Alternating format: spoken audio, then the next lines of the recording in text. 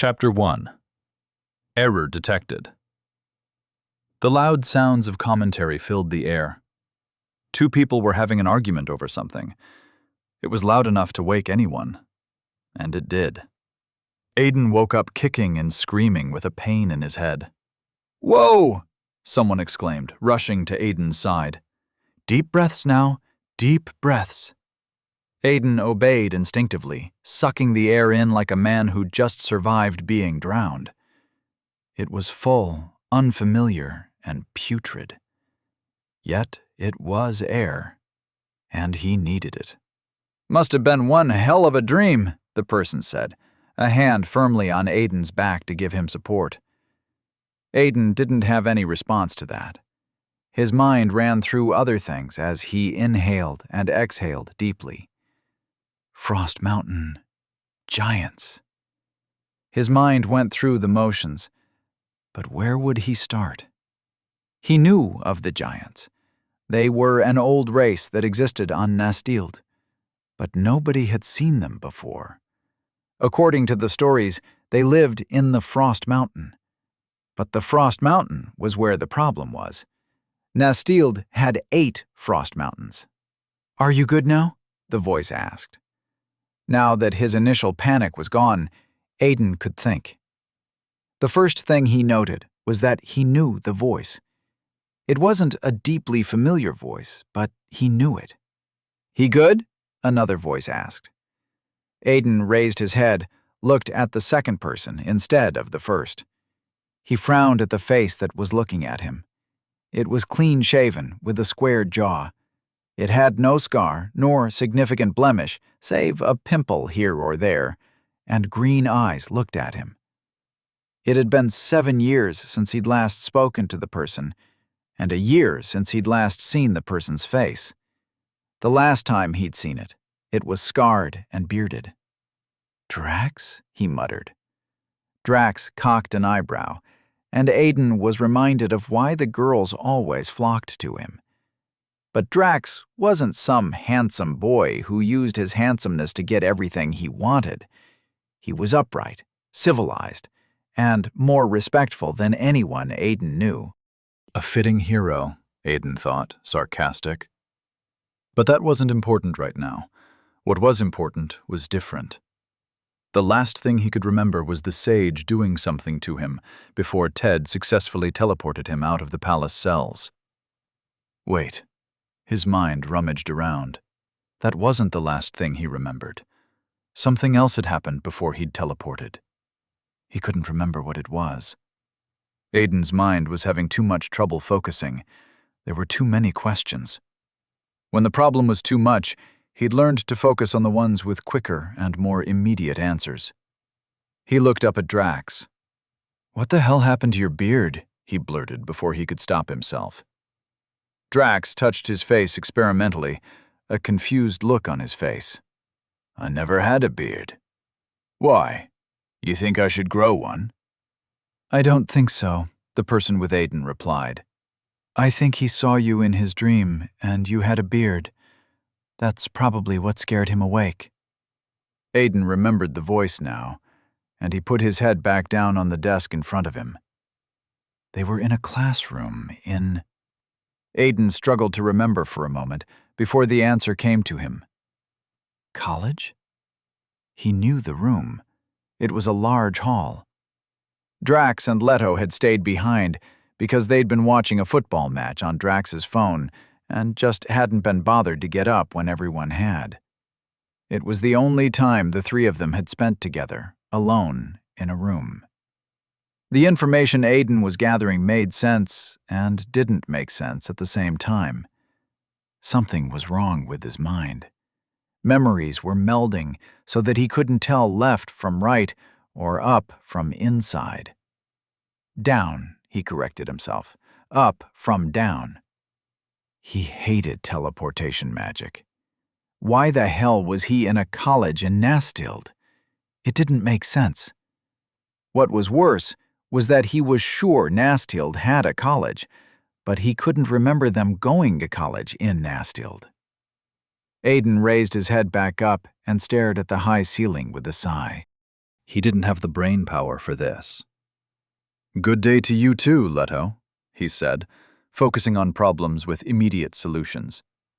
"Can't say it's a good day," Leto replied, getting back up. "My team's losing horribly." Aiden wasn't sure what to say to that, so he settled for something conversational, even though his mind was still telling him that something was wrong. "Your team's always losing." Even as he spoke, he was sure his brain was trying to process something, to figure something out. But it was just so hazy, unable to look past the fact that finding the giants was going to be a very heavy task. Maybe that's why Ted wanted you to give the information to the head, he thought. He probably knows which mountain the giants are on. The head of the order was a man of too much knowledge. So much so that Aiden doubted there was an enchantment or spell the man didn't know. What he needed to do now was get to the order. No, he chided himself even as he rose to his feet. He wasn't sure how much time had passed since his teleportation. The order might already be aware of what he had done. What he needed to do first was confirm that Ted was still alive. He staggered, his body heavier than he remembered. He half expected to catch himself, and was surprised when he didn't. Instead, Leto grabbed him to stop his fall. "I think you got up too fast," Leto said, still holding him up. "Vertigo can be a bitch." Aiden shook his head in confusion. "That's not right. My agility's too high for that." He extricated himself from Leto's hold, his mind still trying to figure out what was going on.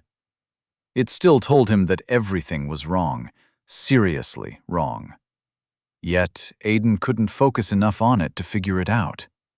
Was he under some kind of status effect? He'd heard of people falling under status effects after long-distance teleportation, but hadn't ever been one of them. But considering he'd been hit with something from the sage at the same time, he wouldn't be surprised if there was an after effect. He called his system interface up with a thought and waited for it to show him what was happening to him. To his surprise, it ignored him. "That's new," he muttered to himself. "What's new?" Drax asked. He had ignored the phone with the football match and was walking up to Aiden now. "You sure you're all right?" "I'm fine." Aiden shook his head, trying to dispel his haze. "My interface just won't come up. I'm trying to call up my status. I think I'm having an..." His words trailed off at the look of worry on Drax's face. Aiden's mind continued to scream at him. Something was wrong. He was in the wrong place at the wrong time. That wasn't surprising. Ted was the Demon King locked up under the palace, and he was in a room with the hero just after trying to rescue his brother. Of course, he was in the wrong place at the wrong... Aiden's face fell. "No." Drax looked at Leto. "I think he needs to sit down." "Yeah," Leto nodded.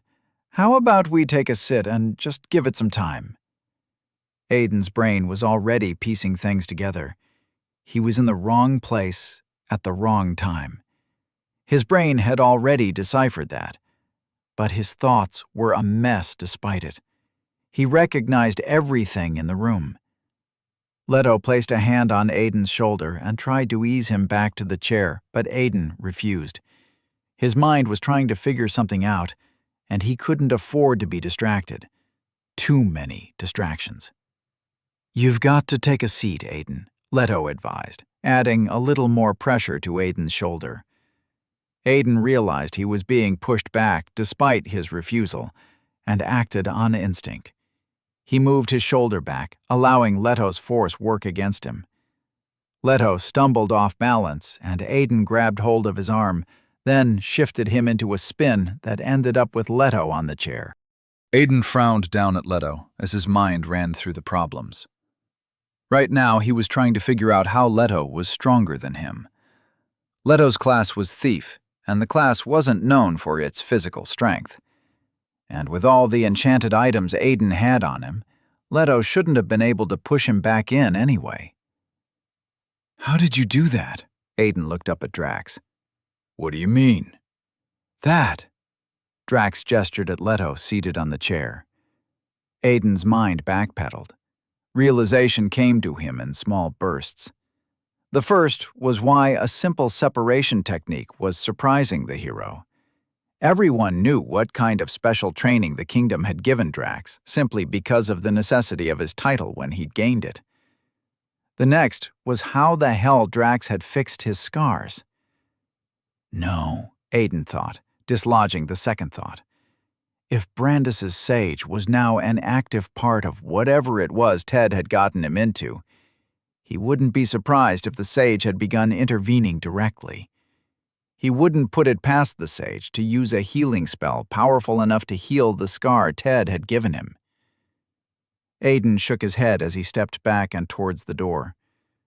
Too many things weren't right. He looked at the door, found it open with the slow bustle of people outside, and everything came crashing down. There were no phones in Nustfield. Drax didn't just have no beard and no scar. He was quite literally younger, and his face still had the blemishes that came with never having leveled up. People with classes also didn't have pimples. Drax hadn't shaved his beards because Drax hadn't started keeping beards yet. Aiden looked at a still surprised Leto seated on the lecturer's chair. And Leto was stronger than him, because Leto was stronger than him. Lastly, Aiden had no enchantments on him. What the hell happened to me? Worry filled Aiden, dislodged the part of his mind that was still focused on getting back to the order to solve the issue of the giants and the key. Aiden! Drax's voice was filled with worry. This isn't possible, Aiden stuttered. Dimensional magic was one thing. It was simply teleportation magic at a higher realm, moving from one place to another. Ted had literally said he'd figured out how to do it across worlds, but could only send one person. It wasn't impossible to believe. Ted never lied to him, and he was over level 400, encroaching on the 500s. That was the level of myths. But this was insane. This was impossible. Aiden shook his head, taking another step closer to the exit. His mind couldn't make sense of it. Then he remembered. It wasn't much, not by a long shot, but it was enough. 3 simple pieces of information. System reset, he recalled. What does that even mean? And why did the system call me a prisoner? He couldn't even remember his prisoner number. He was still moving towards the exit, but his steps were slower now as the last bit of information hit him. I died, he realized, freezing in his tracks. I died. Drax's worry was quick to double. No, Aiden, you didn't die, he said in a worried yet calming tone, as one would with a child who'd survived something they shouldn't. It was all a dream. You're fine. You're right here. And I'm right here. He pointed at Leto. And Leto's good, see? Leto nodded vigorously, giving his widest smile. Aiden couldn't bring himself to care about all that. Other things were on his mind. If he had died, then woken up here, in this classroom, on this day, then what did that mean? The first thought that came to him was to ask what day it was. He pointed at Leto. What day? The question died on his lips. What exactly was he supposed to do with that piece of information? What day is it? Like you remember the date it happened. It was 11 fucking years ago. He shook his head. 11 years ago by Nustfield's calendar. But that didn't matter. Aiden didn't need to know the date. All he needed to know was that it was today. Today was when it happened, marked by the fact that his last day on Earth was the only day he, Drax, and Leto were ever the only ones in an empty classroom. The question now was how it happened. Teddy wasn't in the same building as me. Heck, he didn't even come to school today, he thought, going through his thoughts. The conclusion was that whatever had happened to transport them, it wasn't a geographical phenomenon. If it was, more than 15 people would have appeared on Nestild. But how specific was it? Think, he forced himself. Was I in the same room with Leto and Drax when it happened? Yes? Aiden shook his head. That wasn't right. He doubted he would have stayed very long with them. It wasn't like they were close friends or anything. They just knew each other. It was most likely that he had left them. No, he shook his mind from that line of reasoning, realizing something else. If he was here, on Earth, and back in the past, what of Ted? He shoved his hand in his pocket and brought out his phone. He looked down at it reflexively, and the facial recognition kicked in. It was too fast, so he hadn't gotten to see his reflection on the screen, so he opened the front camera. The face that stared back at him didn't surprise him as much as it should have. He was also young again. He had his hair cut short and styled, and he had no beard. So I'm in my old body. Whatever the sage and Ted's magic had done to him, it had transported him back in time, but not his body. So what? My soul? My mind? Another question was if Ted had managed to send himself back as well. He'd said he could only transport one person, but how much of that was still trustworthy right now? From what Aiden could remember, Ted had said nothing about time travel, and he'd said he couldn't send them back home. But here he was. Aiden, I think we should take you to see the nurse, Drax said. Aiden shook his head. Nah, I'm good. He wasn't, but no nurse was going to be able to help him. He didn't even consider the possibility that he was dreaming, or that the years he'd spent in Nestild could be the dream. Nobody dreamt hard enough to wake up just to have everything feel like it happened years ago. No one slept and woke up only to forget what the girl he liked looked like. No, this was not a dream. He scrolled to his contacts on his phone and dialed his brother's line quickly. He was glad when Ted picked on the first ring. "What's up, Aiden?" Ted asked. His voice was jovial and carefree. Aiden couldn't remember what he had skipped school today for, but that was unimportant. "What happened to us?" he asked quickly. "Any idea how long before the system summoning happens?" Ted's response was a dumbfounded, "What?"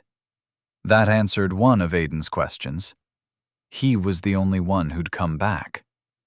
Wait, what are the chances the sage came back with me?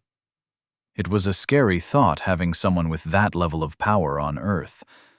There would be no power alive capable of stopping the sage. Unless he's also classless and without an interface. That would be their only saving grace. "I'm coming to you, Teddy," Aiden said hurriedly. "Where are you?" "Not far from campus," Ted answered. There was still confusion in his voice, but Aiden didn't care. He was already storming out of the classroom. "Where exactly is not far from campus?" Drax and Leto moved to go after him, but stopped as Aiden left the room. Aiden couldn't shake his worry as he hurried out of campus. He couldn't remember what time they'd been transported. He remembered the sun was still up and that he was outside, but that was all. His mind paused as he jogged. If he remembered that, then he hadn't been in the lecture hall. So I didn't remain in the classroom with Drax. Good to know. It wasn't that he didn't want to stay with Drax or anything along those lines, and it wasn't that he was trying not to do anything too differently that it would affect the future. He couldn't bring himself to care much for things like that. He was just glad to remember something he couldn't remember. There was also the confused haze he'd woken up in, seeing the room and everything around him.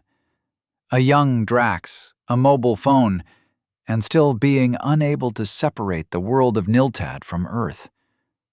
What was that about? He asked himself, running across the road, uncaring of whether the light was green or not. Judging by the shouts he received, it most likely was. Had the magic messed with his mind somehow? He knew long-distance teleportation through gates somehow addled the mind, but the effects never lasted long. Aiden came to a stop in front of what was a gaming center. He looked up at the signboard with no name and shook his head. Ted had missed lectures to go play video games with his friends. What is he, 12? Aiden pushed the door open and walked in, very consciously aware of the fact that he didn't know how much time they had before the teleportation.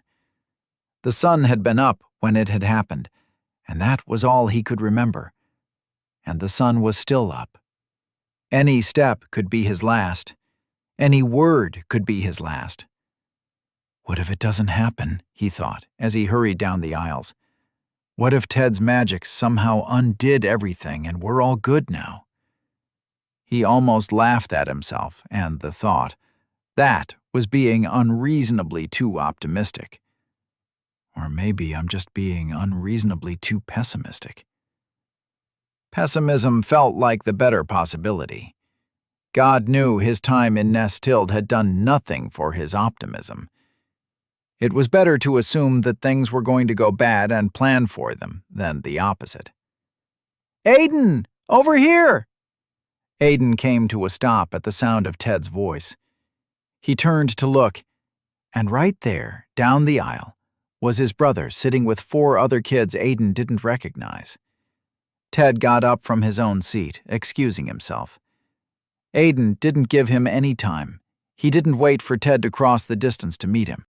He barreled down the aisle, ignoring the few gamers enjoying one video game or the other.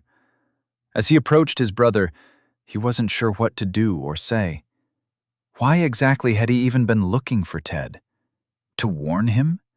To tell him to prepare for the teleportation? None of the possibilities made sense. It wasn't like warning him would make a difference, and there was no way to prepare. The only things they'd taken with them when they had been teleported were the clothes on their backs, not even their cell phones or toothpicks or anything, just their clothes. So it wasn't like there was any preparation to be made. When he reached Ted, his body answered for him. Ted met Aiden with a confused look. "You look like you've seen a ghost." Aiden barreled into his brother with a hug. It was tight and it was strong. It was also not planned at all. 7 years. He'd spent 7 years not knowing the state of his brother, his only family, in another world. Keeping tabs on the status of his life had been through news of the war and nothing else. Every time he'd heard the Demon King was still a threat to the world, he'd gotten a bittersweet feeling. There was good because his brother still lived, and there was bad because of how many lives his brother had continued to take in the war. He couldn't count how many times he tried to justify his inability to view his brother as evil, even if he was the Demon King to himself. They'd tried to kill him first. They weren't going to keep him alive. It wasn't his fault that they wouldn't listen to him. He had to raise an army to protect himself from the rest of the world. These were the thoughts Aiden had used to try and justify himself every time he was happy that Ted was still alive. He hadn't known just how much he had missed his brother until this moment.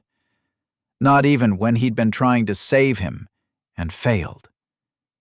Ted stood in Aiden's embrace, stiff and confused. Good to see you too?" Aiden said nothing. Simple held his brother. Ted was athletic where he was not, so Ted was larger. Yes, I know you love me," Ted continued, going for joviality to conceal how awkward he felt. "But I've told you before, I'm still not going to give you any money." Aiden chuckled. He had no idea if he had asked Ted for money or not during this period, and he didn't care. Ted patted him awkwardly on the back. "We're beginning to draw a crowd, Aiden, and I know how you hate people seeing us together. Am I safe?" Aiden pulled back from the hug, mentally scolding himself for using up precious time for it. Ted frowned down at him. "Are you crying?" Aiden almost laughed. With everything he'd been through, he didn't cry. In fact, he didn't think he even knew how to anymore. Then Ted's frown deepened to a scowl. "Did someone do something to you?" he asked, suddenly livid. "Tell me who, and I'll rip them to shreds." "Nothing like that." Aiden shook his head, then wiped at his face with the back of his hand. It came away wet. "I guess I still know how to cry," he thought. "That's a little embarrassing." "Are you sure?" Ted asked, his voice still angry. 100%, Aiden assured him. Ted shoved him away playfully.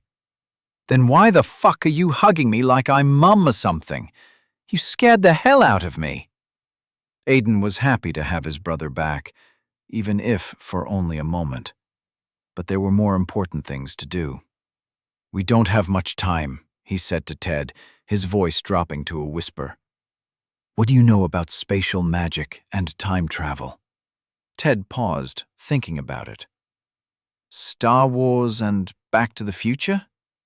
"Yeah, don't know what I was expecting," Aiden thought. To his brother, he said, "That's spatial tech and time tech, Ted." Ted shrugged. "I've got no idea what you were expecting from me, Aiden, but that's what I've got." Ted was looking at him differently, and it took Aiden a moment to remember why. He almost smacked himself for it. While they hadn't hated each other, before Nastila they hadn't really been that close. In fact, it had been the trials of Nastila that had brought them together. Aiden nodded to himself. "Definitely can't tell him about Nastila then. He'll think I'm saying rubbish." "How's Mom and Dad?" he asked instead. "Don't know, man. You talked to them this morning. I guess they're going steady and all that. I'm sorry, but you sounded worried on the phone." Ted looked back at his friends, frowned, ran a tired hand through his short hair. "Is there anything else, or did you just come for the hug?" Aiden didn't have an answer for that. In truth, his mind was elsewhere, contemplating if he still had enough time for one more trip. Maybe he could see his parents if he hurried, before... Error detected. "What the hell?" he stumbled back as the words appeared between him and Ted. That didn't make sense. He didn't remember seeing a system notification on Earth. They'd all just been teleported. The notifications didn't come until they were on Nastila. "Dimensional transportation imminent. Brace for impact. Prisoner number 2345023857739. "Aiden?" Ted asked, panicked. "What's happening to your body?" Ted was grabbing at Aiden, but Aiden was worried about other things. There was a timer above Ted's head, and it was counting down. 08. 07. Aiden grabbed Ted by his shoulders. "Don't panic." "The fuck you mean, don't panic?" Ted turned to his friends. "I need help over here!" "Well, there goes that," Aiden thought with a smile. "Don't panic, and the first thing you do is panic." Then he looked at his hands and saw himself slowly dissipating, like sand in the wind. Hold up. That's not how it's supposed to happen. He wasn't supposed to evaporate like sand being blown in the wind. There were supposed to be geometric signs, circles and triangles and squares with lines running through them, that kind of thing. As if in mockery, the exact thing appeared above Ted's head. His friends that had been coming to their aid came to a quick stop. "Ted," one of them muttered, scared. "Something's happening." It was odd how they weren't just looking at Ted, but looking around as well. At this point, all of Aiden's arms were gone. Not knowing what else to do, Aiden stepped up to Ted, got in his face as the world around them shook and quaked. It startled Ted, and he stepped back. "Whatever you do," Aiden told him, Don't panic. You will fall asleep. When you wake up, you won't recognize where you are, but it doesn't matter. All you have to do is remain quiet and listen attentively. Got it? What the fuck is happening, Aiden? Nothing as terrifying as it seems. Just remain quiet and listen to what they will tell you. It's very important that you do. Aiden saw the decision warring on his brother's face before Ted nodded. He was glad for it. Then he burst into smoke. Error fixed. Transference successful. For the seamless achievement of your purpose, you have been granted one exclusive skill. Aiden knew the skill before it even appeared. It had been the first skill all of them had been granted when they'd been teleported to Nastild. You have received Tongue of the Visitor. Mastery 100%. Effect 900% increase in language mastery. It was designed to help them learn the languages in Nastild faster. But it didn't hinder their training much in the earlier days, because the palace had possessed people with communication and interpretation skills. Aiden was suspended in nothingness for a while. Everything was nothing, and nothing was everything. His sense of direction played games with him, and he pushed aside the feeling of helplessness that often came with teleportation. He remembered how he had panicked the first time he'd experienced it, but couldn't remember if it had felt this disorienting or not. The sensation lasted but a moment before he felt a tug, like being pulled by a lasso. Then he came crashing down. Or maybe it was up. Aiden came to an abrupt stop with an annoyed frown and a groan. As he came to, there was a new notification in front of him. Apologies for the inconvenience. Prisoner number 2345023857739. Errors detected have been fixed. Welcome to Nastild, Aiden Lachart. Fate has found you. Live to fulfill your calling. Yeah, right. Aiden could remember the last line. All of them got it each time they successfully completed a quest, be it a group quest or a personal one. For now, he didn't open his eyes. He knew where he was, what he would see. Despite having already gone through this before, Aiden was unwilling to be the first person to be addressed in this world. He was more than happy to leave that responsibility to anyone else. Last time it had been Drax, and he intended on keeping it that way. Unfortunately, Nastild had other plans. You are a strange one, a voice said a little too close to him, and a chill ran up Aiden's spine at the sound of it. No, he panicked. It can't be. He knew the voice, and the voice knew him. I just need to keep pretending. I'm asleep. I haven't woken up yet. His mind ran in circles, trying to figure out what was happening or what to do. There's no way he came back in time, too, right? It shouldn't be possible. I know you are awake, the voice said. Let us dispense with these games, Lord Aiden Lachart.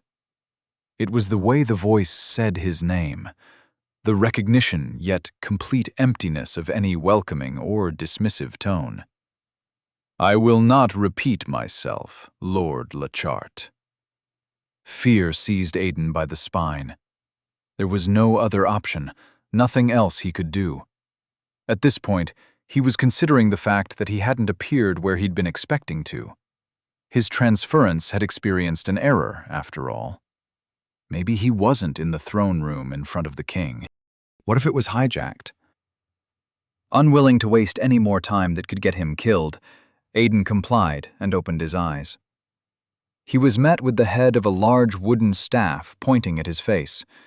At the end of it was a man with gray, braided beards. Brandis's sage, also known as the king's sage, watched him with an intrigued smile on his face. The soft crackle of green magic danced between the fingers of the man's free hand. There we go, the sage said with a wide smile. Nice and easy. At his strongest, Aiden hadn't been able to lift a finger in the man's presence. Here, in the beginning, with nothing but the skill of language at his disposal, being at a disadvantage was an understatement. The sage could kill him with a look. Despite that, Aiden's mind tensed itself for combat. He might not have any magic to his name at this moment. All his achievements and titles from his old life may be gone, but he still remembered how to fight. Years of combat had honed it in him. He met the sage's blue eyes with defiance in his own, as his mind sought out any and all openings for an attack. He saw 5. 5 was more than enough. So he returned the sage's smile with one of his own. Aiden would not go down without a fight. The sage's fingers twitched, and Aiden took his chance at the openings he saw. He attacked. Chapter 2. Summoned. There are people who do not understand that the beginning of a fight against a magical opponent is almost as important as the end. As Aiden had been taught by pretty much every magical teacher he'd ever had, strike first and strike last. Aiden pushed himself off the ground with as much force as he could muster, hoping to take the sage by surprise. Without levels or enchantments, he was vastly too slow, and was weaving beneath the sage's staff when his mind processed a lot of problems. He slipped beneath the staff, coming up on the sage with an open hand thrust to his empty hand, as his mind asked him what would be next. He had to know that he would not win, could not win. Even if by some stroke of luck he managed to land a hit, then what? Aiden had no answer to that as the sage stepped away from his strike. The man raised his staff and pointed it again.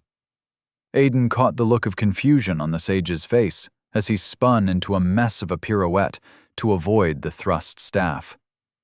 You have learned Palm Attack, Mastery 12.00%.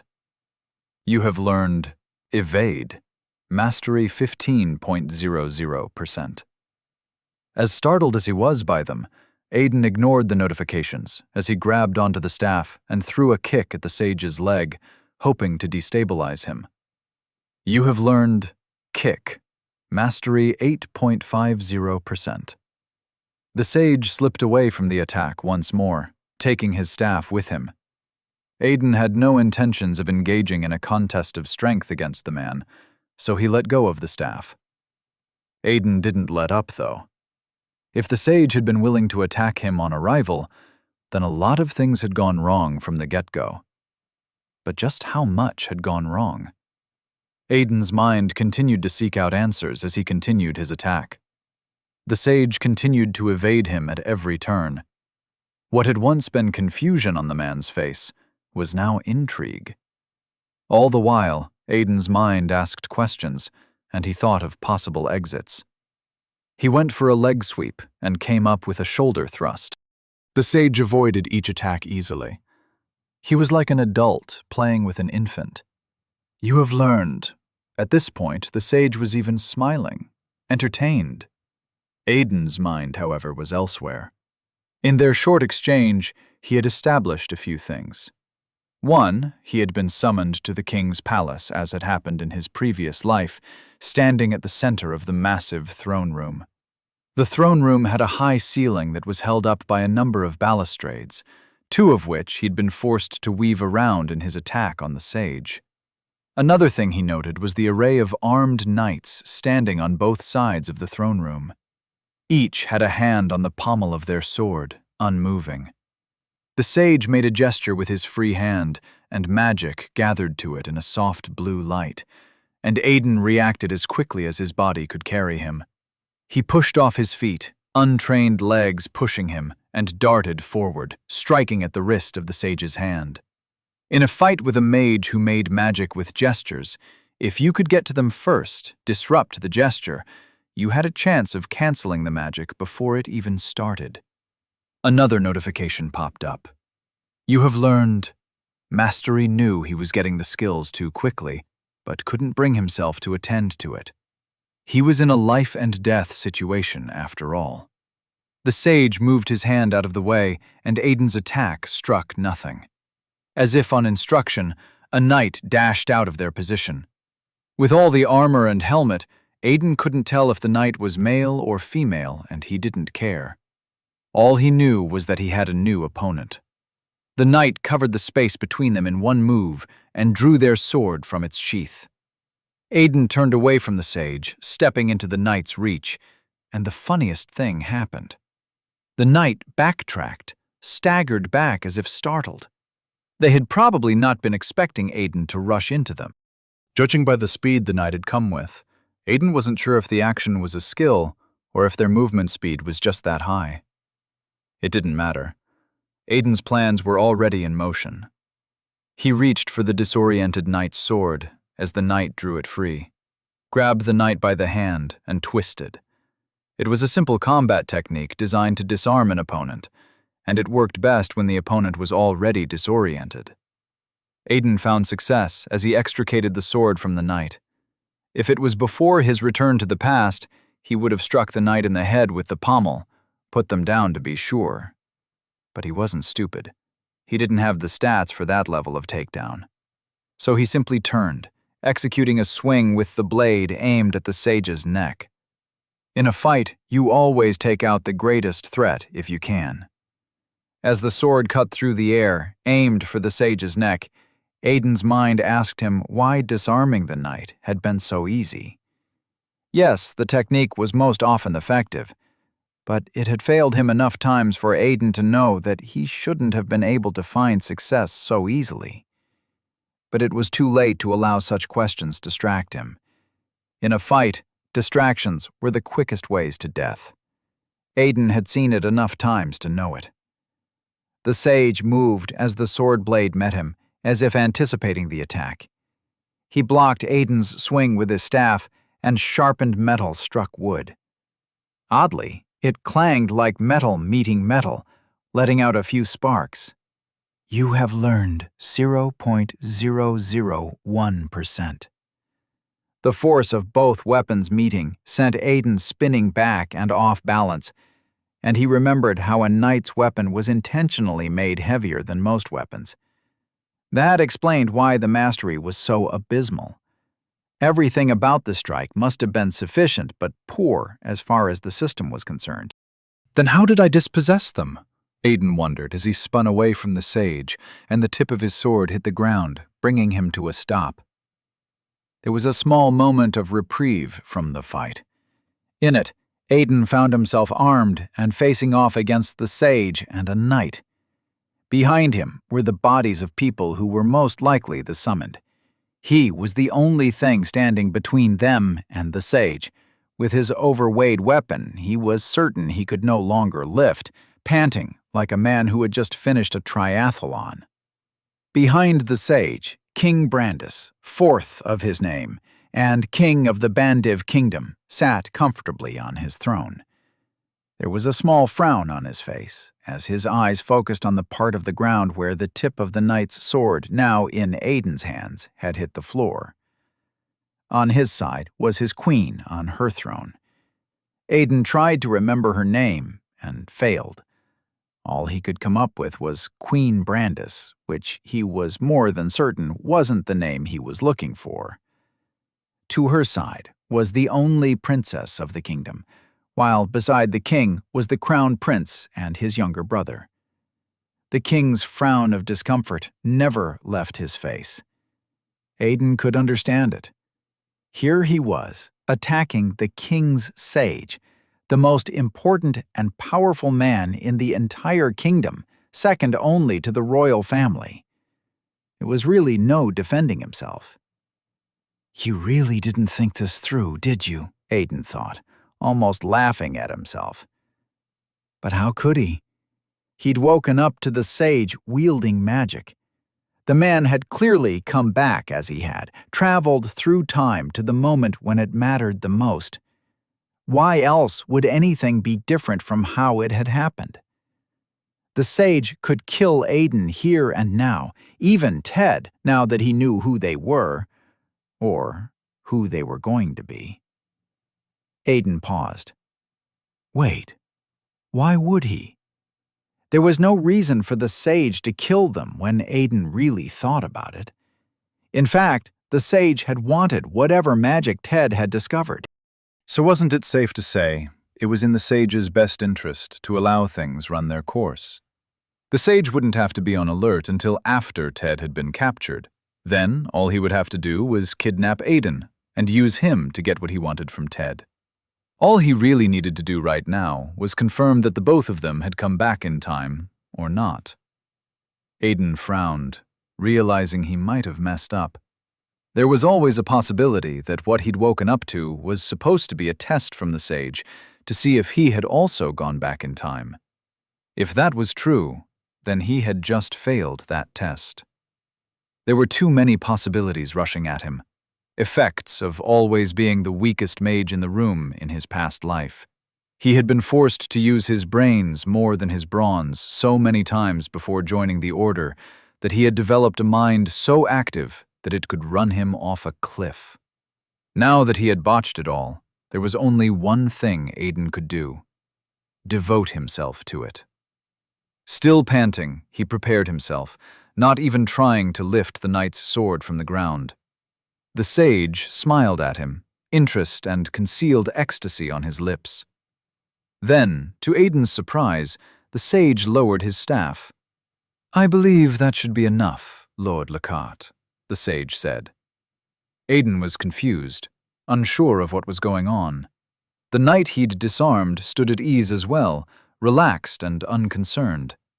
Aiden looked around, waiting for what would come next.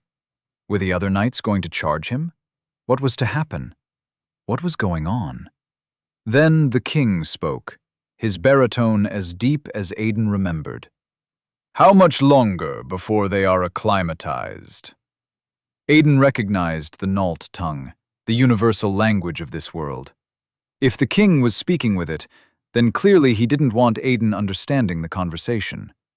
Aiden knew it was intentional because he knew that all members of the royal family had the skill World Tongue. It allowed them to speak in a way that was understood by all.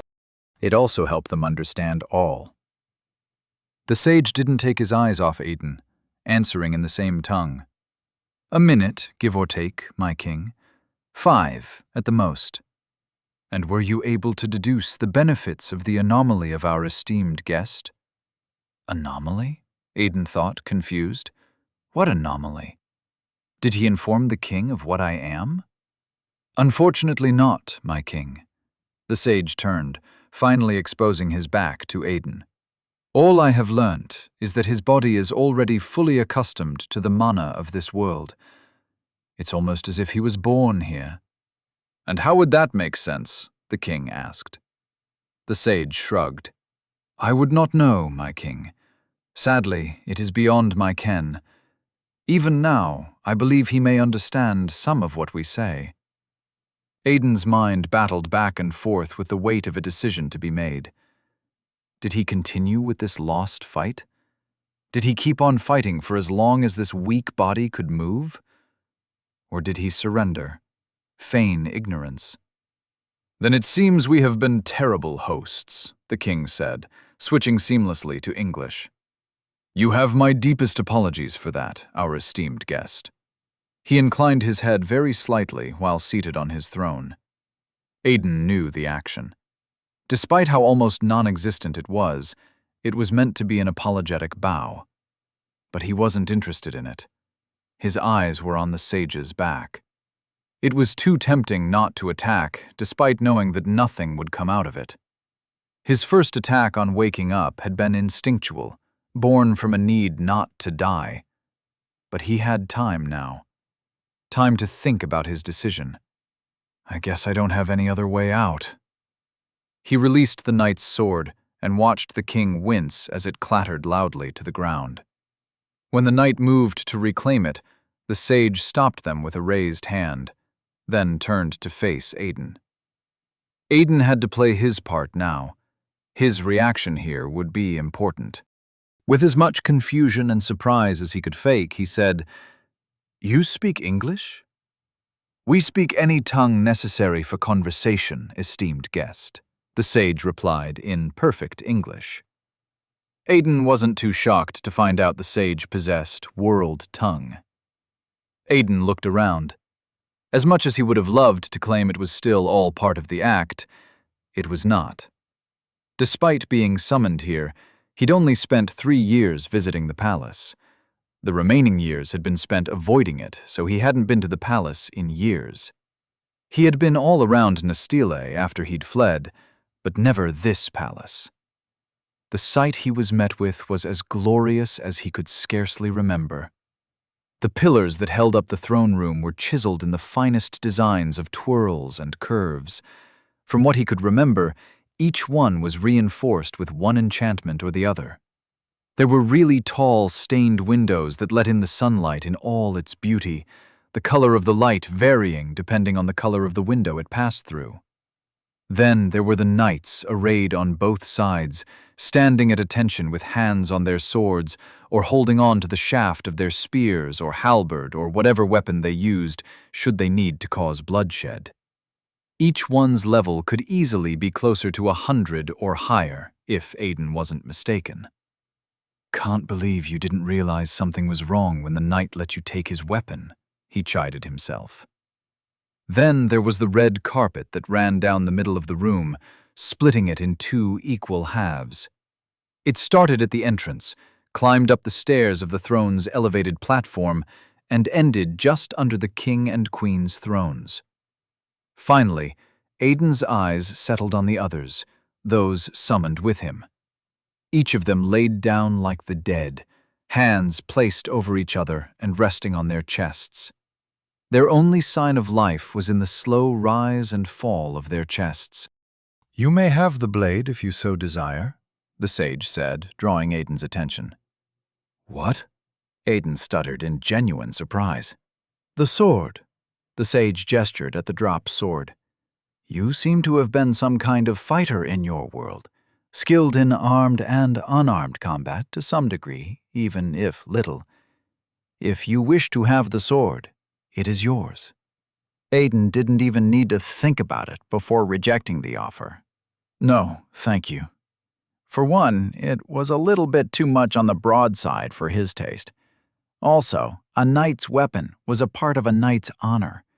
The last thing he wanted was the ire of someone with their level in the possible hundreds right now. "I see," the sage mused. "Perhaps the weapon is not to your fancy." He turned genuinely thoughtful. "I'm not a fighter," Aiden hurried to add, even though he hadn't been asked.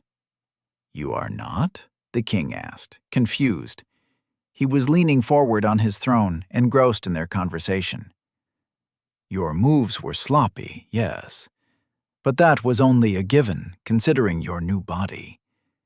Regardless, you moved like someone accustomed to the art of combat." That was going to be a bit of a problem. The last thing Aiden wanted was the king and the sage holding him to some height of esteem. As much as it would grant him more freedom, it would also bring about a lot of restrictions. There was also the thing about a new body, but Aiden let that slide for now. As for avoiding the misconception that he was a fighter, it was because there was the problem agreeing would cause. Ted and Drax and Leto knew him, and they knew he was no fighter in any way. If he said he was a fighter in his world here, and they somehow entered a conversation that led to them being asked of his combat prowess, that would be a whole other can of worms. You did not want a king finding out that in his first conversation with you, you lied. That would cause too many problems in the future. "I've been watching action movies all my life," Aiden explained quickly, emulating their tactics and moves. "It is all that I have displayed here." The sage rubbed his jaw in thought. "Action movies?" Aiden gestured vaguely, trying to remember how best to describe it. An answer came to him a moment after. "I've been watching other people fight and doing what they do." Ah, I see, the king nodded. You have arenas in your world where people show their skills. He ran a hand along his jaw. I would not have expected that. Aiden opened his mouth to correct him, but changed his mind. He wasn't going to explain acting on television to the king. Something told him it was going to be tedious. From the time he'd spent in the palace, he knew the royal family was kind, at least to those they had summoned, so he knew the king would listen and try and understand whatever he had to say patiently. But this was not the time. Esteemed guest, the sage addressed Aiden once more. Do not fear to speak. King Brandis, fourth of his name and ruler of the Bandiv kingdom, is known for his wisdom and patience. I understand someone in your situation will have a lot to say. As such, the royal family and I will listen. You do not understand our customs. As such, any slight made will be pointed out and forgiven for the duration of this conversation.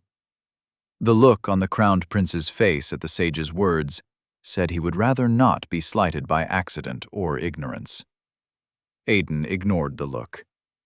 The crown prince was not a problem. He was as good a man as his father, his only problem being his pride, and it would be a few years before he would gain enough wisdom to school it. For his first question, however, Aiden went with something on the easy side of pretending. Where am I? What is this place? And why aren't they waking up? He gestured with each question. King Brandis made an intrigued sound, then looked to the sage with a smile. I can already tell what class this one will be offered. The sage smiled as well. So can I, my king. Aiden wasn't sure if that was a hint that the sage had also gone back in time, or merely a conversation between a sage and his king. Try not to go jumping at shadows, Aiden. It's the fastest way to kill yourself. First, the king said, voice loud and reaching, we would like to apologize on behalf of the gods for bringing you here without your consent. As for your companions, they should awaken in a minute or two, 3 at the most. I assure you of this. Then why am I already up? Aiden asked, genuinely curious. What was done to me? The sage and the king exchanged a look. To Aiden's surprise, the sage nodded and the king spoke. Judging from how well you have handled this so far, perhaps you can handle more. You seem to be special in some way, either by yourself or by the circumstances surrounding your arrival.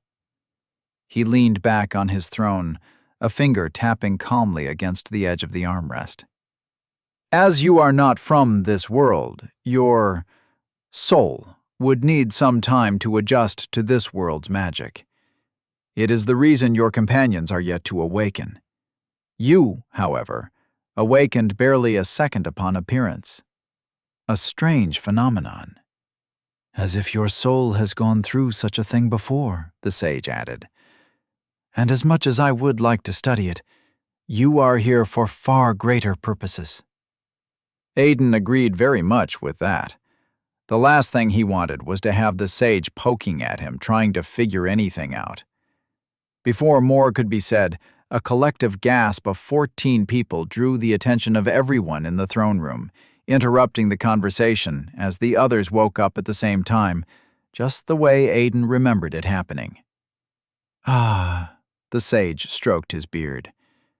This is good. It saves us the time of having to explain twice. But before we continue, esteemed guest, does everyone from your world possess as good a combat skill as you do, from just watching people fight? Aiden was quick to shake his head. Drax took boxing lessons from what Aiden knew, but it was nowhere near enough to interpret into a real combat situation, with the stress of possible death. I see, the sage said. So you are somewhat unique, even amongst your kind. Welcome, esteemed guests, King Brandis announced, as everyone came to their feet in groggy confusion. This was yet another digression from the flow of events Aiden remembered.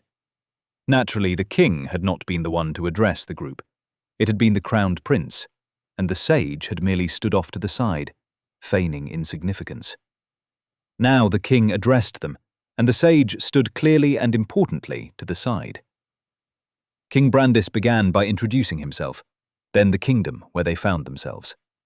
Then he apologized for the absence of tact with which the gods had brought them to this world, and promised to do everything within his power as king to send them back to theirs. After that, he informed them of why they were here, why the gods had brought them. Nothing in the speech had changed from what Aiden could barely remember of his original arrival. Yes, the wordings were different, the tone of the king more apologetic. Aiden had no interest in any of that. What he wanted to see was how the king's announcement of the Demon King would play out.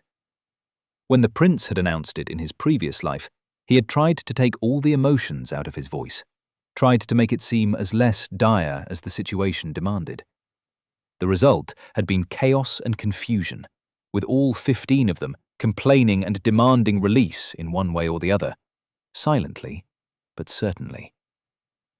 "I must now plead with you," King Brandis announced, voice solemn. "The reason for your arrival, the path with which you have been brought here, while being by the machinations of the gods, has not been a conscious one. Darkness seeks to befall our world, and with it, contingencies put in place eons ago have come to effect. The outcome?" He gestured at all of them. "You." Then he told them their reason and their purpose. He did it with a deep voice, completely aware of the dangers in place. But he did not stop there. No. He pushed forward, and Aiden saw intent in the king's eyes. "A darkness rises amongst us," Brandis announced in a commanding voice. "Dark magic, evil and wicked, rises beyond our walls, slowly closing in around us. Evil that should not exist in this world. We have done what we can, but the scriptures have since foretold of the great saviors from worlds beyond. Men and women pulled into this world with the true blessing of mana." Ted had come to stand beside Aiden, only half listening to the king. At the mention of mana, a girl to Aiden's side smiled excitedly. Aiden didn't remember her name, but he remembered the class she'd gotten. In his previous life, she had been an illusionist, and a powerful one. If he remembered correctly, the last time he'd checked on her details, she had been at level 182. At the time, he had just hit 100. "We will raise you," King Brandis was saying. "Present to you the best that we have, to make you the best that we can. I understand that to you all, taken from your homes, these are just words. But I give you my word as king and ruler. You will not fight this darkness alone. We will not put you at the forefront of this madness you have been dragged into. We merely wish to have you present, as the scriptures foretell that only one amongst you all will be able to vanquish the evil that threatens to rise against us, should it come to fruition." As far as speeches went, Aiden didn't think it was a bad one. Better could have been done, but at least it was far more superior than what the prince had given. Even now, he could see the difference in reactions. Under the prince's announcement in his past life, there had been chaos, controlled only by the presence of men in armors wielding weapons. But King Brandis had either been smart or humane. He had first empathized with them, shifting blame for their kidnapping to gods no one could hold accountable. And in the event that someone still wanted to hold someone accountable, there would always be the church, not the royal family. Then he'd apologized for said gods, placing himself on the side of good, as if left to him, they would not be here. Then he had given them promises, calmed their fears by promising they would be as safe as was allowed. Aiden almost clapped in approval. "I've got a question," Ted whispered beside Aiden. Aiden nodded, keeping his eyes on the king. Why did he look at you when he said only one of us can vanquish this evil? Ted asked. And why does the old man with the staff keep staring at you? Aiden shrugged. No idea. The sage had been staring at him since he'd taken his place to the side for the announcement. Once again, Aiden worried that there would be no dissuading the effects of his earlier action. "So what say you?" King Brandis declared on the conclusion of his speech. "Will you choose forgiveness and fight alongside us?" Immediately, the question was dropped. Aiden realized something he couldn't believe he had completely ignored in his past life. Whatever spell had been put in place that led to their summoning had worked on a certain algorithm. Looking at everyone around him and remembering how they had been as people in his past life, he knew it immediately. They would object and complain, but they would not refuse. It was who they were. Men and women willing to help when help was needed. Even now, he watched Drax mull over the king's words. The boy waited, not because he had no words to give, but because he didn't want to be impolite by speaking for the group. Then someone stepped out. He was tall and broad. He wasn't the largest of the group, but his stature told tales of time spent regularly at the gym, and he wore the fitted clothes to show it. "Good afternoon," he said, voice unsure and eyes darting at the knights around them. "But if I may ask, why us? Were we chosen specifically or at random?" King Brandis did not answer immediately. Instead, his eyes squinted in thought, considering, pondering. "If the scriptures are to be quoted very loosely," he said slowly, choosing his words very carefully, "those summoned to the world will possess hearts opposing of evil. They will be of strong mind and will, not devoted to what we call good, but to what they feel is good. I believe that to be the reason you are here.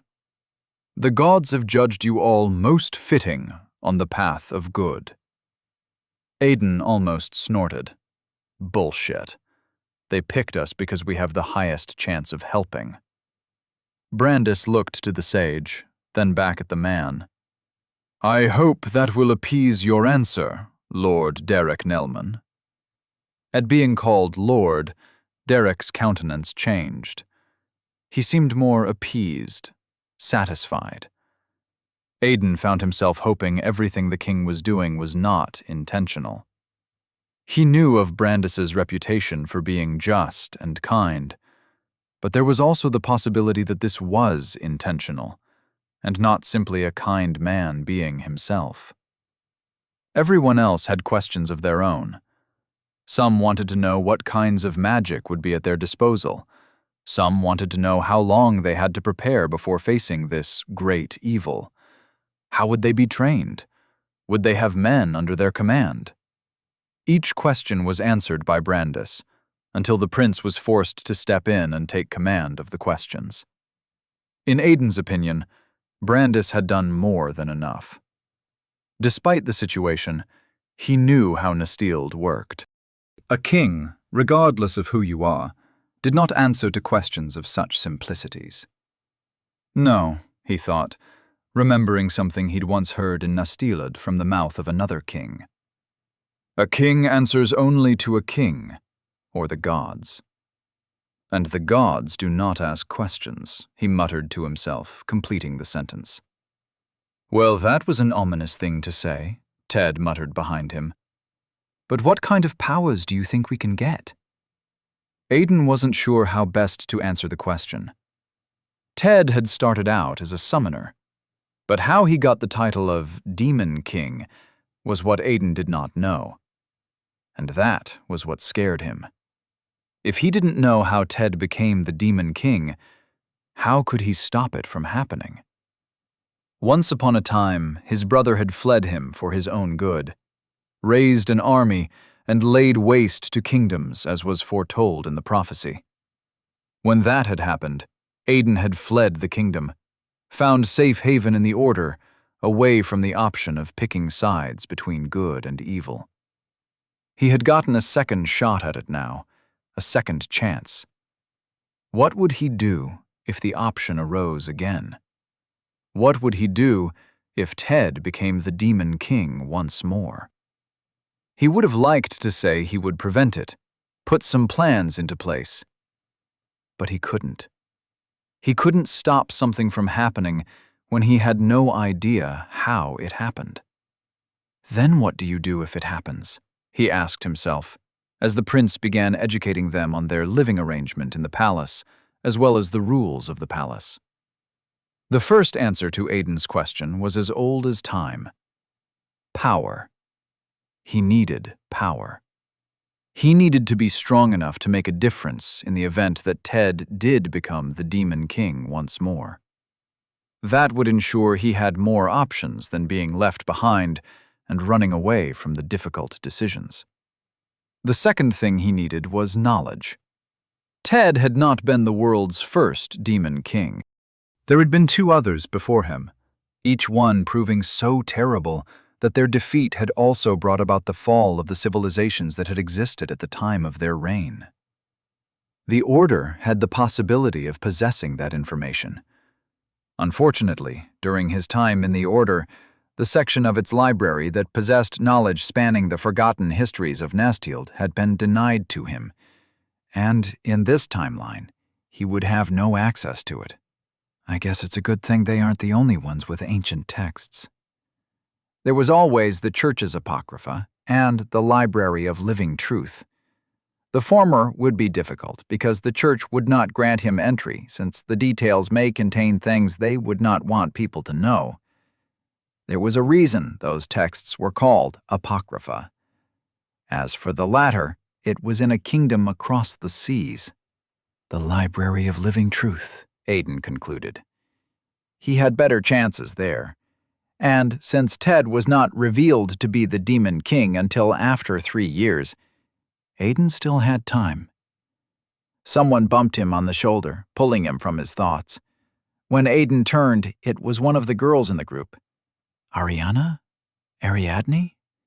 Aiden couldn't remember her name. You spent 3 years with these people, he chided himself. How the hell did you forget their names? Because you spent another 8 away from them. What's up? He asked her, noting that the crowd was dispersing. Each of them was most likely being shown to their rooms. Catch you later? Ted asked, walking past Aiden. Aiden replied with a nod. Since they were from the same world, but likely not the same place, Brandis would plan for them to have dinner together. At least, that was what had happened before.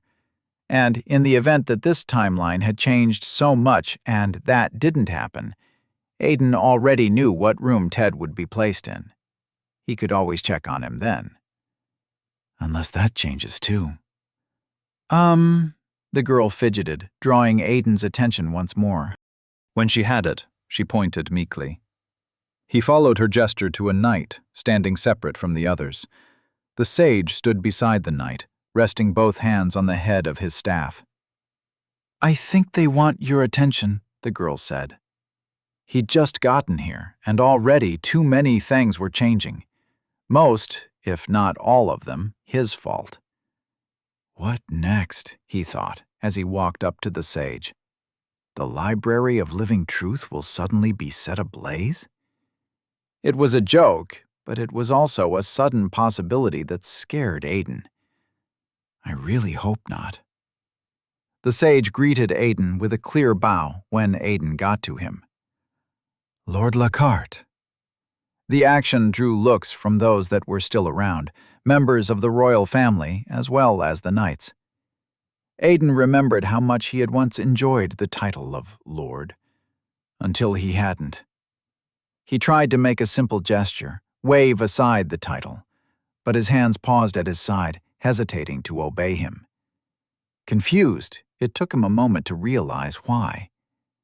Aiden stared into green eyes belonging to a man who had once captured him with a spell so strong he'd known he'd stood no chance. A man who might, in this very moment, be very aware of the fact that they were potential enemies. "Lord Lockhart," the sage repeated, with a touch of worry. "Is everything all right?" Aiden schooled himself as well as he could. "Yes, sir," he stuttered, unsure of how many people present knew that he was a sage. "Sir is an acceptable title." The sage's gaze went to his hand. "However, your hand is trembling, Lord Lockhart. Were you, perhaps, wounded in our encounter?" Aiden moved the hand behind him and shook his head. "Not at all, sir. I suspect I am not yet myself. However, I would rather be referred to without the title. Aiden is fine as is." The sage frowned. "If you do not mind, Lord—" "My apologies. If you do not mind, Aiden, may I ask a question?" "You may." "Does your world, perchance, follow the concept of royalty, kings and lords?" Dukes and fiefdoms? Some parts do, Aiden answered, confused. But they do not possess the same authority I believe your king possesses. And are you, perchance, of royal blood? Aiden couldn't stop the chuckle that slipped out of him. No, I'm not. Odd, the sage stroked his beard. You speak as one would, quite differently from your companions. Aiden was about to object when he realized that the sage wasn't wrong. He'd spent a considerable time in this palace, and over the years he had spent time every now and again with royalty for one reason or the other. His manner of speech must have switched from listening to them talk for an extended period of time. Still, he shook his head again. Sorry to disappoint, but still not royalty. I see. The sage sounded disappointed. Regardless, I wanted to introduce you to Sir Valden. Aiden nodded at the knight in acknowledgement, and the knight returned the gesture. He is the one who assisted you with a weapon during our little dance, the sage explained. Aiden cocked a brow at the sage's words and got a chuckle for it. You must forgive me, the sage said amiably. I was the one to give the instruction for him to interfere and hand you a weapon. It just didn't feel right that you were forced to face me without one.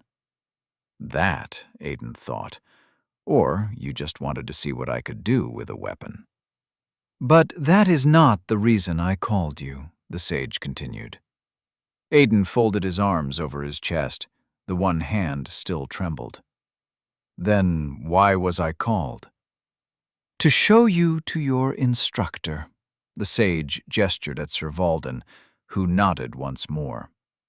The king and I are in agreement that your physical skills require a certain level of attention if we are to see them flourish.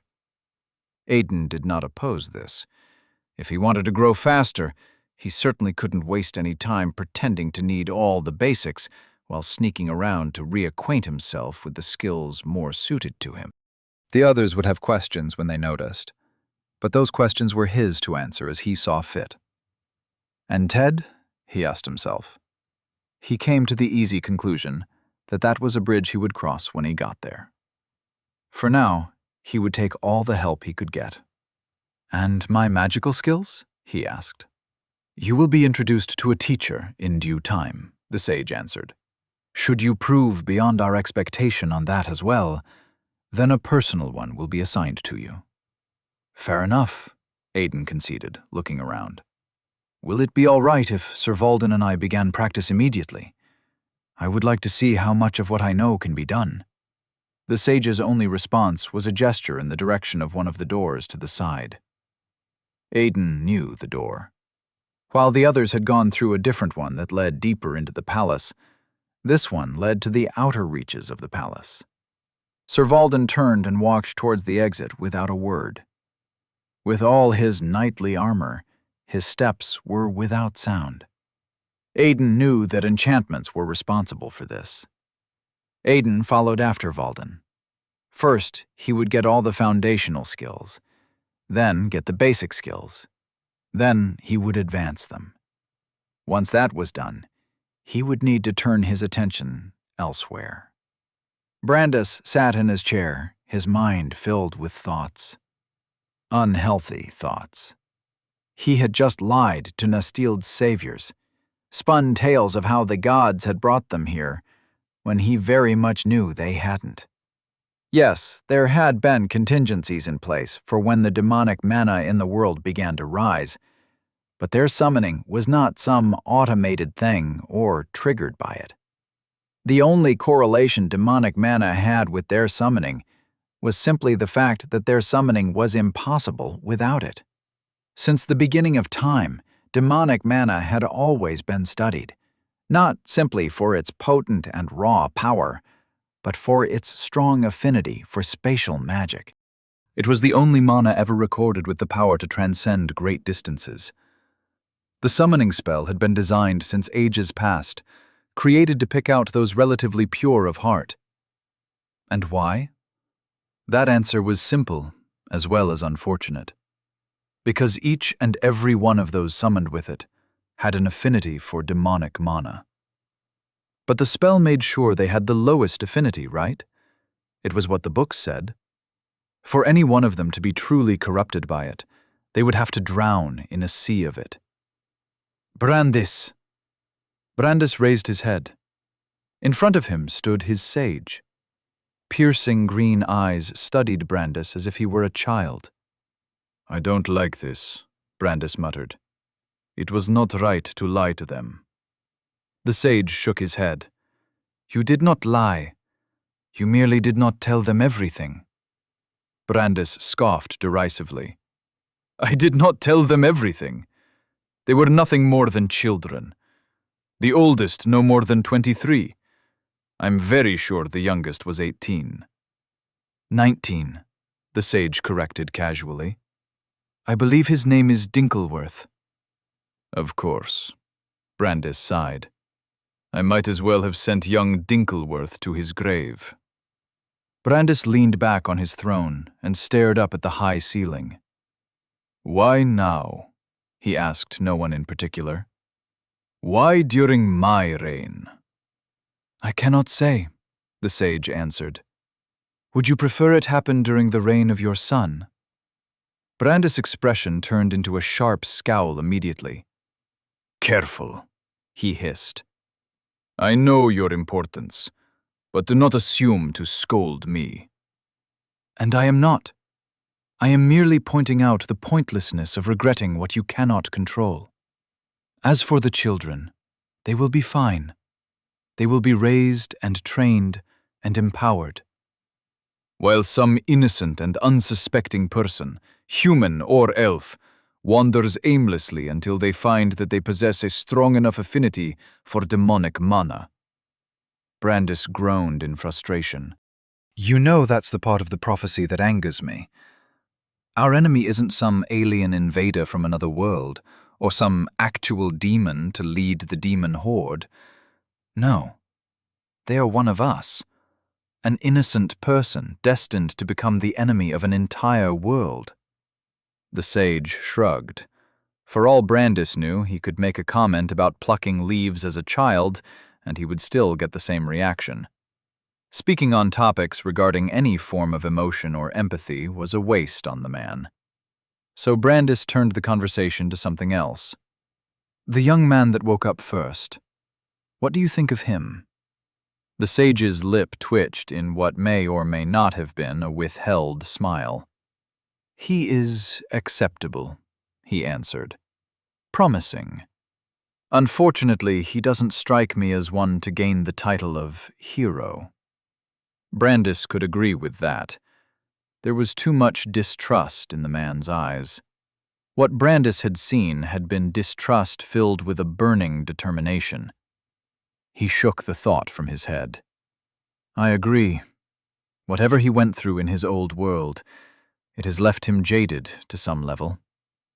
"Yet the spell chose him," the sage mused. "Strange. Yes, strange." Brandis let out a tired sigh. What are the chances of him becoming a sage or a guide, or even a watcher?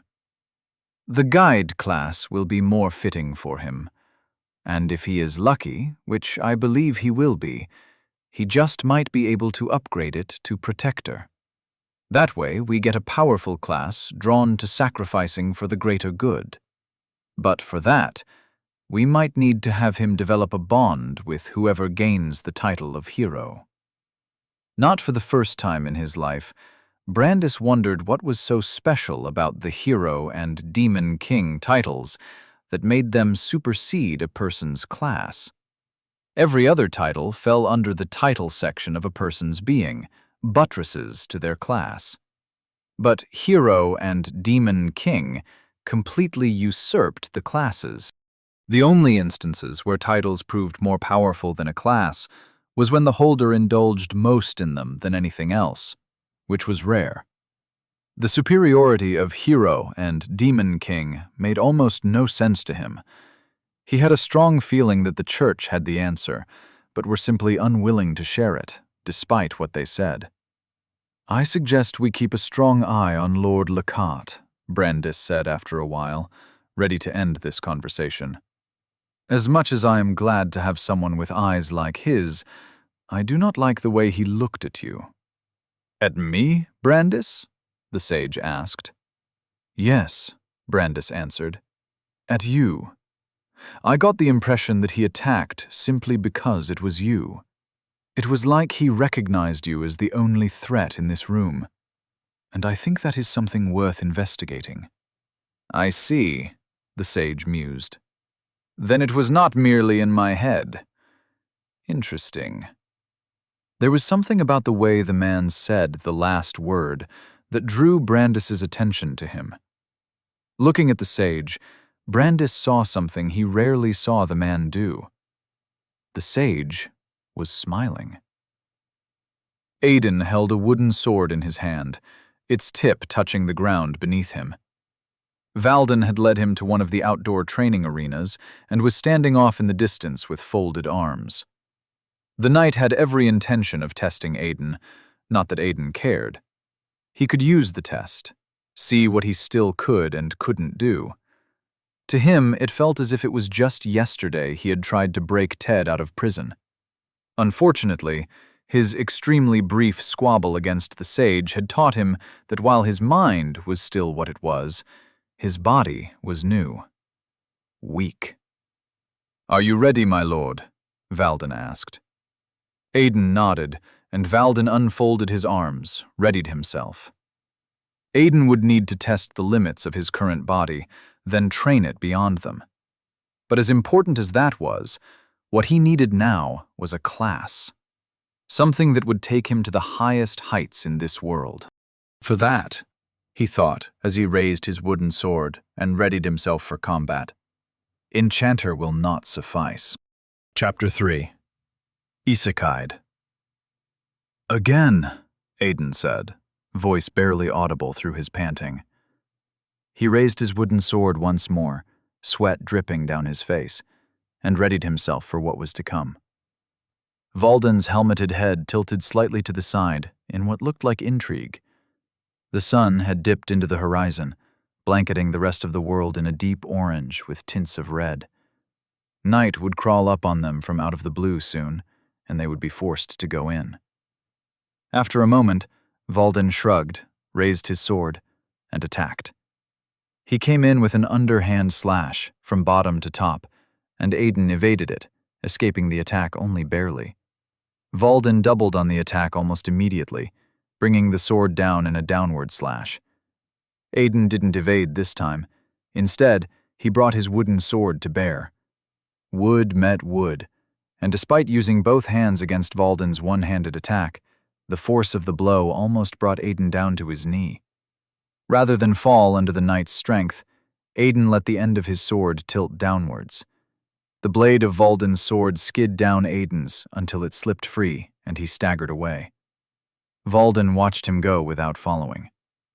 "You have learnt resilience, mastery 2.12%. Aiden staggered once, then dropped to his knee. He raised his hand to halt Valden, in case the knight chose now to attack once more. "Again?" Sir Valden asked. Aiden shook his head. "I think that's enough testing for today." He looked in the direction of the sun and couldn't find it. Evening had taken its turn. Now night was beginning to fall. "I must say I'm impressed, Lord Lockhart," Valden said. "Me too," Aiden replied. "It is impressive that a knight of your stature can display such level of control in combat against a learner such as myself." "You give me too much credit, Lord Lockhart. Everything that has happened today is all you." Valden placed his sword on the ground. "However, while that impresses me, I was speaking to something else." Aiden sat in the sand and let his wooden sword clatter in the dirt. "And what do you speak of?" "Your composure and control," Valden said. Aiden cocked a quizzical brow, waiting for the knight to expand on his words. "I mean to say, during our session, I'm certain you had countless words appear in front of you, yet you did not once stumble or stagger. You did not allow them to distract you." "Oh, those?" Aiden didn't miss a beat. In fact, he already had a response prepared for such a question. "After the noise I made when I woke up, some of them were just there, waiting for me, so they weren't that difficult to get accustomed to." "You also got them during your fight with the king's advisor?" Valden asked, surprised. Aiden waved his words aside with a tired gesture. "You can barely call that a fight. All I did was flail around in his presence. But that's not what I meant. What I was saying is that after the encounter, they all started appearing." "Interesting." Valden placed an armored hand to his helmeted cheek. "Would you be willing to show me what you have gotten so far?" "I don't see why not." Aiden almost called up his personal information before stopping himself. That was a close one, he thought, with a finger held up in front of him. How would he explain just casually using the system? If he had simply opened his status and shown the knight, there would be no explaining his way out of it. Valden just stood in front of him, waiting. "Lord Lockhart?" "Apologies." Aiden gave him an embarrassed smile. "I thought they would be somewhere there, and I would just point them out. But they are not." "Understandable. If anything, I am the one at fault for not giving you proper instructions on what to do." Aiden nodded, accepting the unspoken apology. "Would you show me? Or are there protocols surrounding it?"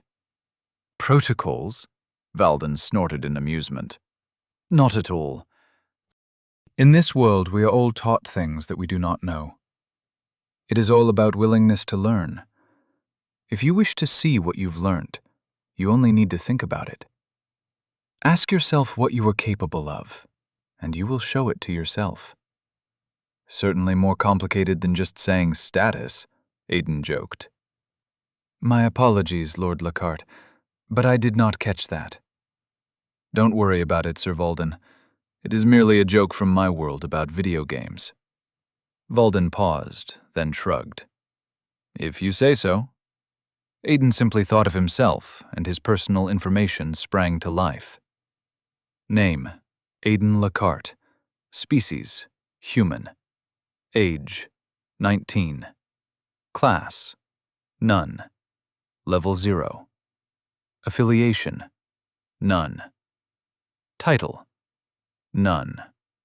Skill: Tongue of the Visitor, Mastery 100%. Kick: Mastery 42.21%. Palm Attack: Mastery 51.22%. Evade: Mastery 68%. Shoulder Thrust: Mastery 9.02%. Dash: Mastery 48.20%. Resilience: Mastery 2.12%. Sword Strike: Mastery 11.12%. Parry: Mastery 18.00%. Stats: none. Aiden read through the list. Being 19 years old again wasn't the best thing, but that was an unnecessary note. His eyes skimmed through the rest of the list until he got to his skills. They were a lot, and he hadn't even been here for 8 hours. At this rate, I'll end up with pure combat skills. He didn't want that. He needed to mix in combat and magical skills if he wanted to be strong. Luckily, the criteria for what kind of class a person could awaken weren't fixed until level 10. And he wasn't even level 1 yet. "I'm sure you must be displaying a lot of skills right now," Valden said, waiting patiently. "But you do not have to worry about having too many skills. May I know one of the skills you have?" "It would be easier for us if you just took a look," Aiden said. "How do I make that happen?" "Simply wish for me to see it, Lord Lockhart." Aiden complied, and Valden walked around to stand behind him. The knight made a thoughtful sound. "Those are quite the array of skills," he mused. "And your mastery, Lord? In just a few hours of sparring? This is an amazing growth rate. By tomorrow you should have all at 100%. Aiden shook his head.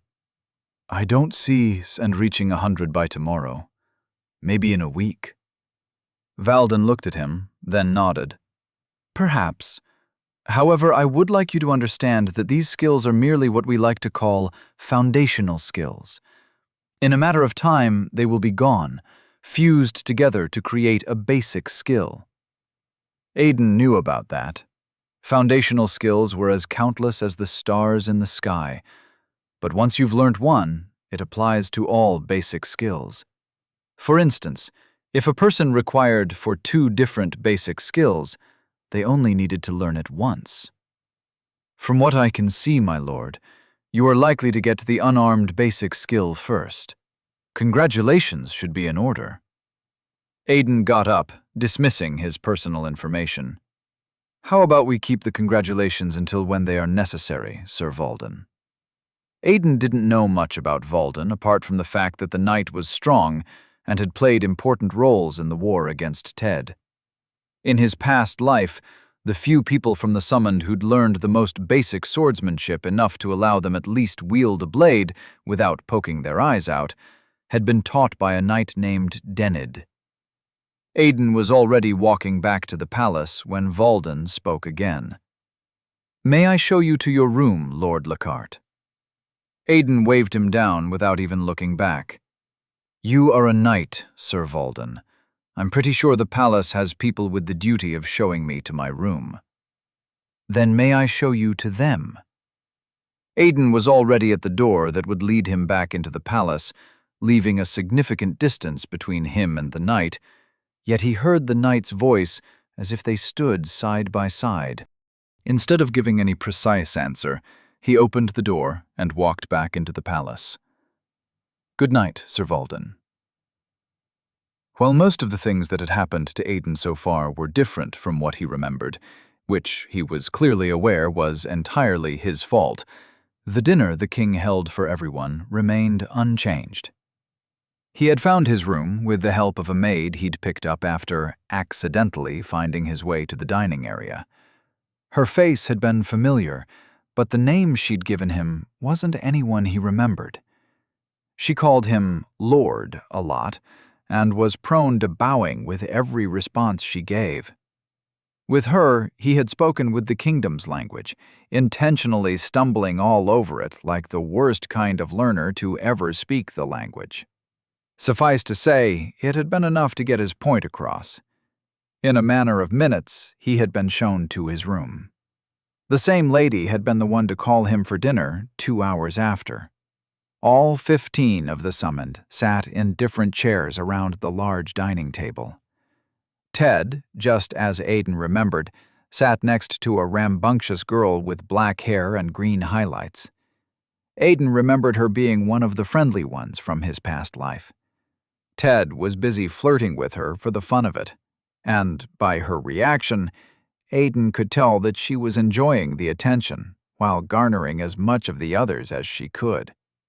Aiden watched her enjoy her exciting innocence, knowing that the loud and exuberant girl on the other side of the table, flirting with his brother, would be a shadow of herself in the next 4 years. This world really did a number on us, he thought, as he took stock of those around the table. They were young, simple, vibrant, and innocent. They were bright-eyed and clean. But the memories Aiden had of them differed greatly.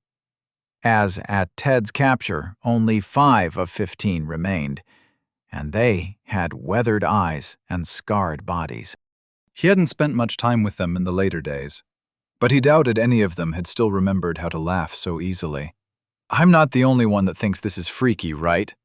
a boy, Max, was saying. "This is straight out of an anime." "True enough," Jenna said. She was the oldest of all of them, though Aiden couldn't remember her age. "We've been transported to another world." The girl with the green highlights pumped her fist in the air. "Isekai'd!" Ted shook his head with a smile. "I don't remember getting hit by a bus, though." "A truck," another boy corrected. He was on the chubby side, with a spoon of what was supposed to be rice in his mouth. "People get isekai'd by truck-kun." Aiden held back a smile at that. This was another thing all of them had in common, and it was something he had a feeling whatever spell had brought them here had been seeking out. They were all fans of the same anime genre, where the main characters were transported to another world to relative degrees. The fact that their minds already entertained the idea to some point before being summoned was probably why they'd adapted so quickly. The gods had been very specific and smart about the criteria the spell used to bring people over to Nastild. There was a higher chance of people cooperating if they weren't averse the idea of what had happened to them. "Trains, too," somebody else said, replying to the chubby boy. "But you're right. I wasn't run over by anything. I didn't die."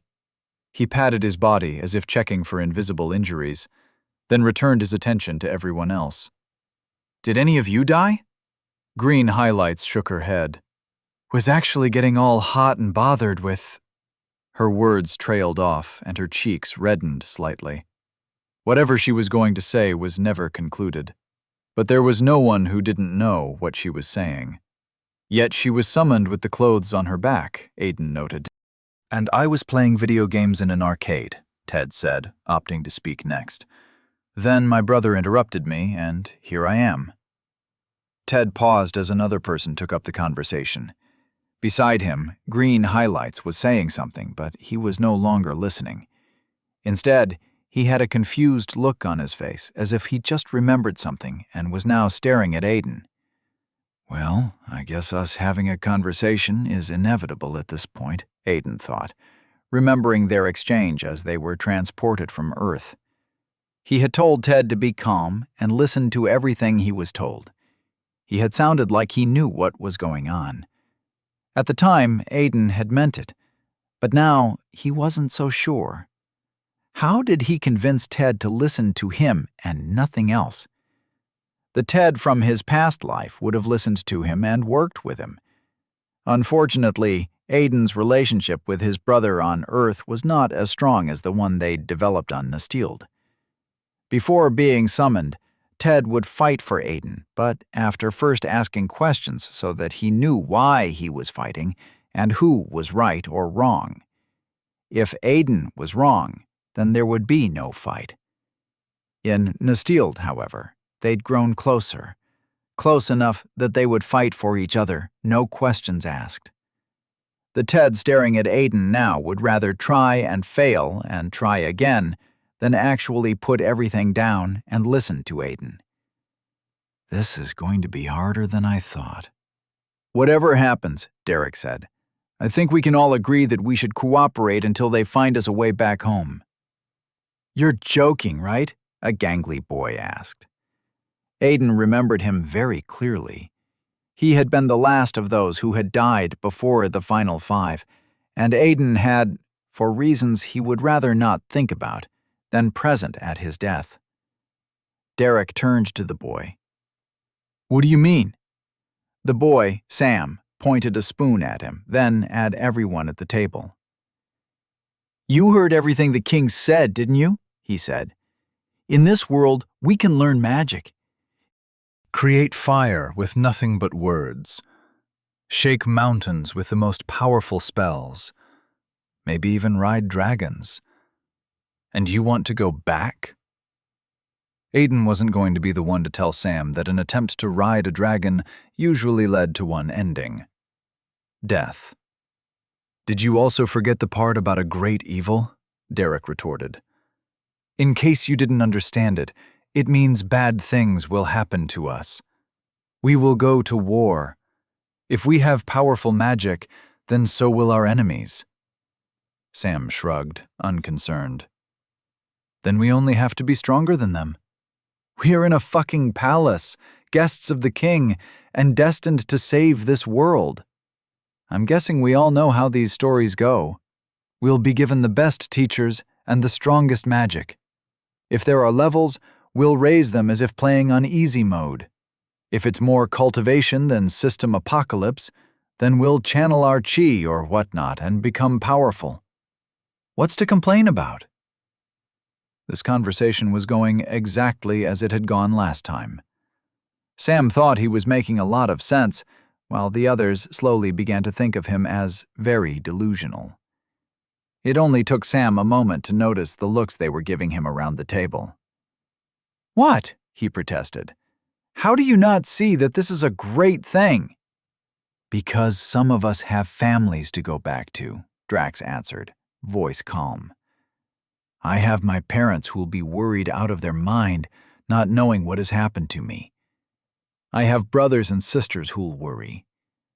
I'm sure it's the same for everyone around this table. Most of the others had stopped eating to listen to Drax. Aiden couldn't be bothered. This conversation ended the same way, and now that he knew what he knew, it was unnecessary. The power to return to their world didn't lie in their hands. It never had. Because from everything the king had told them, he and the priests were the ones working towards getting them back home. And they never found a way. I just want to go back home, another girl said. Her feature that stood out were how gray her eyes were, almost white. I enjoy the transported to another world stories as much as the next person, but I don't want to be stuck here. I can't be sent off to war. She sobbed, and Sam rolled his eyes. Why are we even arguing about this? He asked. The solution seems simple enough. And what's that? Leto asked, speaking for the first time. I say we speak to the king and tell him what we want. Some of us want to go home, and some of us don't want to go home. The table fell into an uncomfortable silence as everyone mulled over his words. So, Sam continued, happy that they now understood him. All we have to do is tell the king which of us want out and which ones would love to stay. And since I get the feeling they won't be figuring out how to send us back anytime soon, everybody gets enough time to think about it and change their minds before the time comes. Good? There was a muttering of agreements that went around the table. It brought an amicable end to the argument of going home. The rest of the meal was eaten in simple conversations. Everyone introduced themselves, gave their names, their age, and what they were doing before getting here. Just for the fun of it, each person added what kind of magic they would like to learn. Aiden wasn't sure if he should be glad that they all gave the same answer as his past life, from the little he could remember. By his own fault, his own life here had deviated significantly, but the others had yet to experience the butterfly effect. And he was beginning to think that some of them would not. But was he okay with it? Did he want to leave everyone to face their own fates when he wanted to save Ted from his own? Aiden didn't know specifically how those who died had died, but he knew when they died and where. Do I want to save them? He asked himself. Would there be any point to it? He had a single goal in mind, which wasn't even saving Ted from being captured, but preventing him from being the Demon King in the first place. And that was already more than enough stress for him, since he didn't even know how Ted had become the Demon King. From what Aiden knew, the Demon King wasn't a class, but an exclusive title. the only one of its kind. It meant Ted had done something at some point in time that had unlocked an achievement that gave him the title. The problem was that Aiden didn't know what it had been. "Aiden," someone said, "what about you?" Aiden was pulled from his thoughts and found Sam looking at him. How does he know my name? He wondered, running through his memory.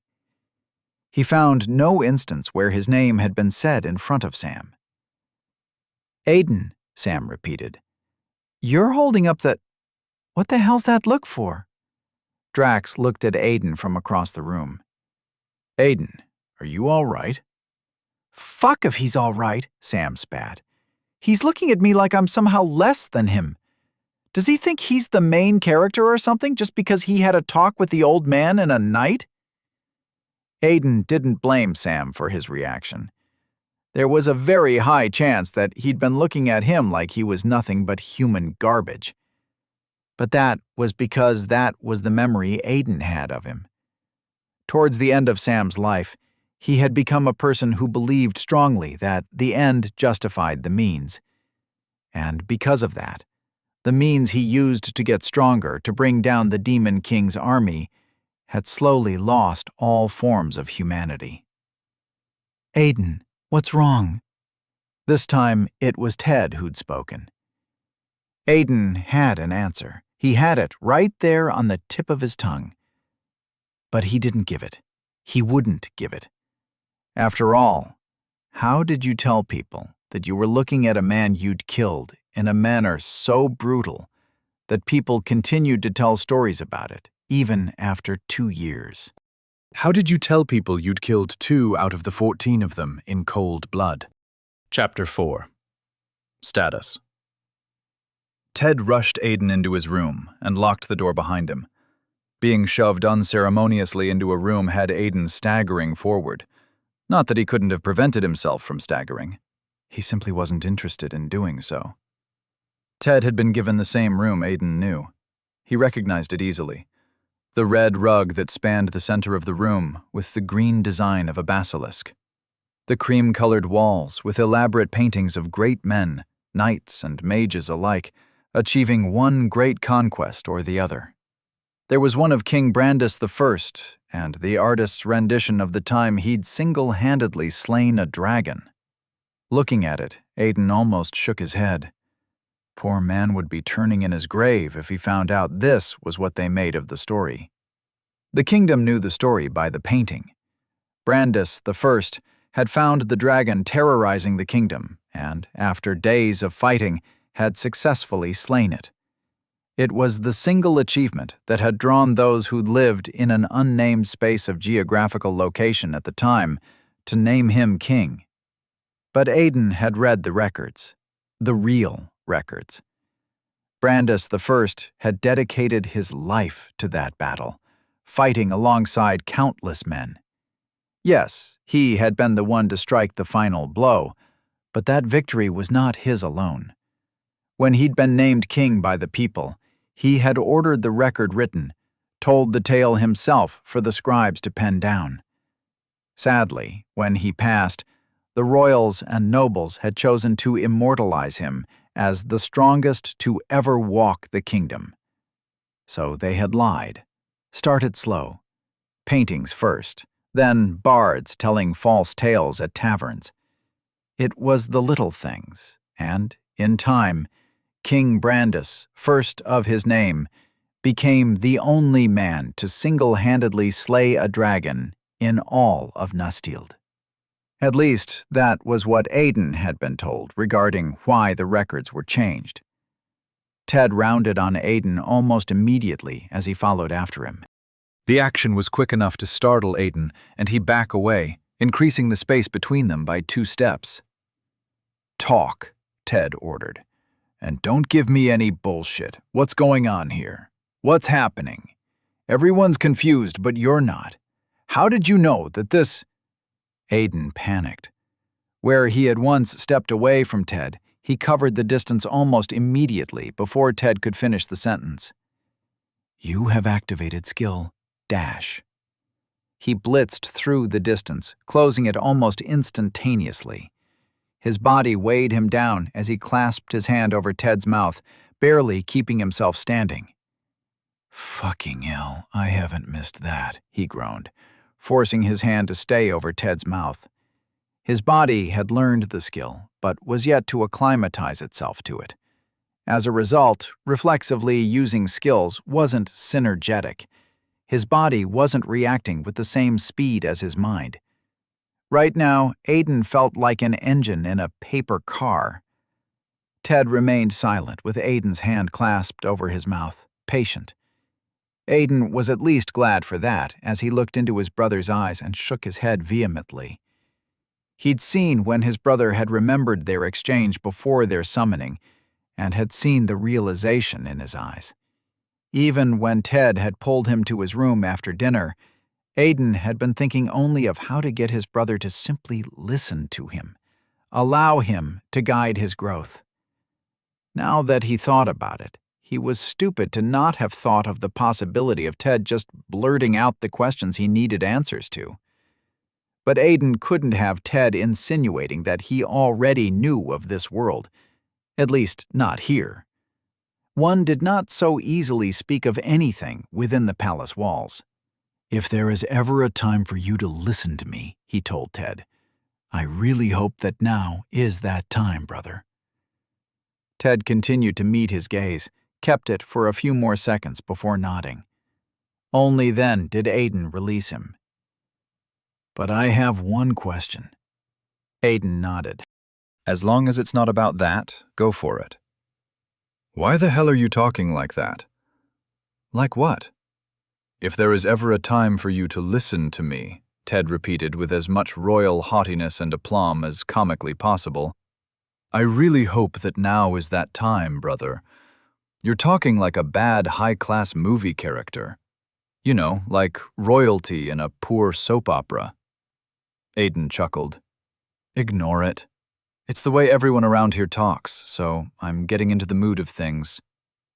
Well, it's Ted to you, Ada, not brother. Aiden winced. He couldn't remember the last time anyone had called him Ada before he'd gone to rescue Ted.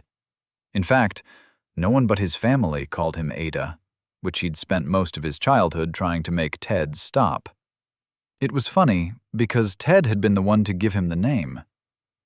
Got it, Teddy. He moved away and sat on the edge of the massive bed in the room. So, is there anything else you want to talk about, besides what you were about to ask?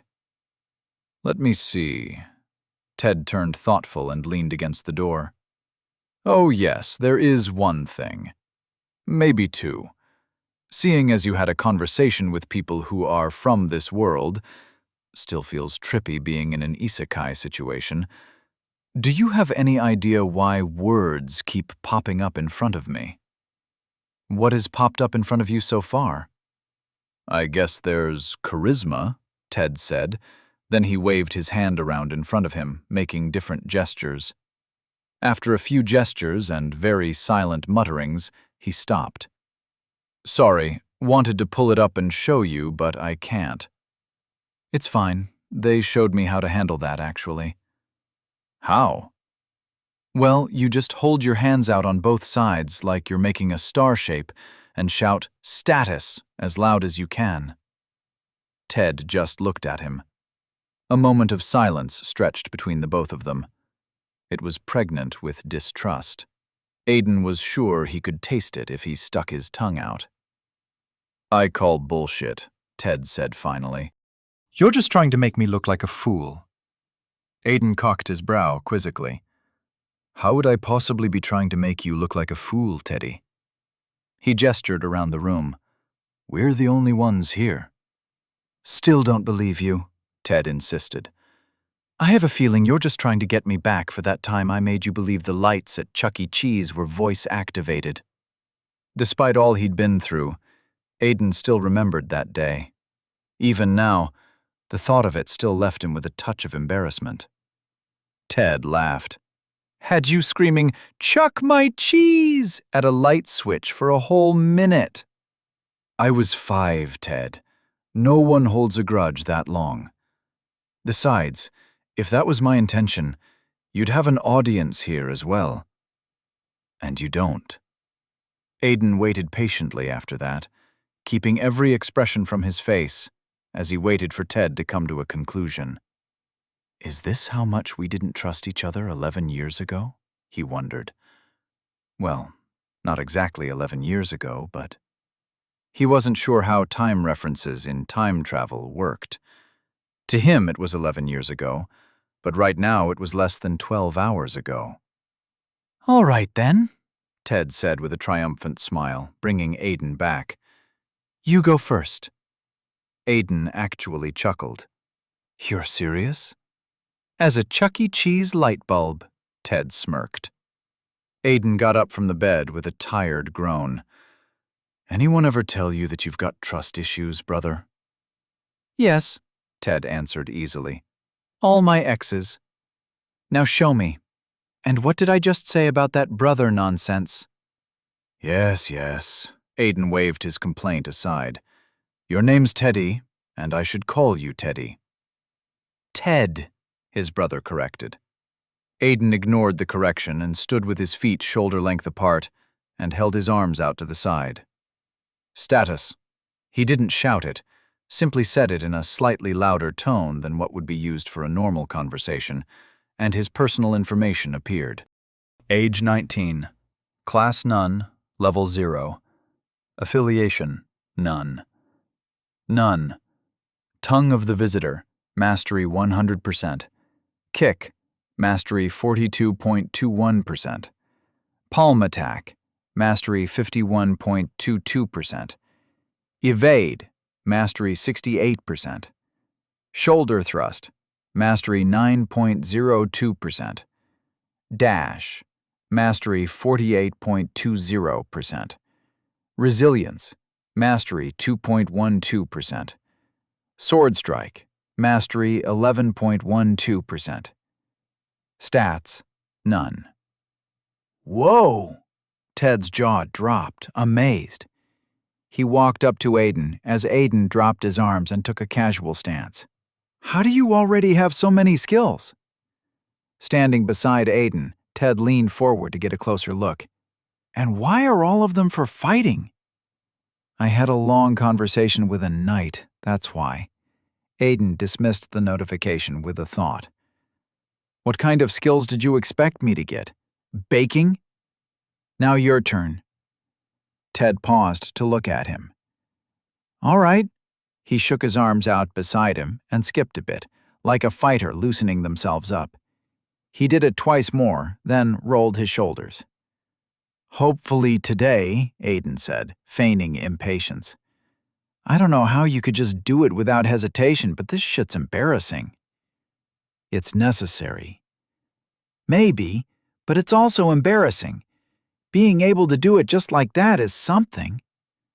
Ted took a deep and calming breath. I tell you, Aiden, you're a better man than I am. Ted set his feet apart, held his arms out to the side, and said, Status. He closed his eyes, wincing in embarrassment when he said it, so he obviously couldn't see the outcome. Seeing anything? He asked Aiden, eyes still closed. Open your eyes and take a look. Ted opened his eyes and saw nothing. Hey, he complained, bringing his arms down. It didn't work. Aiden shook his head in exasperation and went back to sit on the bed. Of course it didn't. I told you to say it as loud as you can. But I said it the same way you did. Trust me, Aiden said. That's not how I said it the first time. Since it's your first, you've really got to put your back into it. And yes, you're correct. You have no idea how embarrassing it was. But it beats doing it in front of the entire group. Ted let out a frustrated sigh. This is bullshit, he muttered, but brought his arms up again. He shook his arms free, loosening them up before holding them out and straight to both sides. Status! His voice was loud enough that Aiden had a feeling anyone in the next room probably heard him. He'd closed his eyes again, but this time he didn't ask Aiden if it worked. Instead, He opened his eyes to see for himself. Nothing. Aiden burst into laughter. He clutched his side and rolled off the bed. He'd done it for kicks and giggles, but he'd had no idea he would enjoy the look of utter embarrassment on Ted's face as much as he currently was. "You fucking asshole!" Ted swore at him. "You little shit! You played me! You're still salty about the Chuck E. Cheese thing."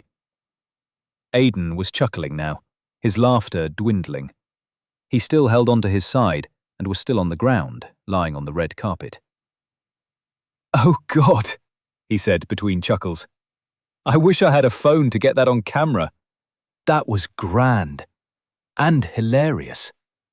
I can't believe you actually did it." "That's not nice," Ted said, folding his arms. But Aiden could see the small smile twitching at one corner of his brother's lips.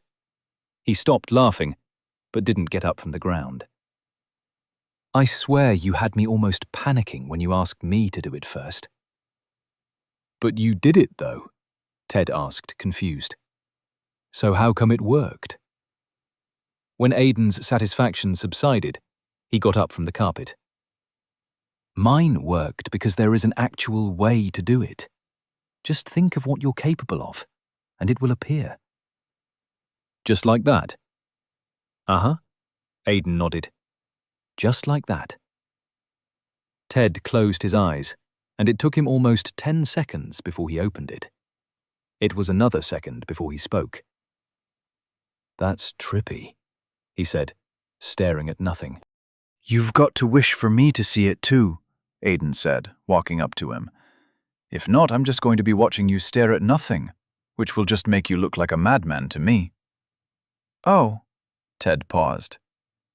"How do I do that? Never mind." A moment later, Ted's notification appeared, and Aiden stood beside him. "So you see here and here." Ted pointed at 2 skills. "That's the charisma. I got it when I was chatting up Annie, so I just went with it to see if anything else would pop up. But nothing did." Aiden studied Ted's information. Name: Theodore Lacarte. Species: human. Age: 21. Class: none. Level 0. Affiliation: none. Title: none. Skill: Tongue of the Visitor, Mastery 100%. Charisma, Mastery 9.08%. Stats: none. No Demon King title, he noted. In Aiden's previous life, he hadn't checked Ted's information until after they had actually started training. And he hadn't been the one to actually check. Ted had asked to see Aiden's to know what skills he'd gotten at the time before showing him his own.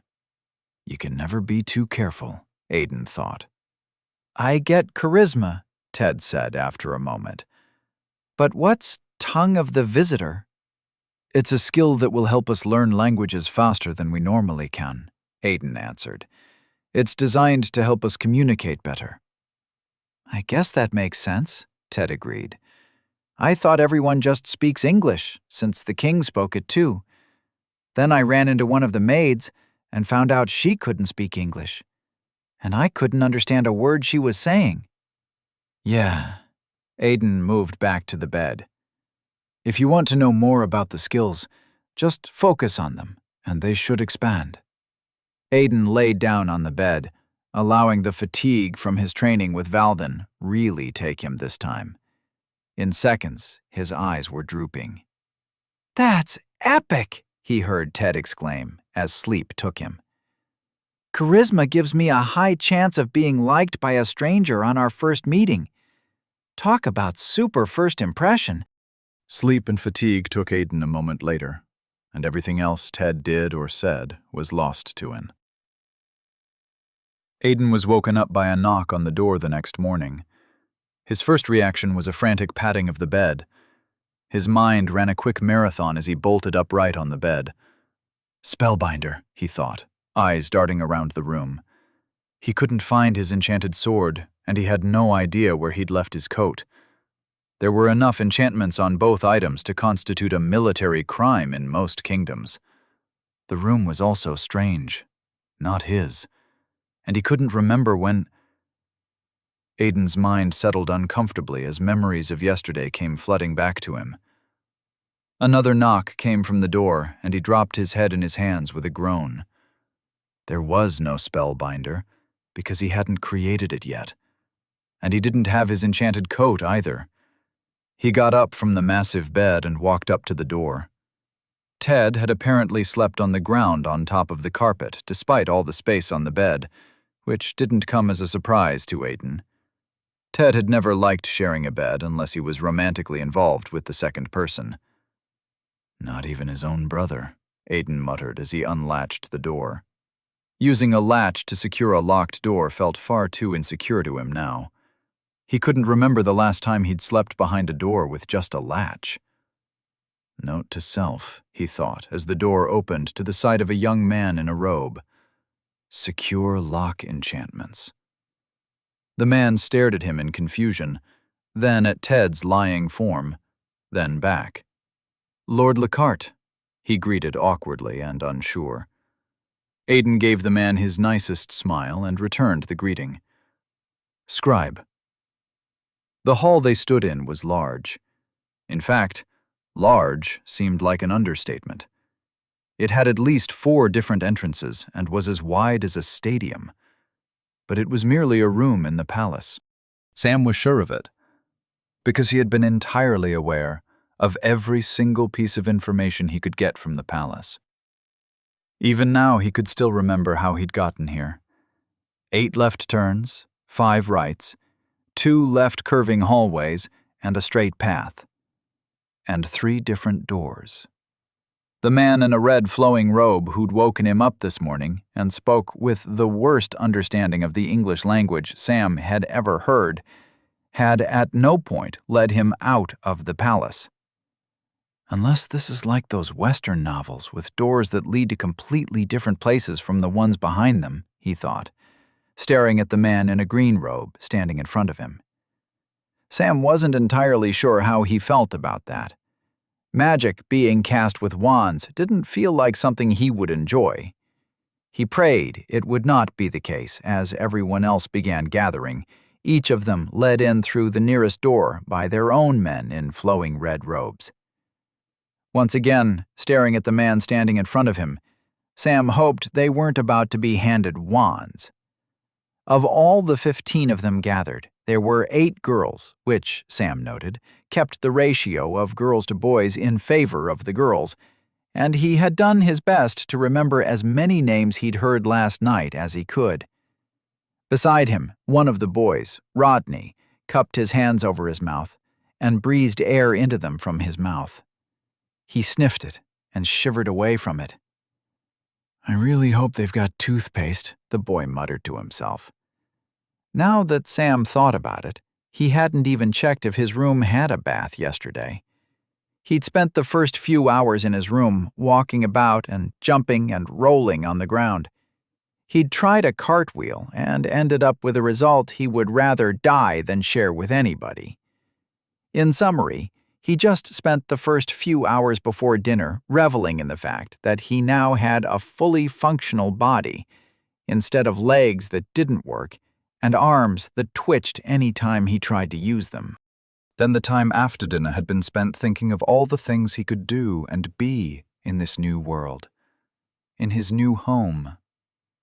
The king hadn't specifically said what the rising evil was, but Sam was willing to bet it was some kind of demon lord.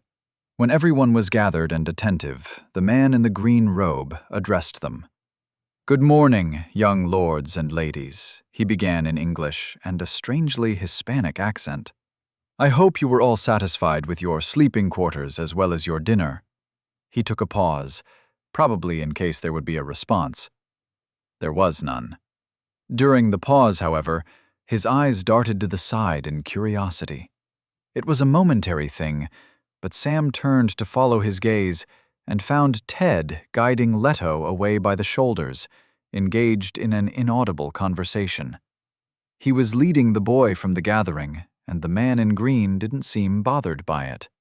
The reaction of the person Ted had come in with, however, was questionable. The person, Aiden, simply shook his head with an amused smile.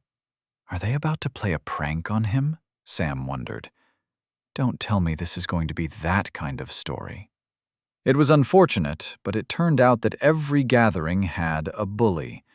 And whenever there was a bully, there was always a bullied.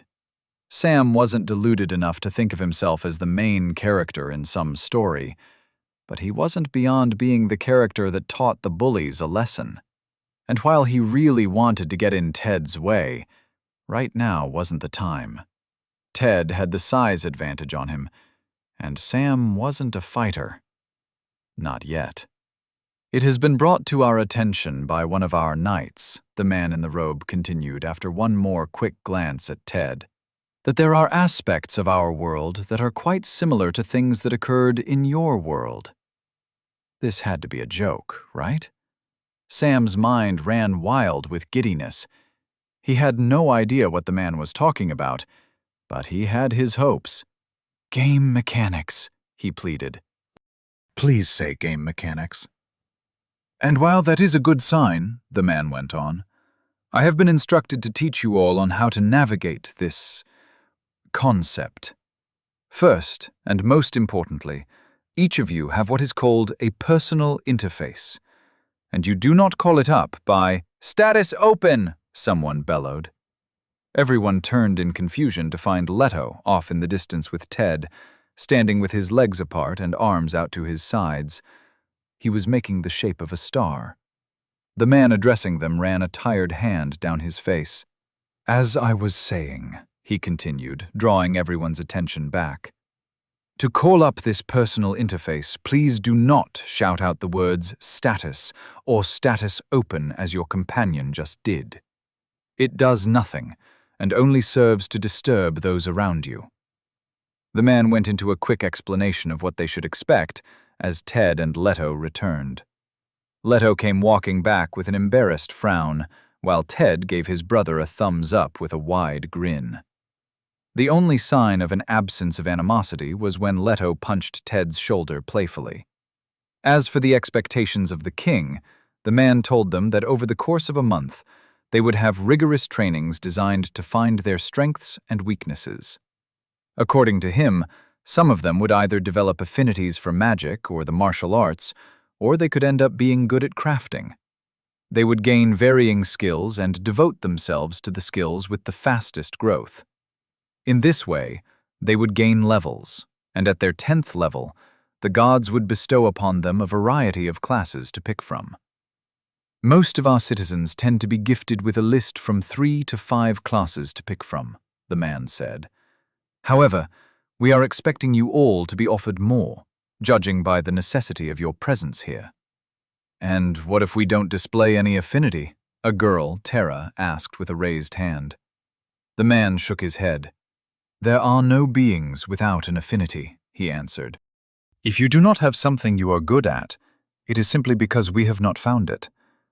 And our intention is to find it before your 10th level. Someone else asked if it would take them a month to get to their 10th level, since the man said they would be trained for a month. The answer was simple. It would not. They were expected to reach their 10th level within a month, a week extra at the most. Then there would be weeks of rigorous training designed to help solidify their abilities and have their skills and their classes ingrained in them.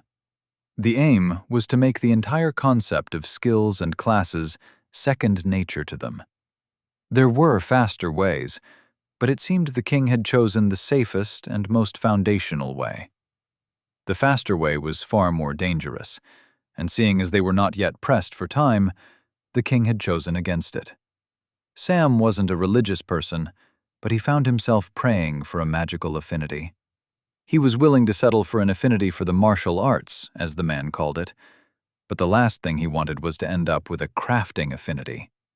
Hate was a deep word, but he truly disliked classes like herbalists and alchemists and blacksmiths in the stories he'd read.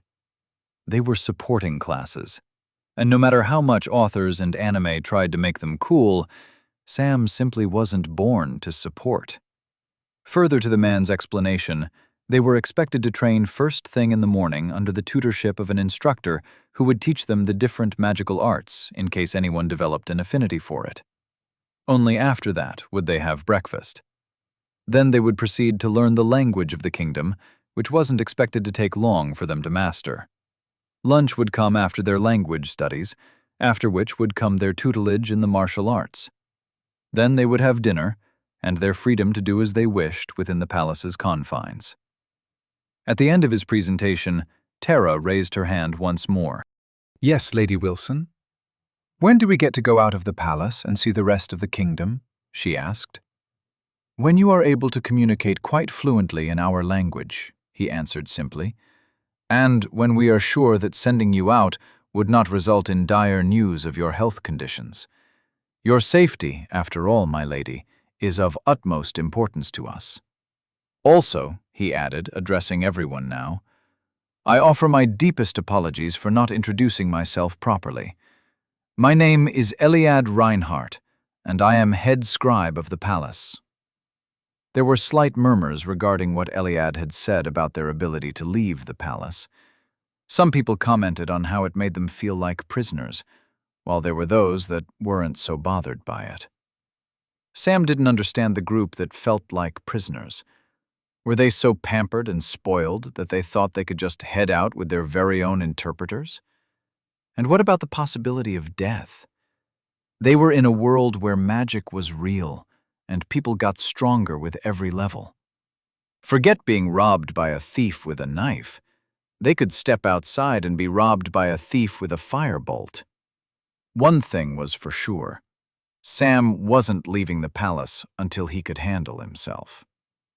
When the murmurings came to an end, Eliad turned to a section of the gathering, unbothered by whatever he had heard from the murmurs. Lord Lockhart, he said in a very respectful tone. I got you. Talk to me, Ted replied with a casual air, while Aidan simply rolled his eyes at his brother's response. My apologies, Lord Lockhart, Eliad said with a bow. I was actually referring to Lord Lockhart. Yes, Ted grinned impishly. You called, and I've answered. A small frown creased Eliad's lips, but he schooled it masterfully. Clearly, he was not sure how to navigate his current conundrum. It was almost as if calling them by their first name was somehow a taboo. All right, that's enough, Aidan smacked his brother's arm. My deepest apologies for Lord Lockhart's behavior, Scribe Reinhardt. You have my complete attention. And you may call me Aidan. If not for anything, then for the simple purpose of avoiding such a complication. Aidan had a touch of his brother's playfulness in his tone, but Sam found himself being irked by something else. His mannerism. Aidan spoke like he was some grand lord, speaking in false tones and assumed lexicons. Nobody spoke like that, apart from the people they'd met here who could speak proper English. Does he think that pretending will make him better than us? Sam thought, hiding his scowl. One of the kinds of people he hated in the world were the pretentious, those who acted like they were better than everyone else, rejecting who they were and believing their own lies. There was no way this was the way Aidan talked. The boy had to be faking it. While Sam deliberated, Eliad bowed a little lower, giving Aidan his response. I would not dream of it, Lord Lockhart, he said. To address you without a title would be an insult. A more appropriate way to prevent this type of experience from happening again will be sought and found. Aidan waited for a moment, then shrugged. Then I will leave it in your able hands. So, what did you wish to tell me? I only wished to inform you that while the magic instructor is on their way, and Sodenid is to instruct in the way of martial arts in the evening, I have been recently informed of your displayed affinity for the martial arts. As such, Sir Volden has asked that I inform you that he will be expecting your presence on the training ground used yesterday, this morning. If you would like, I will be more than happy to guide you there."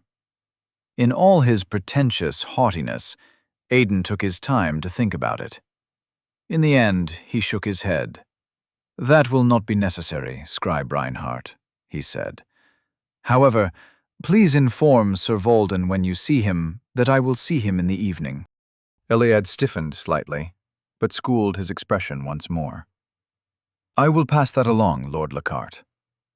When he made his exit, heading for the nearest one in the room, Sam seethed quietly in anger. Aiden Lockhart was someone who looked down on people and thought he was better than them. He was pretentious and false, and Sam knew his kind of people. One of them was the reason he'd ended up with a disabled body in what was now his old world. It was official. Sam did not like Aiden Lockhart. Chapter 5. A Skill Issue. Aiden scratched his head as he looked at his interface. In a way, history was repeating itself. Beside him, Ted was peering at his details. Age, 19. Affiliation, none. None. Tongue of the Visitor, Mastery 100%. Kick, Mastery 94.88%. Palm Attack, Mastery 98.03%. Evade, Mastery 98.98%. Shoulder Thrust, Mastery 90.00%. Dash, Mastery 89.50%. Resilience, Mastery 30.18%. Sword Strike, Mastery 99.19%. Parry, Mastery 82.00%.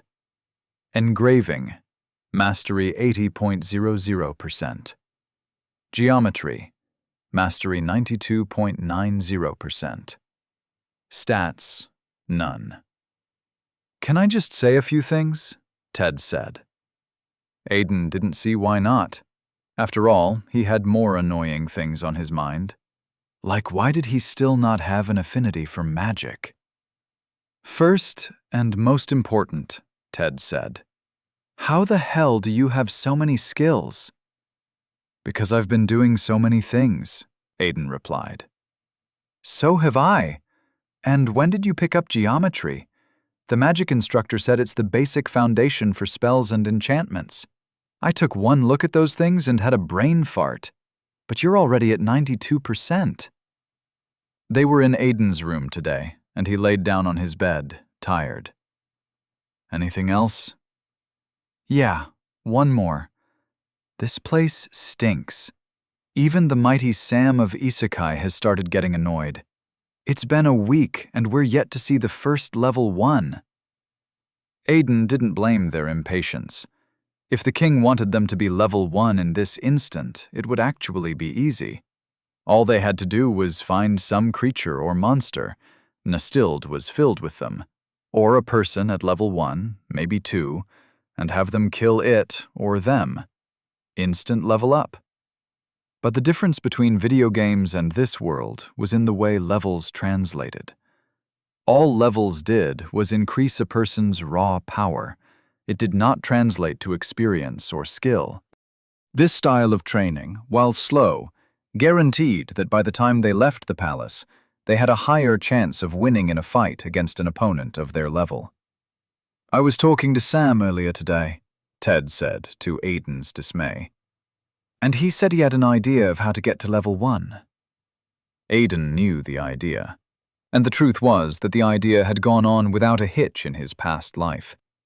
In his former life, everyone that had followed Sam's idea had ended up leveling up. It had also been the motivation that had allowed them to leave the palace from time to time, just to level up. "He says he's been speaking with some of the soldiers," Ted went on. "Not the knights or the squires, and he knows how to get all of us to level 1. "I take it he wants to do it using game mechanics," Aiden said.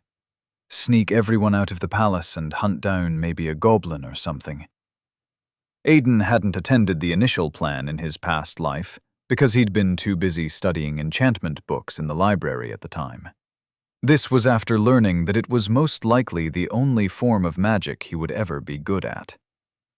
That's how it works in games. And the soldier he said he spoke to confirmed it, Ted said. We're heading out in 3 days. Why 3 days? Aiden asked. Why not tonight?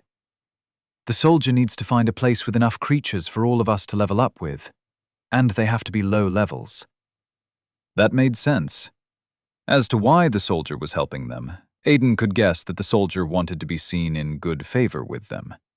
As far as the soldiers were concerned, these were the saviors of their world, destined to rise to the highest levels.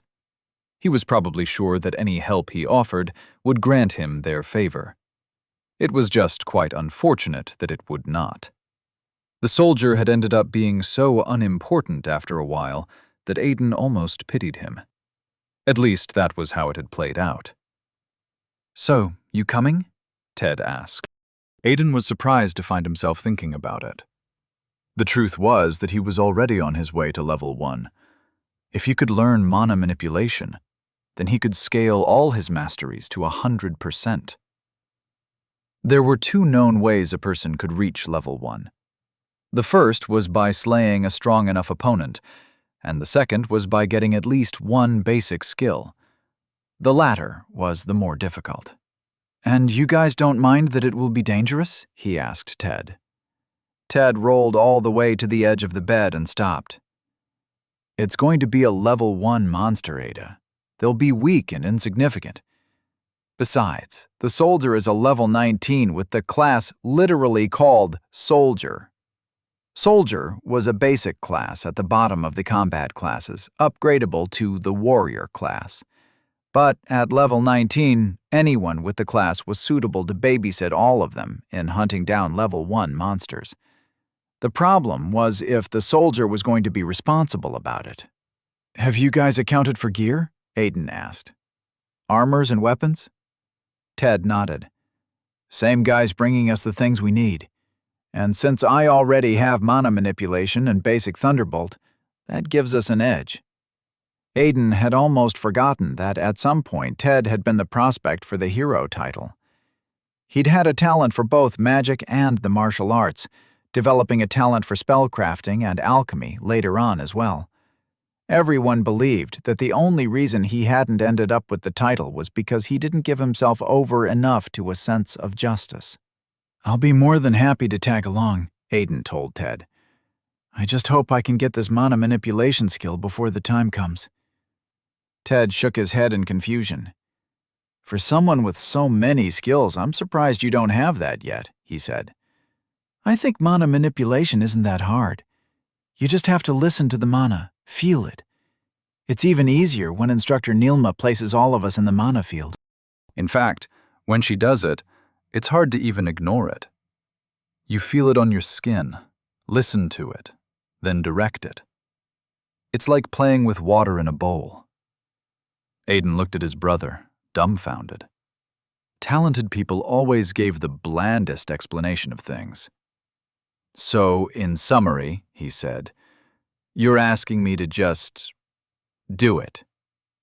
Ted chuckled, staring at the ceiling. Pretty much. You know people can't just feel mana and direct it, right? It's really not like water in a bowl. It's far more complicated than that. Ted shrugged. Sounds like a skill issue to me. Aiden sat with a gentle frown on his face in Nilma's mana field. He sat, eyes closed, with 2 others, Anita, who liked to be called Ani, and Leto. They were the last 3 of the group who were yet to get their mana manipulation skill.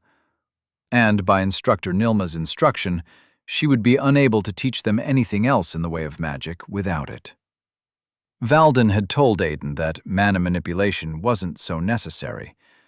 Seeing Aiden begin to skip training with him for the sake of reading books in the palace library had led him to sharing that particular piece of information. Knights don't have mana manipulation, Valden had told Aiden one day. Every living being can sense mana, and that is enough. However, we knights possess aura, an innate manipulation of our own mana. It may not work the same way mana manipulation works, but it is plenty strong in its own right. Aiden knew of aura, and while it was a powerful tool, he didn't care much for it.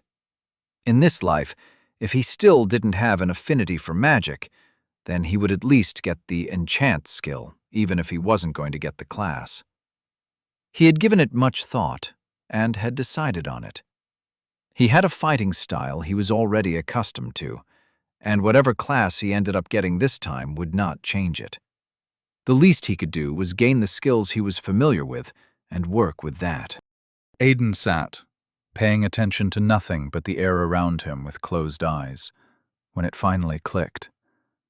He knew the methods to get the mana manipulation skill, but his patience had been the thing slowly dwindling away.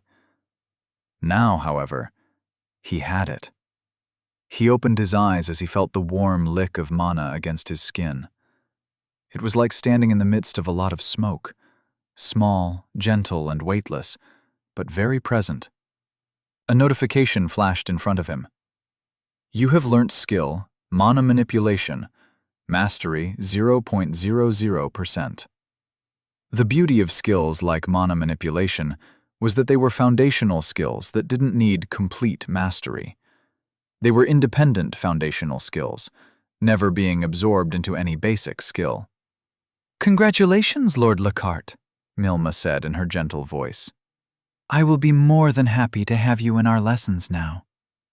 Dude, you're so lucky, Leto pouted as Aiden got up in the circle of mana field they were seated in. Aiden stepped out of the field of deep blue. Lucky wasn't the word Aiden would have gone with. In his past life, it had taken him up until level 8 before he'd learned mana manipulation. Then, it had taken him the remaining years to raise it up to 50%. As much as he didn't think he was special, there was a part of him that had expected more of himself. He was, after all, a freaking time traveler. He'd trained intakes from the Order. There was a part of him that had expected himself, despite logic, to be special. An entire week to gain mana manipulation, as opposed to a month, is impressive, he reminded himself. What were you expecting? You'd sit down and just get it? Nilma's lessons, while interesting, were of no real interest to Aiden. She was teaching basic level spells, the kinds of things that were used to light candles and levitate pieces of paper. They were all things Aiden knew, and he'd never gotten mana mastery in his past life. He doubted he would get it in this one. So while she taught them to sense the magic of fire around them, Aiden practiced a little bit of mental magic, crafting as many enchantments as he could in his mind. With his current body, he knew the enchantments, but his mind couldn't recreate many of them. With no level, what he could create images of in his mind were the barest of enchantments. Enchantments so low, they practically had no use. Progress not perfect, he told himself, struggling to envision the lowest level locking enchantment he knew. Progress not perfect. Valden parried an easy blow from Aiden. What is happening, my lord? He asked as he stepped to the side, readying an attack. Your movements have been all over the place this evening. Aiden had an answer to that, but it wasn't one he was willing to give. He'd checked on his skills before showing up, and had plans. Plans he didn't want to explain to the knight. So, rather than give a response, he charged Valden with an overhead slash. He brought his sword down, swinging with both hands. The knight deflected the blow again, sending it aside with power instead of skill. Aiden, unwilling to release his sword, went spinning away from the knight. Congratulations! You have gained perfect mastery. Start 0.00%. Aiden ignored the notification, dispelled it as he pulled himself to a halt and charged Valden. They met with clashing blades, and once again the knight met his gaze. Or at least Aiden felt that that was the case. Valden never took off his helmet, so it was impossible to tell. But judging by how the man's helmeted face was in Aiden's, he assumed that was the case. What are you doing, my lord? Valden asked, curious confusion in his voice. He pressed against their clashed blade, overpowering Aiden by each passing moment. Aiden was no fool. Overpowering a knight was impossible in his current situation and at his current level. But this wasn't a battle of strength. It was one of technique. He tilted his body to the side and shoulder-checked the knight. Pain filled his entire shoulder when he did it, and he let out a pained grunt. Congratulations! You have gained perfect mastery. Shoulder thrust. Mastery 100.00%. Lord Lockhart. This time, Aiden could hear the frown in the man's voice. In their time spent sparring, Aiden had come to learn that while he couldn't say that the knight liked him, he could confidently say that Valden had high hopes for him. Expectations. On more than one occasion, the knight had complimented his adaptability in a sword fight.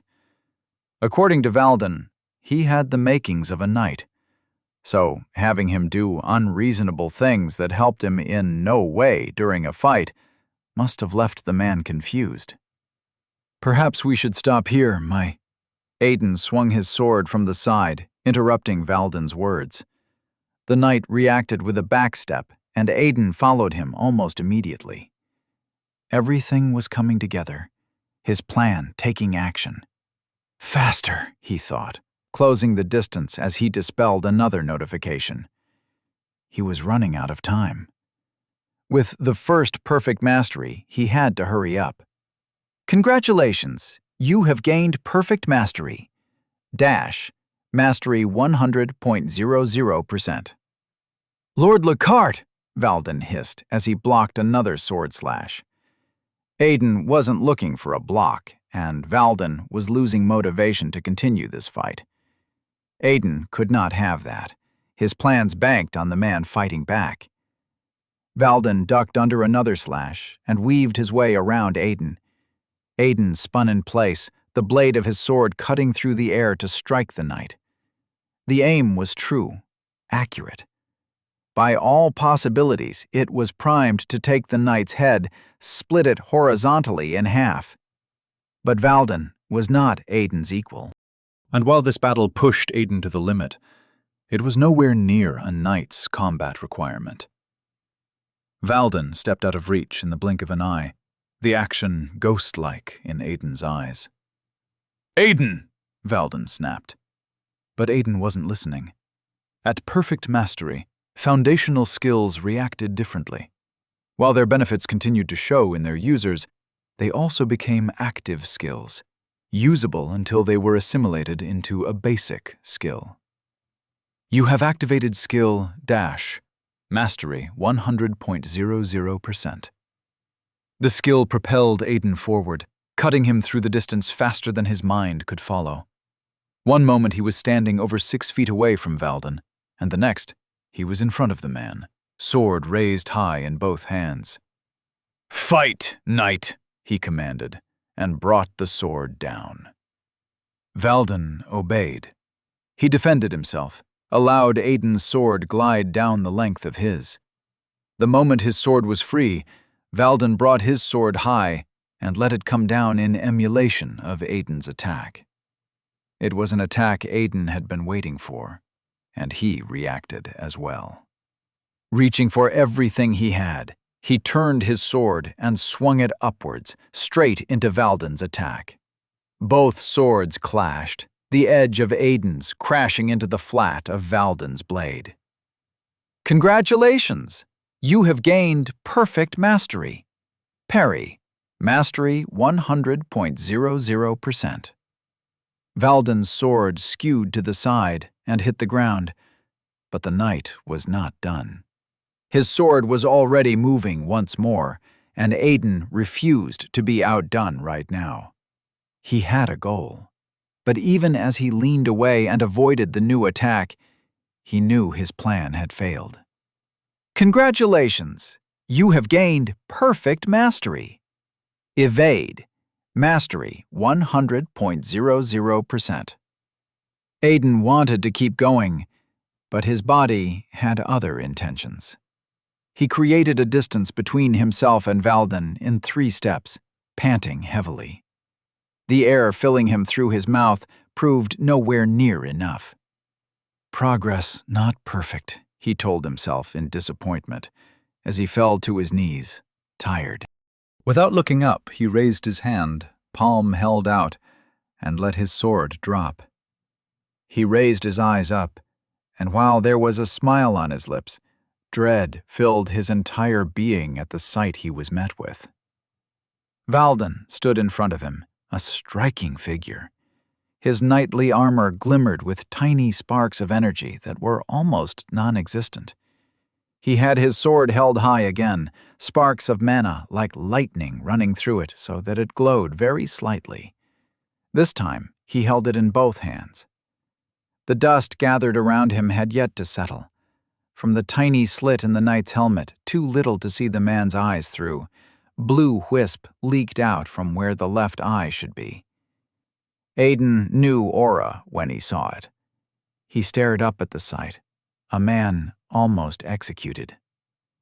"I believe that's enough, Sir Valden," he said, barely keeping his fear from his voice. "Don't you?" There was a slight tremor in his voice, and he hoped the knight had not noticed it. Valden just stood there, sword raised high, chest heaving so hard it was visible in the way the armor responded with each breath. The sparks going through it did not cease. The knight's sword did not falter. Aiden's interface flashed in front of him. Foundational skills with perfect mastery detected. Multiple foundational skills with perfect mastery detected. Congratulations! You have achieved perfect mastery in the necessary foundational skills. You have gained skill Basic Swordsmanship, Mastery 2.10%. Aiden would have smiled if his life wasn't currently about to flash before his eyes. Then he saw Valden move a split moment before it happened. In this single moment, Aiden's mind ran through a myriad of options. His sword had fallen from his hold, released by him, so that wouldn't help him. He had no magic to his name or enchantment with which to protect himself, and he could barely even move. He watched Valden's grip tighten around the hilt of his sword, crackling with growing energy, and swore. He'd pushed his luck a little too far. "Oh shit. Congratulations! Prisoner number 2345-023-85739. You have leveled up." Valden's sword came down, cutting through the notification. Chapter 6. Japats. Aiden's raised hand trembled horribly. The end of Valden's sword was buried in the ground beside him, cleaving Aiden's dropped sword in two. In the wake of its fall was a crack in the ground that spread forward for over 15 feet. Aiden looked back, trailed the distance the crack traveled. The crack widened the farther it went, and Aiden couldn't tell how deep it was. That has to be a skill, he thought, right? If it wasn't, then Valden had reached the rank of aura manifestation and had simply imbued his sword with it in anger. What were the chances that the action hadn't been intentional? When he turned to look back at Valden, the knight was staring right at him. Through the eye slit, Aiden could see a single bright blue pupil. He would have said something, anything, if he didn't think his life depended on whatever happened next. Who was to say that he hadn't angered Sir Valden to true volatility? They stayed that way for a time that seemed to last forever, silent in the weight of their individual, or perhaps collective, action. When the silence was broken, it was by Valden. The bright blue of his eyes dimmed until Aiden could no longer see it through the helmet. Then Valden stood to his full height, taking his sword with him. He sheathed it calmly, then did something he had never done in Aiden's presence. He took off his helmet. The action seemed almost ceremonious, executed with both hands. Sir Valden was not a handsome man. He was not ugly, though, not by the definition of the word, but no one would look at him and call him handsome. He had a rough face and a square jaw. He wore a neat beard, trimmed to perhaps an inch in length, with a scar as long as his smallest finger on the left side of his jaw. He also had a full head of night-black hair tied back neatly. He had blue eyes and a mouth that looked like he had never found a single thing funny in his life. "Lord Lockhart," he said, voice empty. "Congratulations on your first level." Aiden's head twitched in a nod. Now that his life was no longer dancing on the edge of a sword's blade, the adrenaline was wearing off. In its place was the slow rush of power that came with achieving a level. It was usually more ecstatic than this, but fear was a great number. "That said," Valden continued, "I will now address you, not as a knight would a lord, but as a swordsman would a potential savior. You have been brought to this world for greater purposes than my very own existence. The palace has watched you and your companions as you have lived and trained amongst us, and we all know that you are not like the others. You speak with better decorum and accept our ways better than the others. You are, in a sense, more mature. But despite that, it often works to your disadvantage. You have ostracized your peers, save your brother, paving your own path and forgetting the necessity that is teamwork. You have chosen to walk a solo path, and while you will go fast on it, you will not go far. You may know more than your peers, Lord Lockhart, but it does not make you an adult. You are but a child, stuck in a game you do not understand." Valden gestured at the space around them, expression still empty. "I do not know what you sought to achieve here this evening," he continued. "I do not know what your goal was in your display of chaotic swordsmanship and confused actions. I do not know what you sought in testing me. But I will advise you this. Do not push a knight to anger. Do not test a knight. You almost lost your life today, Lord Lockhart. Remember that." Valden gave Aiden no space to reply. Once his words ended, he turned and strode away, placing his helmet back on to hide his face, and leaving Aiden with his congratulations on a new level. Aiden ran his hand through his hair once the knight was gone. The trembling was gone from his hand, thankfully, and his lips pressed into a thin line, knowing Valden had not been wrong to be offended. "I believe a proper apology is in order," he thought, scratching his head in frustration. For now, however, he pulled up his interface. Age, 19. Level 1. Affiliation, none. None. Tongue of the Visitor, Mastery 100%. Basic Swordsmanship, Mastery 2.10%. Kick, Mastery 98.08%. Palm Attack, Mastery 99.00%. Shoulder Thrust, Mastery 100.00%. Resilience, Mastery 42.13%. Engraving, Mastery 80.00%. Geometry, Mastery 92.90%. Mana Manipulation, Mastery 2.00%. Stats, none. Aiden dismissed it and laid down with a frown. He had almost lost his life and had still failed. In his past life, he'd learned that if a person could get more than one basic skill at the same time as they leveled up, they could unlock a unique skill. It was something that only happened if it was done under considerable pressure and simultaneously. It was, in a way, a boon to anyone. It gave its user the ability to use a skill in a way that was different from its general use. For example, at a simple level, a long-range sword slash done with a skill needed to be executed with a sword, but at the same simple level, If the skill was unique, the user could find themselves with a skill that allowed them to execute it with their bare hands. Unique skills were not powerful, but they circumvented the norm. For this, Aiden had taken advantage of Valden's goodwill. He'd truly believed that he could anger the knight without being killed. But in the face of someone with a significantly higher level, survival wasn't a certainty. A mistimed attack here, or the slightest miscalculation of strength there, could lead to death. So, as Valden got more confused and angrier, the certainty of survival dropped. And while Aiden continued to believe he would not die, he continued to fear that he would. He played the game at the edge of safety and had come out in the end with nothing to show for it.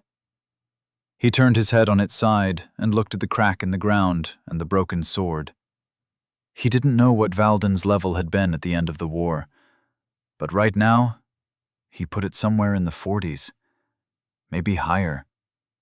It didn't sound like a large number, but considering many people went their entire lives without breaking through the level 50 wall, it was commendable. Nothing less from a knight of Bandiv. Valden strolled through the palace halls with a frown on his face. The young lord had been foolish, that much was true, but he had been more foolish. Who had ever heard of a knight losing their cool in a fight against an unclassed? Worse, someone yet to have a level. Every day he sparred against Lord Lockhart, he continued to be impressed. Yes, Lord Lockhart had the makings to be an amazing knight, but Valden knew the knight class was not for him. Those who were offered the class tended to possess a certain sense of loyalty, and loyalty was the last thing he saw in Lord Lockhart. But the young lord was destined for the path of the swordsman. Valden could see him achieving the Grand Master level in his swordsmanship, but that was if he continued to devote himself to the art and stayed away from foolish displays like the one he had done today. Valden was climbing down a set of stairs that would finally lead him beyond the palace and towards the knight's quarters when a servant came to stand in front of him. It was a young boy, no older than his 13th year. He was dressed in poor clothes, yet he had taken good enough care of them to not come across as ragged. But how the boy looked was not important. What was important was what the boy represented. Valden stopped in his tracks. He could no sooner step past the bowing boy than he could cut the sky and kill a god. Fear seized him by the ankle, threatening to pull him down even before the boy passed on the message he brought with him. "Your presence is required, Sir Knight," the child said, eyes to the ground. Valden did his best to stand tall and regal, to remind himself that he was not some simple subject, but a knight of the crown. "Location?" he asked. "The king's study." Valden stood rooted to the ground like a tree as the boy made his exit, sharp and quick. He had paved a way for his future long ago, climbing from the class of soldier, finding the fortune of an upgrade to warrior, then knight. He had made plans, serve his kingdom, and make a way to retirement. But it was all for naught now. With a single gesture from the king's advisor on an unfortunately fortunate evening, his fate had been turned on its head. All the little control he'd had over his own fate, taken, like candy from a baby. Valden enjoyed training the young Lord Lockhart, watching the young grow. But as much as he loved it, he also hated it. Valden took a knee, silent in front of King Brandis. In the presence of a king, all subjects only spoke when spoken to. Anything else would be disrespect to the crown. And while Brandis was not a king to punish disrespect so carelessly, a knight was to be respectful at all times. They were in the king's study, a large room with a few comfortable chairs, a large reading desk, and a seat with a backdrop of a large glass double door that opened out to a high balcony. The doors were currently veiled behind beige curtains. The room was illuminated by orb lights, glass orbs as large as Valdez's head, with tongues of fire ever living inside them, each one immortal due to one enchantment or the other. It cast the room in a warm yellow glow, revealing the shelves of books stacked against brown walls. Behind the reading table, Brandis sat comfortably with a golden goblet on the table just to his side. He had a thoughtful expression on his face as he studied his knight.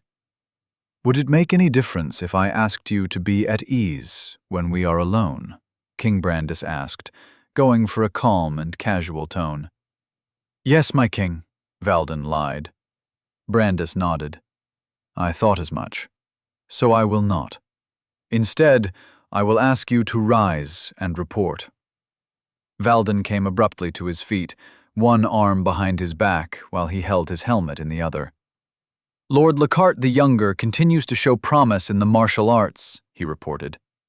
"He continues to excel each day, honing skills I can only assume are from his world, though his form of swordsmanship is eerily familiar." King Brandis leaned forward on his table, intrigued. "What do you mean when you say eerily familiar?" Facing him, I am often caught with the feeling that I have seen such skills before, perhaps even faced them myself. When he was summoned, he displayed skills we did not expect of him. Brandis leaned back, away from the table. His explanation was that all his life he has been copying the actions of others he had seen in combat. Is it possible that he has been watching others fight since coming to our world, inculcating their techniques into his own to better strengthen it? "I would not dare to oppose my king," Valden replied carefully. "But while I do agree that he seems to be a genius in the martial arts as against his peers, the level my king is positing isn't the feat of a genius. I would call that the feat of a god." Brandis smiled. "Perhaps you are right. And his allegiance to his peers?" Valden's eyes squinted in confusion. "Apologies, my king, but I do not understand."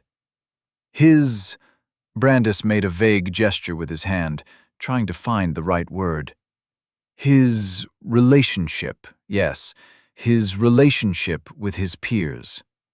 From your point of view, what is it like?" "Non-existent, my king." Save Lord Lockhart the Older, he pays his companions no heed.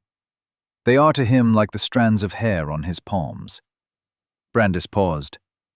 "The palm has no hair, Sir Valden." "My point exactly, my king." Brandis laughed at that. "That's a good one," he said. "Perhaps I will find a fitting situation to use that analogy on the prince, if you would permit me." Valden bowed his head. "It is yours to use as you see fit, my king." "What of his allegiance to anything else? His old world, this world, his purpose for being here?"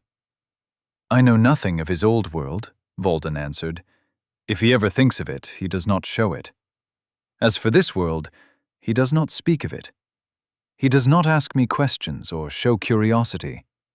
When he is with me, he thinks only of training.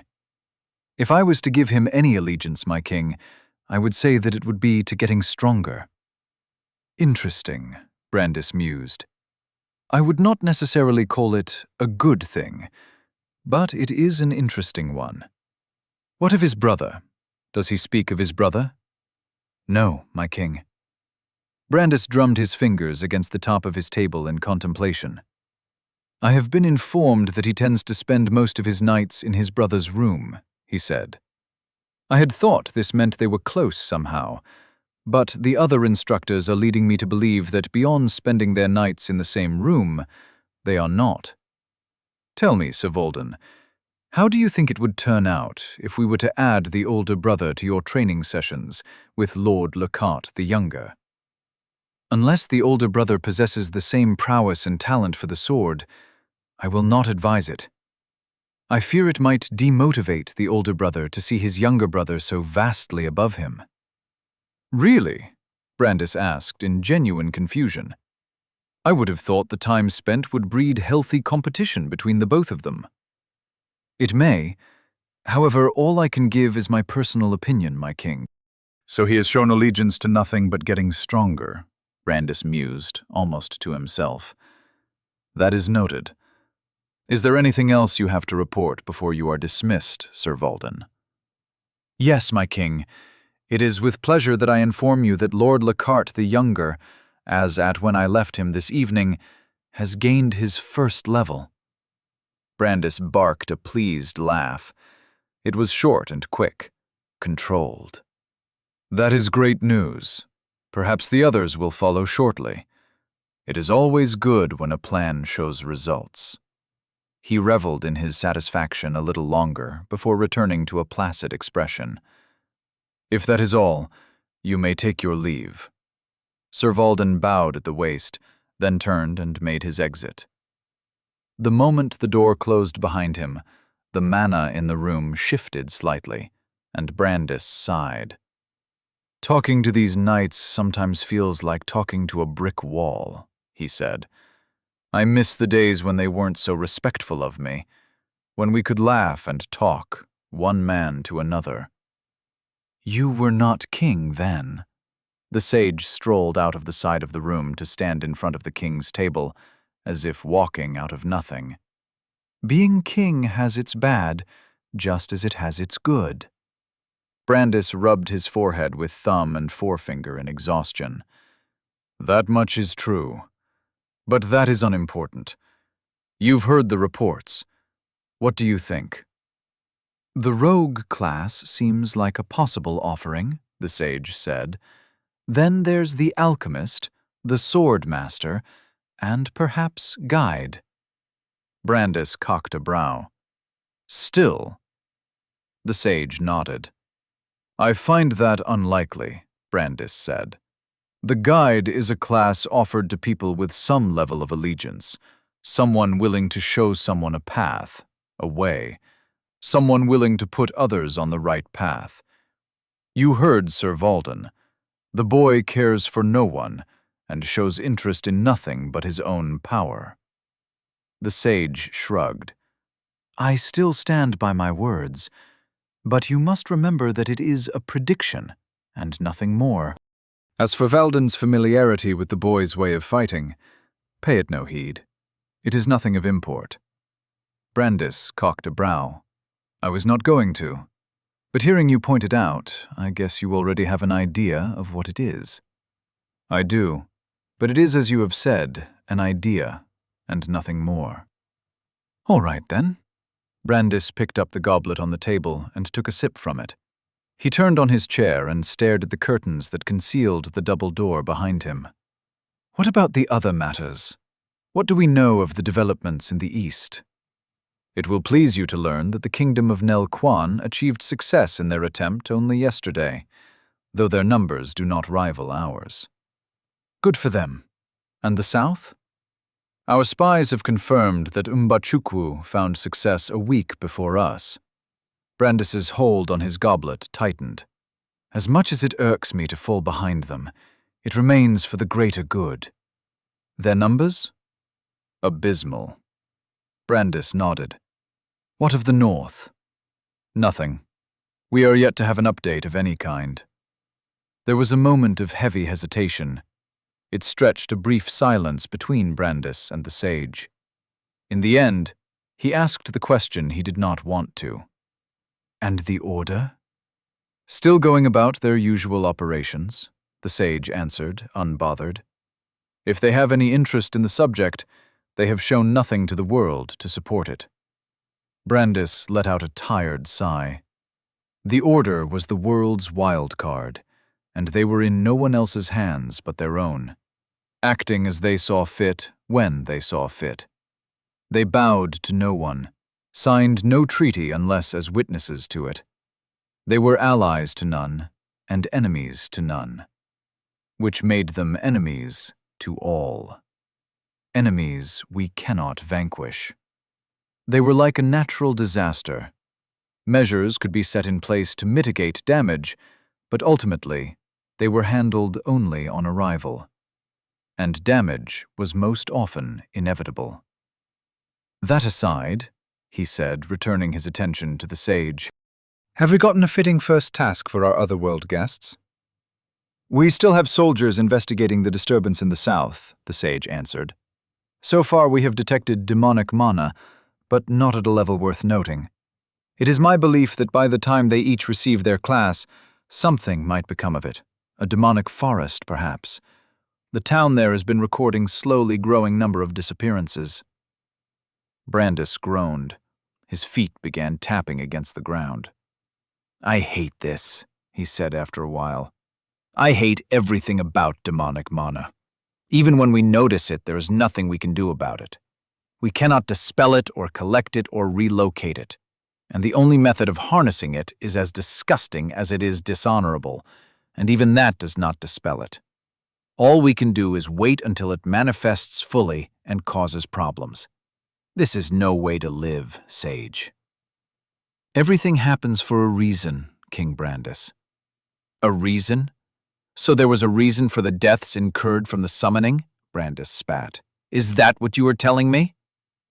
Yes, the sage remained unfazed. We may not know what they are, but they are there. A sage that speaks like a priest. Brandis shook his head in dismay. Confusing. But it doesn't matter.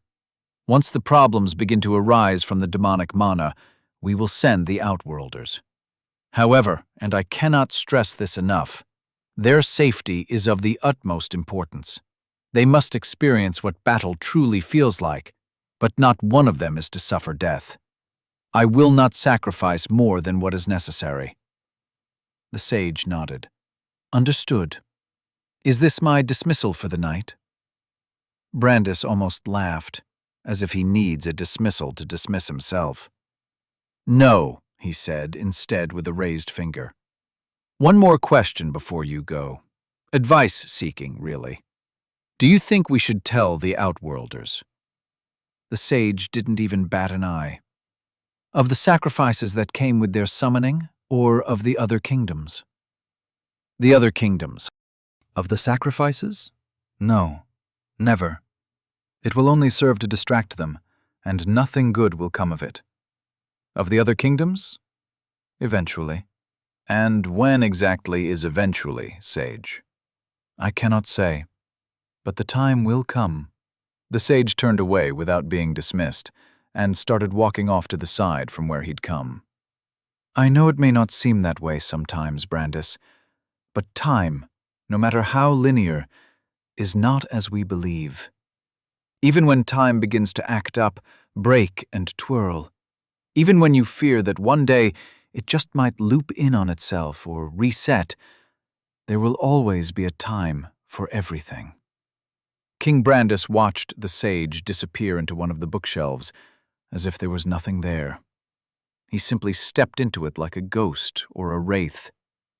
Sometimes he disliked conversations with the man. They often left him with more questions than answers, and mostly confused. For instance, what was the purpose of the extended explanation of time? Was he hinting at something? Brandis shook the worry from his mind, thinking of things he had some modicum of control over. He reached inside a drawer of his desk and pulled out a rolled-up parchment. Now that he was alone, or relatively so, because for all he knew the sage could waltz in at any time, even though he never did, he unfurled the parchment and spread it out on his table. It was a large map with different graphs and diagrams drawn over it, depicting geographical paths, mana paths, ley lines, tectonic shifts. It was the accumulation of his years of research. His expression took on a deadly look as he stared at it, his brain working in search of a solution. He had narrowed his search to a single continent. Now he just had to narrow it down to a smaller geographical location. If he could just figure out where the Demon King's castle was before the Demon King arrived, that would be half the battle won. They could storm it, lay waste to it, before it became a defendable stronghold. He placed his finger on a point on the map where he would be sending scouts to survey tomorrow. Not for the first time, he asked himself a question he hated. Why did it have to appear in my kingdom? Because if he'd narrowed down the castle of the Demon King's appearance to his kingdom, then he was certain the other kingdoms had. It was only a matter of time before they all put aside their differences, came together, and demanded he surrender his kingdom to a council leadership until the Demon King threat is dealt with. This was going to be a problem. Aiden stared at what his brother was holding in his arms and couldn't believe it. "This is what we're being given for gear?" he asked, flabbergasted. "Nothing else?" "You do remember that this isn't some sanctioned thing we're doing, right?" Ted asked. "We're quite literally sneaking out of the palace on an illegal daring-do. With nothing but a sword and—" Aiden leaned in for a closer look. "Please tell me that that's not an orb light." "It is an orb light, Aiden. A portable one." Aiden ran a frustrated hand down his face. "How the hell did you people survive without any casualties?" he muttered to himself. "What did you say?" Ted asked. Aiden shook his head. "Nothing important. Just tell me that we at least get jeppets." "What are those?" Aiden remembered the bipedal creatures. They had heads like alpacas and feet like ostriches with hooves. It was really disturbing if you weren't accustomed to them. He also remembered how irked by them he had been in the beginning. "They're this world's version of horses," he answered. "For the 6 of us?" Ted snorted. "You wish. We might as well announce what we are trying to do." Aiden couldn't believe this. Yes, the monsters would be level 1 goblins, but it seemed none of them understood just what the difference between a level 1 and a level 0 was. With a groan, he walked up to Ted and took a sheathed sword from him. "Let's just go get this over with." Chapter 7. Goblin. Standing at the exit made Drax worried. At any point in time, someone with enough authority to get them in trouble could show up. But no one had. Besides himself, there was a girl named Ariadne and the soldier that was supposed to play the role of guide. They stood just outside the palace, but within the walls of the castle grounds. It was late into the night, and they had nothing but stars and moonlight to guide them. Leto had chosen to opt out of their secret adventure, talking about how dangerous it sounded and his unwillingness to put his life at risk for no reason. Drax saw it as the reasonable decision. From what he knew about Leto, that was sane reasoning. Aiden, on the other hand, was where Drax was having a problem. Actually, he didn't have a problem with Aiden. He was just confused about who he had become. The Aiden he knew was a simple kid. They had not necessarily been friends, but they had shared a few lectures together and hovered around similar social circles to have an idea of what kind of people they were. Aiden was one of the simplest people Drax had ever met. And he didn't mean it in a bad way. Aiden was the kind of guy you could expect to do what he was supposed to do when he was supposed to do it. He would not do it a moment sooner, neither would he do it a moment later. He could have a simple conversation with people, but wasn't known to prolong one for more than necessary. Aiden was not a pariah of any kind, just someone who chose his friends carefully. He was amiable and shied away from confrontation, unless said confrontation was with Ted, his brother. In that case, he could get quite animated and loud. Drax had seen it once. So what the hell happened to him? Since they arrived on Nastild, he had been different. He was quieter, more determined, and always busy. Sometimes Drax felt like Aiden was intentionally avoiding him and Leto. Drax could understand if Aiden was avoiding the others, but he and Leto were people he actually knew, unlike the others. They'd spent time together, shared lectures together. Then there was the martial prowess. Drax had been in the school's boxing team. He'd known people around all the sports teams, and Aiden had never been a part of one. He was not a guy whose name turned up in such conversations. So why was he now suddenly a combat prodigy as far as the instructors were concerned? What happened that he was getting private lessons with a knight?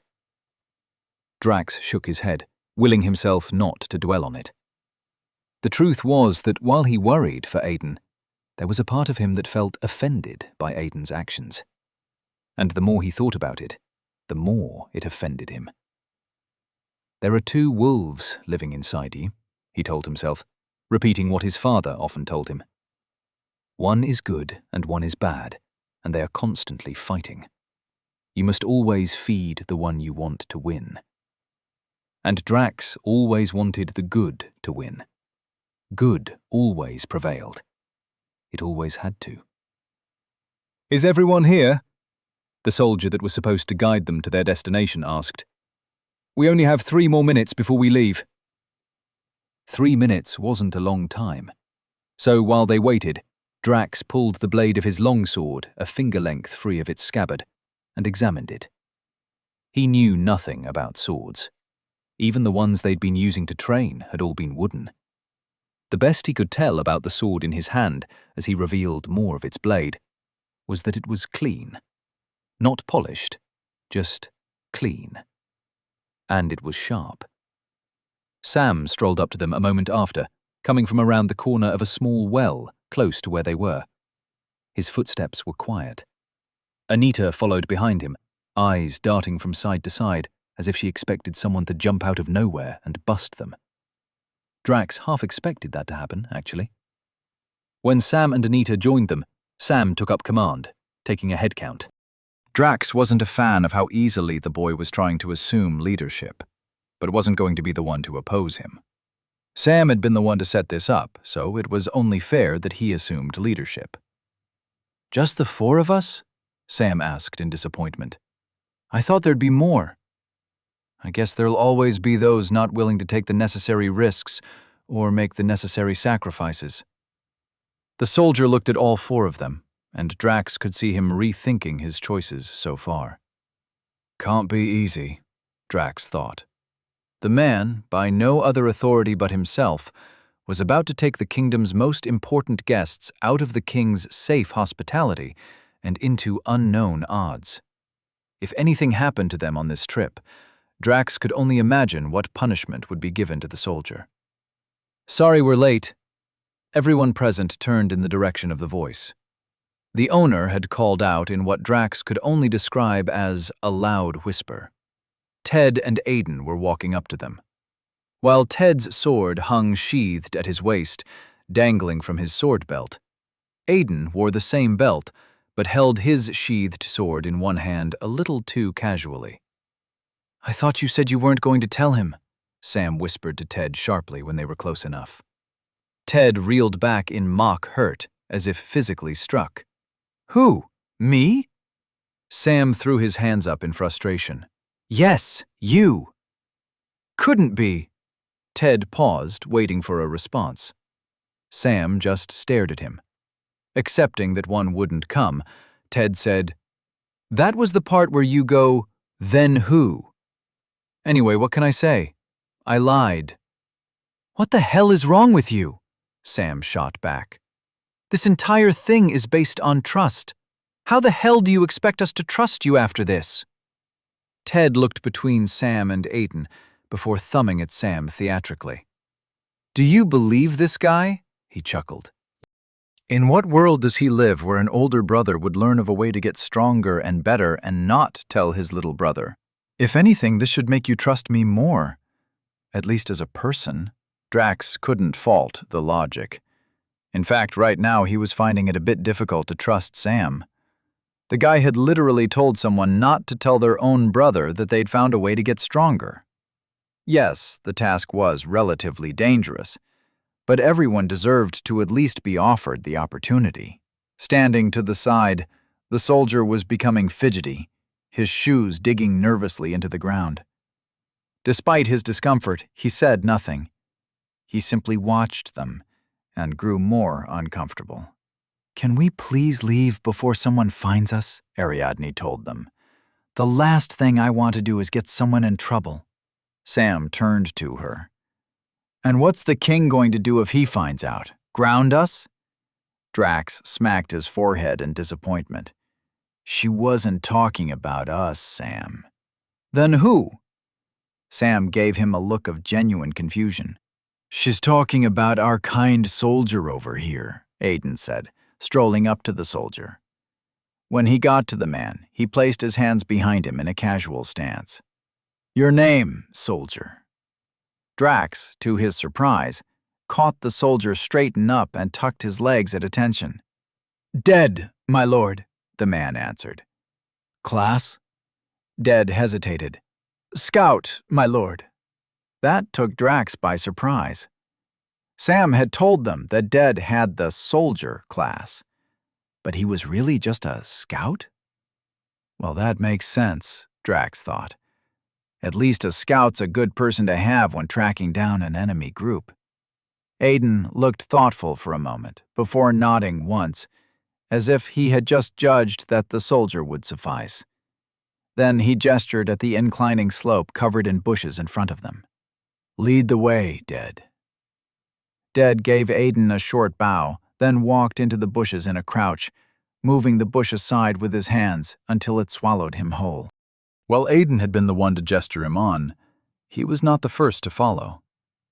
Sam was quick to brush past him, while Ariadne followed after a moment of hesitation.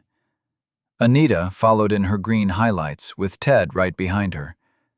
Drax moved, and Aiden followed right behind him. As they were swallowed by the bushes, Aiden did something he had not done since they'd arrived in this new world. He spoke to Drax first. "No Leto?" he asked. Drax shook his head. "No Leto." Aiden made a thoughtful sound. "I guess he didn't follow. Wise." Drax paused, confused. That was it? 9 days of giving nothing but quick responses and hurrying off to keep himself constantly busy, and when he finally initiates a conversation, that's it? No, Drax was not having it. "Is everything all right, Aiden?" he asked. "Oh, yeah." Aiden nodded, then paused as if rethinking his response. After a moment, he shook his head. "Sorry, it's just been a disturbing past few days." "It's been a few disturbing days for everyone, Aiden," Drax said before he could stop himself. His voice came out a bit harsh, leaking some of his feelings on the subject of being ignored. "We all were going about our lives one moment, and the next we were in another world." Aiden scratched the back of his neck nervously. "Yeah," he muttered, as if to himself. Why was Aiden being nervous around him now? Displeasure turned into worry, and Drax ran through his memories, looking for any point where Aiden had ever been nervous around him. He found none, which meant Aiden's nervousness started in this world. Was it just towards him, or was there more? But he spoke with Dead easily. No, Drax corrected himself. He addressed him like a soldier. Was that what was happening? Had Aiden spent too much time around the knight he was training with, that he was only comfortable speaking in militaristic manners? Drax understood the importance of what King Brandis was trying to have them do, but it didn't mean they had to lose their humanity and social abilities because of it. "Aiden," Drax said, reinitiating the conversation. He made sure his voice was soft, supporting. "If you have any problem, you know you can tell me, right? You can talk to me." They were stepping out of the bush path now, and Aiden looked at him, hesitant. Why does he keep looking at me like that? It was the same look Aiden had been giving him since they got here. Whenever Drax tried to talk to him, he always had the same look on his face.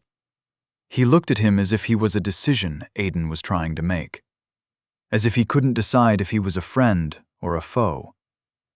Drax had thought about it for so long, and he couldn't find a single reason to make Aiden look at him like that. Even Leto didn't get that look. When they came to a stop in front of a small path in the castle walls, Aiden nodded. "I know." His mouth said he had made a decision, but his eyes said different. Drax didn't like it, but he was willing to take whatever he could get. Dead led the group through an intricate tunnel system that spanned a large space beneath the kingdom.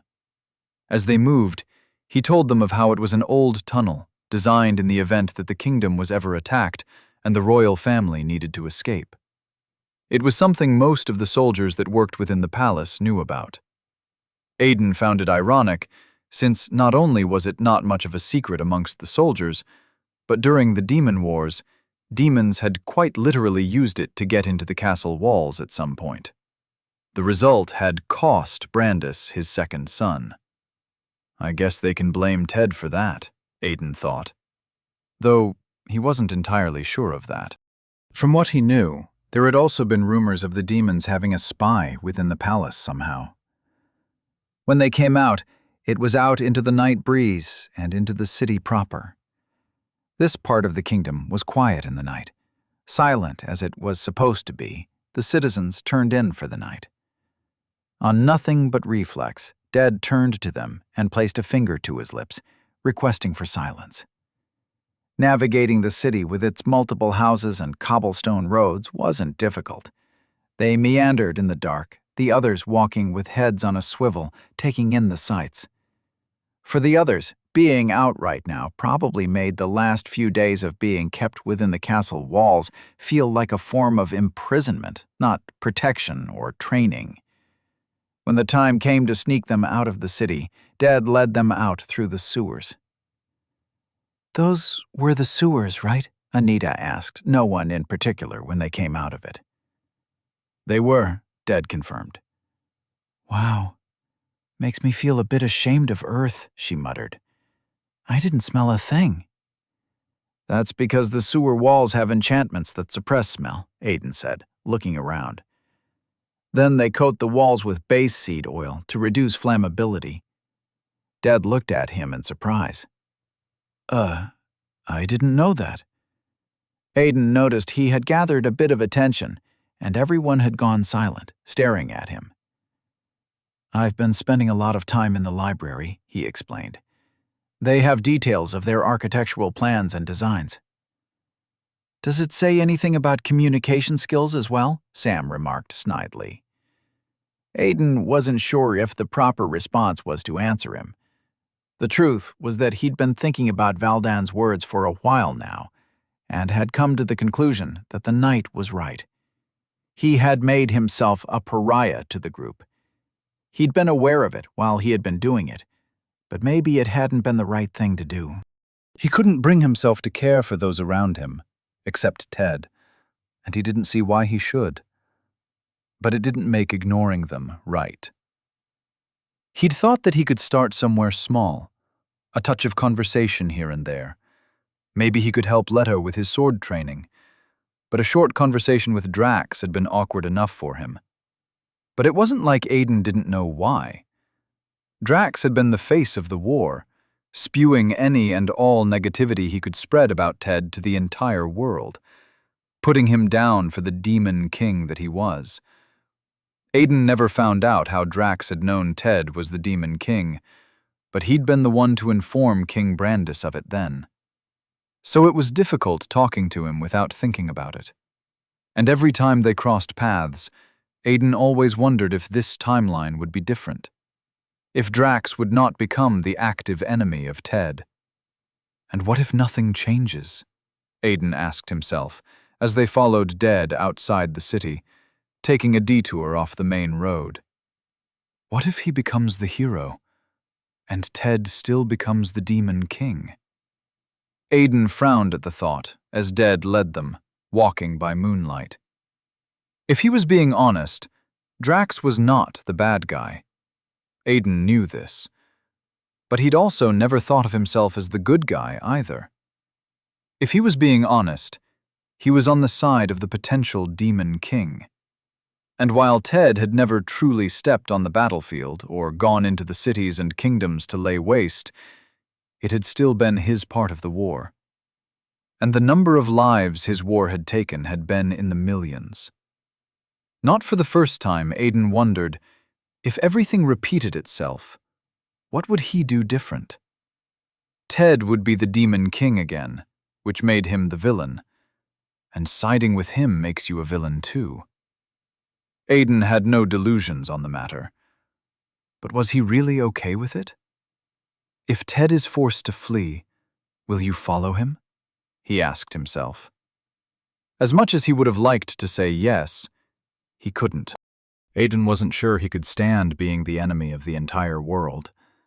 It wasn't like he'd grown to the peak of power before his regression. He'd just been a mere level 268.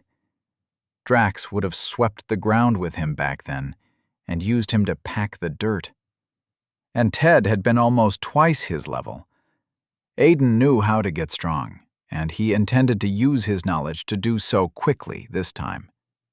But it wasn't like he knew how to get to the top exactly. There were knights that had remained stronger than him until the very end amongst those that had survived the war. People had existed that could kill him without batting an eye. Aiden had too many worries on his mind.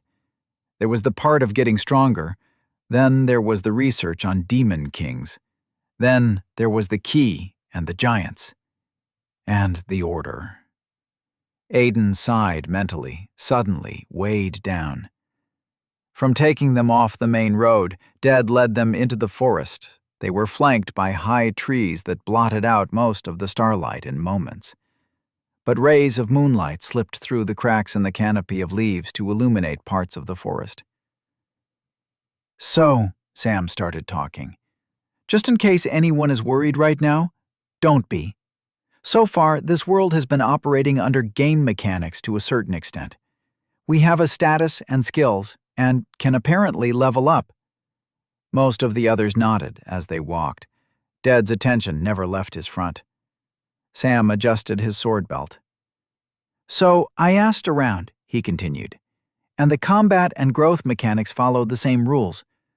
I'm more of a mana channels and colorful core guy myself, but I can work with this too. While the king is training us inside the palace, we can all advance to level 1 if we just kill a level 3 monster. I've done the math." "Wait!" Anita hissed sharply. "I thought you said that we were going after level 1 goblins." "We are," Ted said, without taking his eyes off the road. Sam rolled his eyes.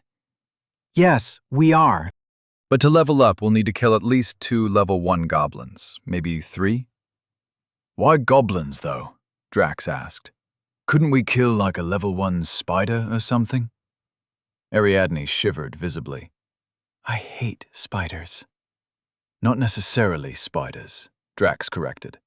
"My point is that couldn't we kill something less humanoid?" Aiden understood why Drax was making the request. It was coming from, in a sense, a good place. However, it was blinding him from something critical. "A humanoid opponent would be best at this point," Ded said, stopping to squat and place his hand on the ground. "All my lords and ladies know how to fight right now are humanoids. Lord Higgins probably worries that facing something less humanoid may prove confusing for you all and lead to errors." Sam nodded. "I can't have people freezing up just because they don't know what to do when the enemy has 4 legs instead of 2. "And how do you know we'll freeze up?" Anita challenged with a scowl. The grass around Ded quaked a little. He was probably using a skill. Sam gave Anita his most empathetic smile. "Because I would."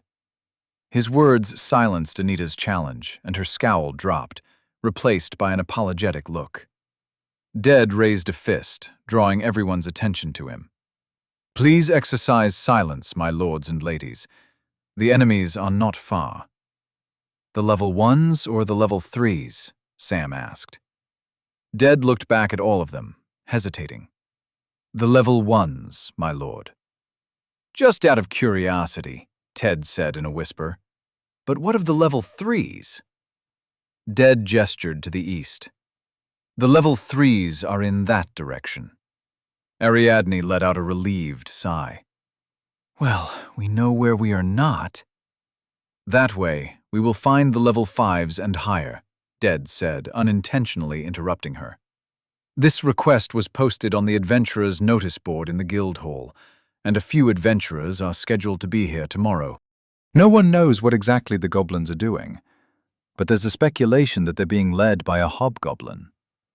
Aiden was fairly certain that the group hadn't encountered the hobgoblin in the previous timeline, because hobgoblins were at least level 15 monsters. All monsters evolved, and at level 10, goblins began their evolution into hobgoblins. Aiden looked at the people around him and was sure of it. At their current strength, a hobgoblin would go through them like a wrecking ball through a barn shed. "I say we go for the level 3s, Sam said. "Why the hell would we want to do that?" Drax asked, flabbergasted. Everyone's faces turned into slow annoyance, and Sam hurried to explain himself. "Just hear me out," he said. "Right now, none of us are at level 1. And ask the soldier. There's a world of difference between a level 1 and someone without a level. A whooping world of difference. Think high school boxer and professional UFC fighter." "Still," Ariadne muttered, "level 3 is just a little too—" "We need to get to level 1 as fast as we can," Sam pressed. "The rising darkness is coming, everyone knows it. And I, for one, have no plans to be caught weak. We need to be as strong as we can get." Aiden stood silently, listening to the conversation. So this was how everyone was thinking. Sam wasn't entirely wrong. While the war didn't start until another 5 years at least, the rise in demonic mana did bring about a lot of problems in Nestild over time. The truth was, they actually had enough time. Bandiv had adventurers and soldiers that were more than capable of handling the rising problems. Yes, as time went by and demonic mana continued to rise, they slowly became understaffed, but that wouldn't be for another year. Right now, the kingdom didn't need any of them to step in. Ted stood beside Anita where he'd spent most of the trip. But this time, instead of giving her his undivided attention as he had been doing, he was watching Aiden. Ariadne walked up to Ted, and the soldiers stood to meet her. "Is it true?" she asked. "Is the difference between a level 1 and someone without a level that much?" "All things being equal," Ded answered carefully, "a person without a level cannot dream of winning against a level 1 in any kind of fight." "See?" Sam gestured at Ded dramatically. "That's what I'm saying. We need to get to level 1 as fast as possible. Personally, I'm appalled that I've been here for a week and I'm still, well, here. In the stories, they get to level 1 right off the bat. First chapter type of thing." Drax chose that moment to step up. "Ded." "Yes, my lord." "As a soldier, what is your take on this? What would you advise?" Aiden held back a chuckle. "Way to put him on the spot, Drax." "With all due respect, my lord," Ded started, careful once more, "I am beginning to think that this is a bad idea." "And there you have it." Sam walked up to everyone. "You asked for advice from a level 19 scout. What did you think he was going to say? This is about taking risks, so let's take risks. I don't know about you guys, but I'm more than ready for my first level." Ded's gaze moved subtly to Aiden. Aiden gave the man no reaction. Truth be told, he wasn't worried. He already knew the outcome of this escapade and was genuinely curious to know how it had happened. There was the possibility of his presence changing things, but that didn't worry him. He was more than capable of handling his own. With all the chaos he was witnessing, he really wanted to know how they had succeeded.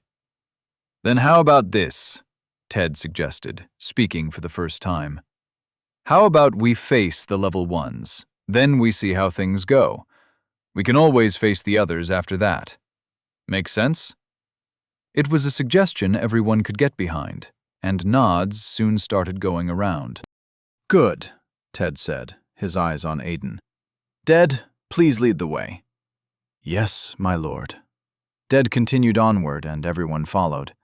Ted, however, delayed enough so that he ended up beside Aiden as they walked.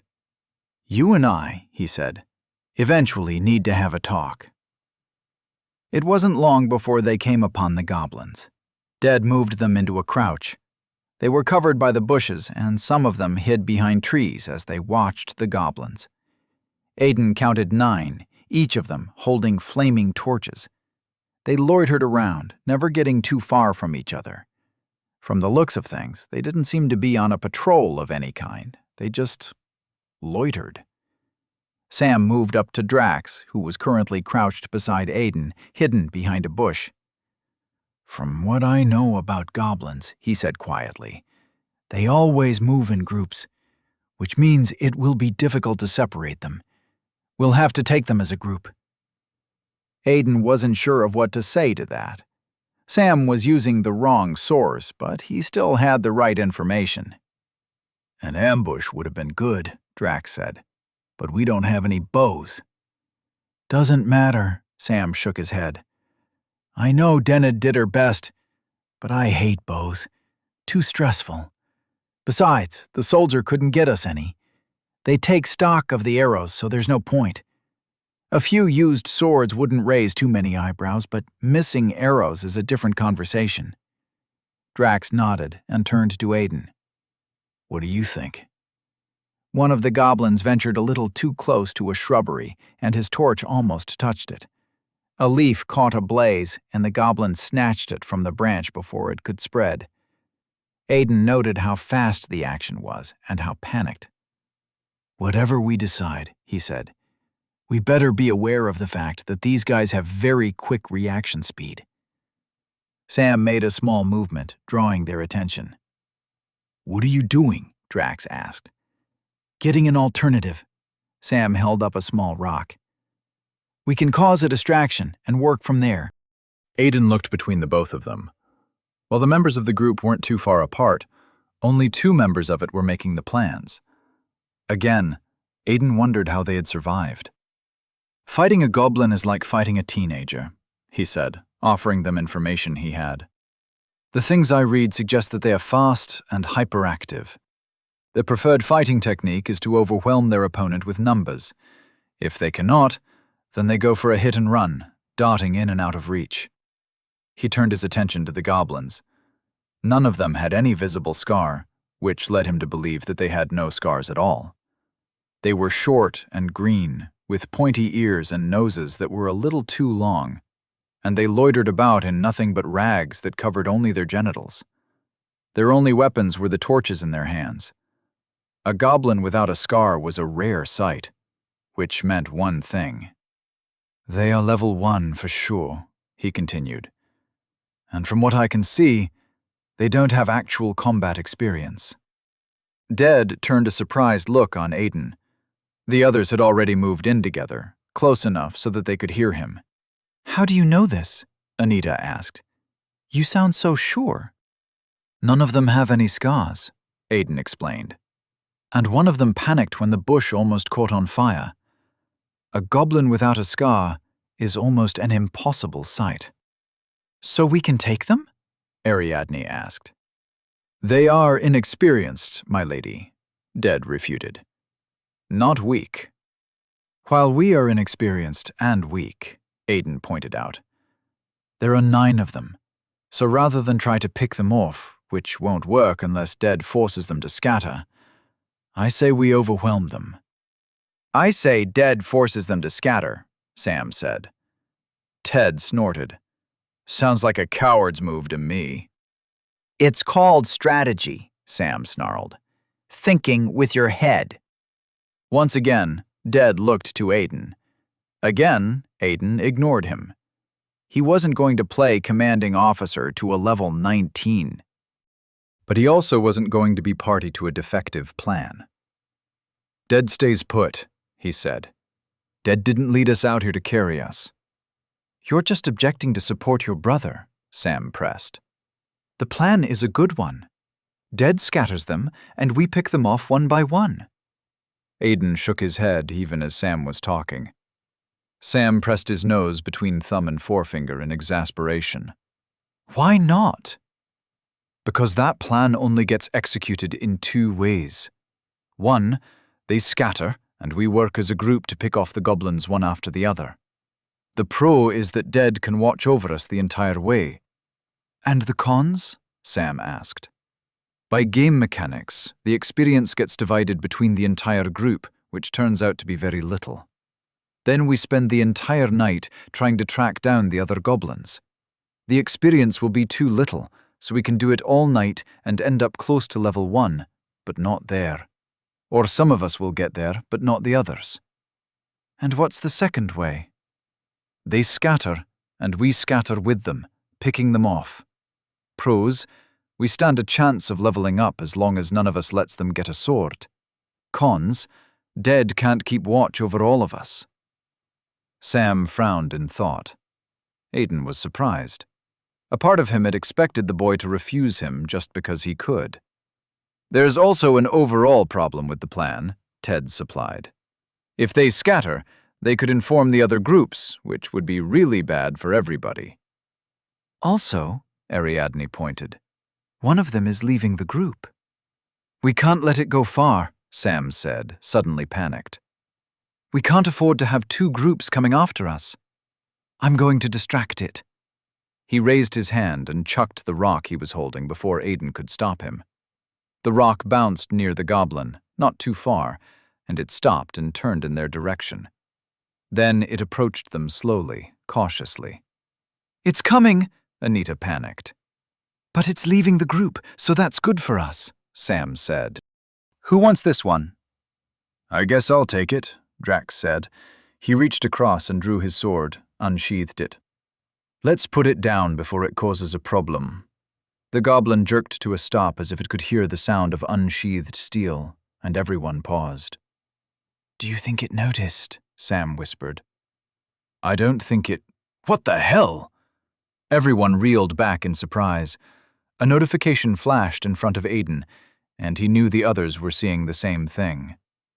Warning: you have just encountered your first monster, Goblin.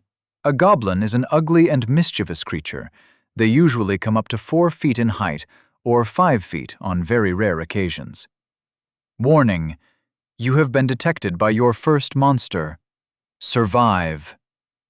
How did it detect us? Drax asked, taking his sword in both hands and rushing out of the bushes. He ran up to the creature and swung up in a diagonal arc, hoping to cut it across the chest.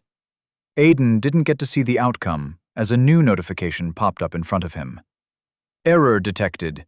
You have just encountered your first monster. You have not just encountered your first monster. Error detected.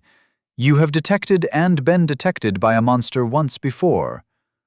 Error. Error. System repairs recommended. Prisoner number 2345023857739, stand by for system repairs. System repairs in progress. System repairs, 0.04%. What the hell do you mean by system repairs? Aiden thought, unable to hold back his panic. And why does it keep calling me a prisoner? The last time his interface had mentioned anything about a system, it had asked him to wait for support while it contacted the administrators, whoever they were. In the end, the resolution had been his termination. As much as he hated to admit it, he had been powerless then, and he was powerless now. If his termination was the resolution now, his death would remain an inevitable outcome. What the hell are you spacing out for, Aiden? Ted pulled him from under the arm. Fight! The message disappeared from Aiden's sight, and he was faced with the sight of gray, goblin eyes. He reacted immediately, raising his sheathed sword. The creature stabbed forward with its torch, and it struck the flat side of Aiden's raised scabbard. Not the time to be spacing out, Aiden thought. It was the time to be fighting. The goblin darted away from him quickly, and Aiden realized everybody had scattered, even Dead. To his side, Ted was holding off 2 goblins with sword slashes and thrusts, keeping them at bay. Aiden drew his sword free. He held the weapon in one hand and the scabbard in the other. He would attend to the notifications when they chose to attend to him again. For now, he needed to fight. The goblin snarled at him, and Aiden almost laughed at himself. I can't believe I'm taking a level 1 goblin seriously. He took a combat stance and attacked. Skill, basic swordsmanship, is in effect. Aiden felt the effects of the skill as he closed the distance in a single step. Dash was no longer on his skill list, but the effects remained a part of basic swordsmanship. He swung his sword when he came to a stop, and the goblin raised its torch to meet it.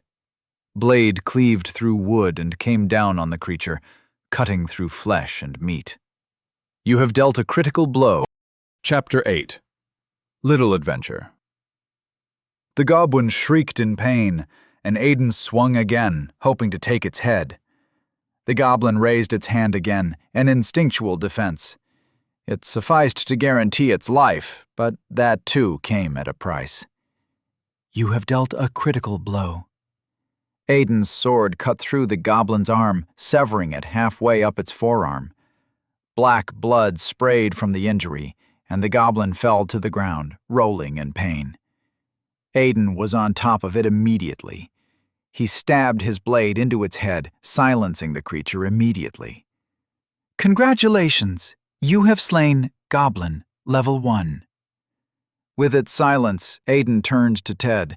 He found his brother deflecting a wide swing from one of his opponents with his sword. The flame of the goblin's torch trailed a path in the air as it was struck away, and Ted's lips were already moving. Without a level, there was almost nothing Ted would be able to do with magic. Right now, he would only have foundational magic skills, which, on their own, were merely catalysts, unable to. Ted pointed an open hand at the goblin, and the trailing flames spread. It licked all the way up the goblin's arm, sending it into a panicked frenzy. With the goblin distracted from him, Ted turned on the second one and attacked. Aiden panned his gaze around, searching. Everyone had a goblin they were engaging. Drax was the only other person with 2 goblins, swinging his sword with practiced accuracy. Their instructor, Denid, would be pleased to see how effective her training was on Drax. Still, despite his grace and precision, the goblins were faster than he was. Drax swung and missed, then swung to keep his opponents at bay. Aiden made a quick decision. With one of Ted's opponents still struggling to put out their burning arm by rolling around on the ground, Aiden went for Drax. He hurried, eyes panning about, searching for Dead. He found the scout a moment after, just as he pulled up on Drax. Day stood atop a tree branch, hand on the hilt of his sword, watching everybody. Aiden's senses seemed to sharpen the moment he noted Dade on the branch. You have learnt foundational skill. Keen eyes. Mastery 8.01%. Aiden ignored the notification as he rammed into Drax's second goblin with a shoulder tackle. The force of the impact sent the goblin to the ground, flaming torch falling from its hold. Drax's attention snapped to Aiden momentarily before he ducked a swing from his opponent. "It's got my sword!" someone bellowed, the voice filling the night air even amidst the fighting. Aiden knew Sam's voice when he heard it. He also wasn't surprised at the announcement. Sam had no talent with the sword. His skills lay in a very specific type of magic, one he would not come to learn until the distant future. "Aiden!" Drax barked, ducking another swing and drawing a cut across his goblin's stomach. "Help Sam!" Aiden didn't think Drax understood what was going on. Help Sam? Sam was currently the least of their problems. Sam didn't die here, he thought, thrusting his blade at the floored goblin. But what if he does? The goblin rolled away in time to escape Aiden's stab. Then good riddance. The world's better without a man who does human experiments. Aiden followed after the goblin as it popped back to its feet. Then why didn't you kill him yourself? His mind asked. If he really deserves to die for what he may or may not do, if you really believe that, then why not kill him yourself? Aiden had an answer to that question dangling somewhere in his mind, he was sure of it. All he had to do was find it. Sam yelled in pain, and Aiden winced. He really didn't want to be the one to save Sam. Sam was a normal person right now, maybe a little too absorbed in his new world and new life, but a normal person nonetheless. He was a little annoying, but he wasn't a bad guy. He was just rough around the edges. The Sam in this fight didn't deserve to die. In 2 more cuts, Aiden got a new notification and found his feet taking him away from Drax. You have slain Goblin Level 1. Sam was dragging himself along the ground, bleeding from a cut in his thigh when Aiden got to him. The goblin he was facing had his sword in its hand. It held it up to the light, studying the bloodied blade in amusement when Aiden got to it. It turned abruptly at the sound of Aiden's approach, sword raised between the both of them as Aiden swung his blade. Both weapons clashed in a ringing of metals, the first of the night. Where Aiden had swung with all his might, the goblin's defense had seemed experimental, almost as if it was simply emulating an action it had seen once. Aiden's strike jarred the goblin's sword with enough force to send it moving to the side. The goblin's arm followed, opening it up for an attack. There was a moment of surprise on its face before realization. Its eyes twitched to the side, and Aiden read its next action. It jumped back, ready to dart in another direction, but Aiden was faster. He stepped in, then shortened the distance with a turn that ended with a slash. "You have dealt a critical blow." His blade lopped off the goblin's arm wielding the sword and sent black blood spraying into the night air. The pain would destabilize the goblin, then send it into a small frenzy. It would buy Aiden just enough time to finish. Aiden swung his sword from the side in a following combo, and his blade met air. In front of him, the goblin was hightailing it like a runaway train. Aiden hesitated, surprised, and a trail of fire came at him from the side. He ducked under it, his attention returning to the fleeing goblin. Annoyed, he rounded on his new opponent. His mind went into complete combat mode at the surprise attack, threw him into what the order had made him, and he ducked into a roll. 50 feet northeast, he bellowed, dropping the coordinates of the fleeing goblin as he moved his attention to his new foe. "Take the shot, Zen!" His stupidity dawned on him a moment after, as he caught his new opponent's swing in one hand. He grabbed the lit torch by the handle just beneath the fire and pulled the goblin into his waiting blade. He stabbed it in the gut with a scowl. "You have slain Goblin Level 1. He'd been adapting to this new timeline well enough, reacquainting himself to the renewed, only to unravel in such a situation. One real-life battle, and you forget you are not a part of the order, he scolded himself. Aiden pulled his sword free of the goblin, angry at himself. Zen was not his partner anymore, and his moment of forgetfulness had cost them a goblin. Looking out into the distance where the goblin had run, he couldn't see it. Even with keen eyes sharpening his sight, there was nothing. The monster was gone, and the outcome was anyone's guess. He looked down at the dead goblin at his feet, then at Sam, who had pressed his back up against a tree, applying pressure to his thigh, trying to stem the flow of blood. His face was pale, and there were tears running down his cheek as he panted heavily, lips muttering things Aiden could not hear. Aiden doubted Sam was muttering anything useful. After all, at level 0 he wouldn't be capable of any healing magic. A small squeal filled the air, drawing his attention once more, and Aiden turned to find Dead holding a goblin up by its neck. It struggled in his grasp, while Ariadne was on her knee at his feet. She, leaning to the side, head down turned. On the ground beside her was a small puddle of vomit. Everyone gathered when the last goblin was dead, its neck broken by Dead with barely a flick of the wrist. Sam was in no position to be moving about, so they converged at the tree where he was rested, hand still pressed against his injury, and breathing still labored. Drax helped Ariadne, and she leaned on him all the way to the tree. Dead came up to Aiden's side when they were gathered, his head slightly bowed. "Should I go after the goblin, my lord?" he asked. Aiden saw the small frown on the man's face, self-deprecating. He understood it. Dead was the highest level amongst all of them, significantly stronger, and a scout. A level 1 goblin had no right escaping the battle when he was around.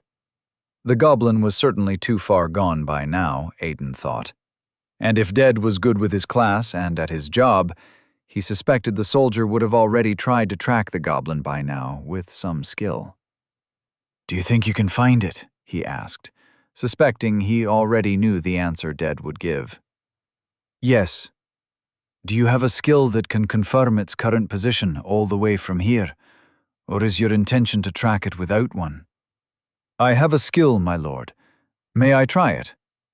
Everyone remained silent as Aiden nodded. Dead took a knee and placed a hand on the ground.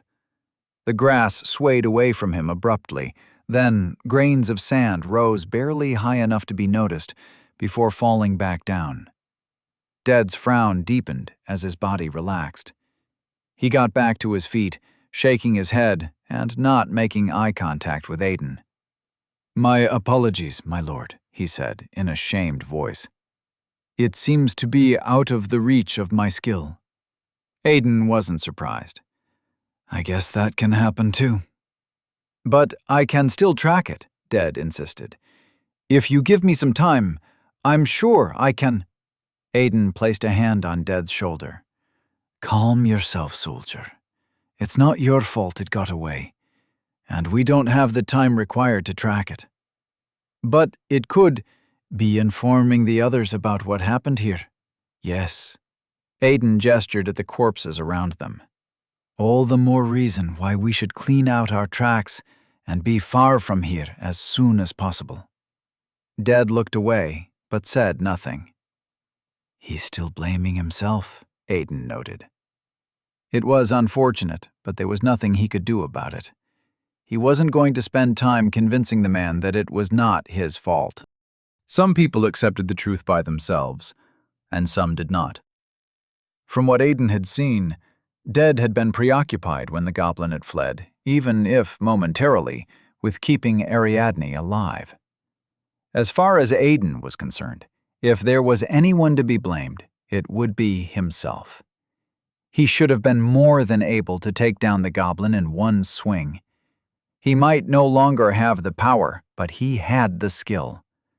Every strike should be to take their life, he thought, his mind going back to old teachings in an old timeline.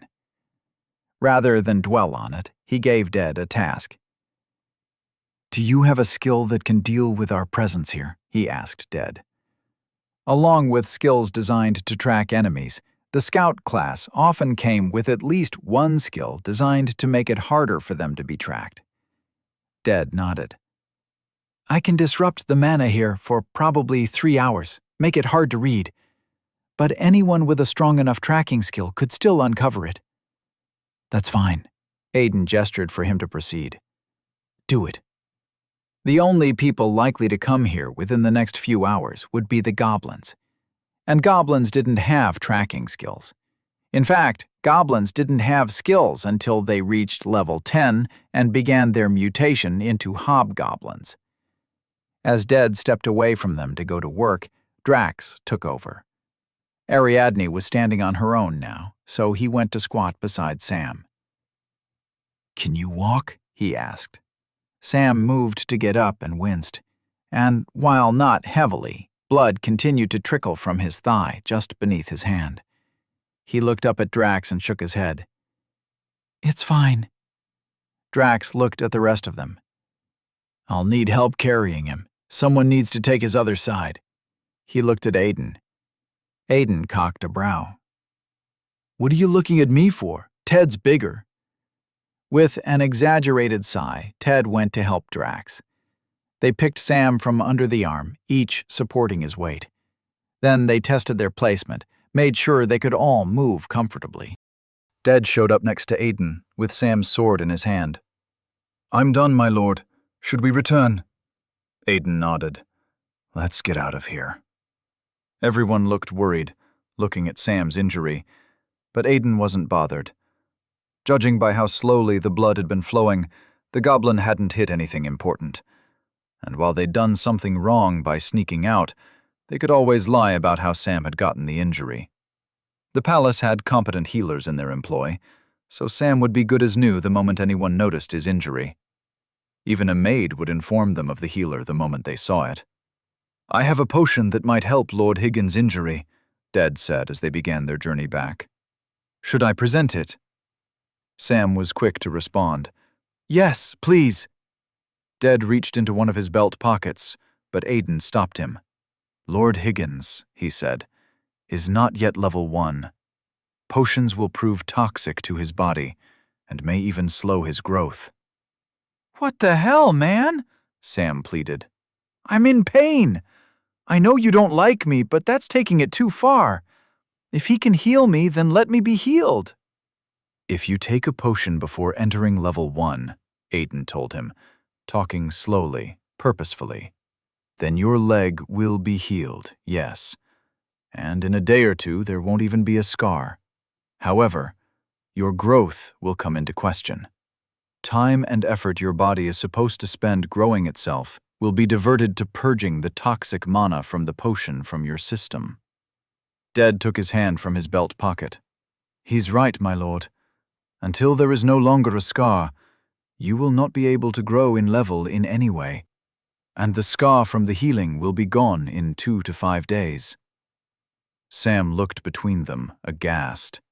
"It's just a delay of 2 days, he muttered to himself, obviously calculating. "It's just 2 days. To 5 days, Aiden added. 2 to 5. So it could just as easily be 5. 5 days unable to level up. Ariadne hugged herself, knowing that if not for Dead, she could have easily been in the same position, most likely in a worse one. "I don't think you should take it." "Because you're not the one in fucking pain," Sam snapped. Ariadne flinched. "Take a breath, Sam," Drax said from his right shoulder. "Yeah," Anita supported. "It's not her fault you got cut.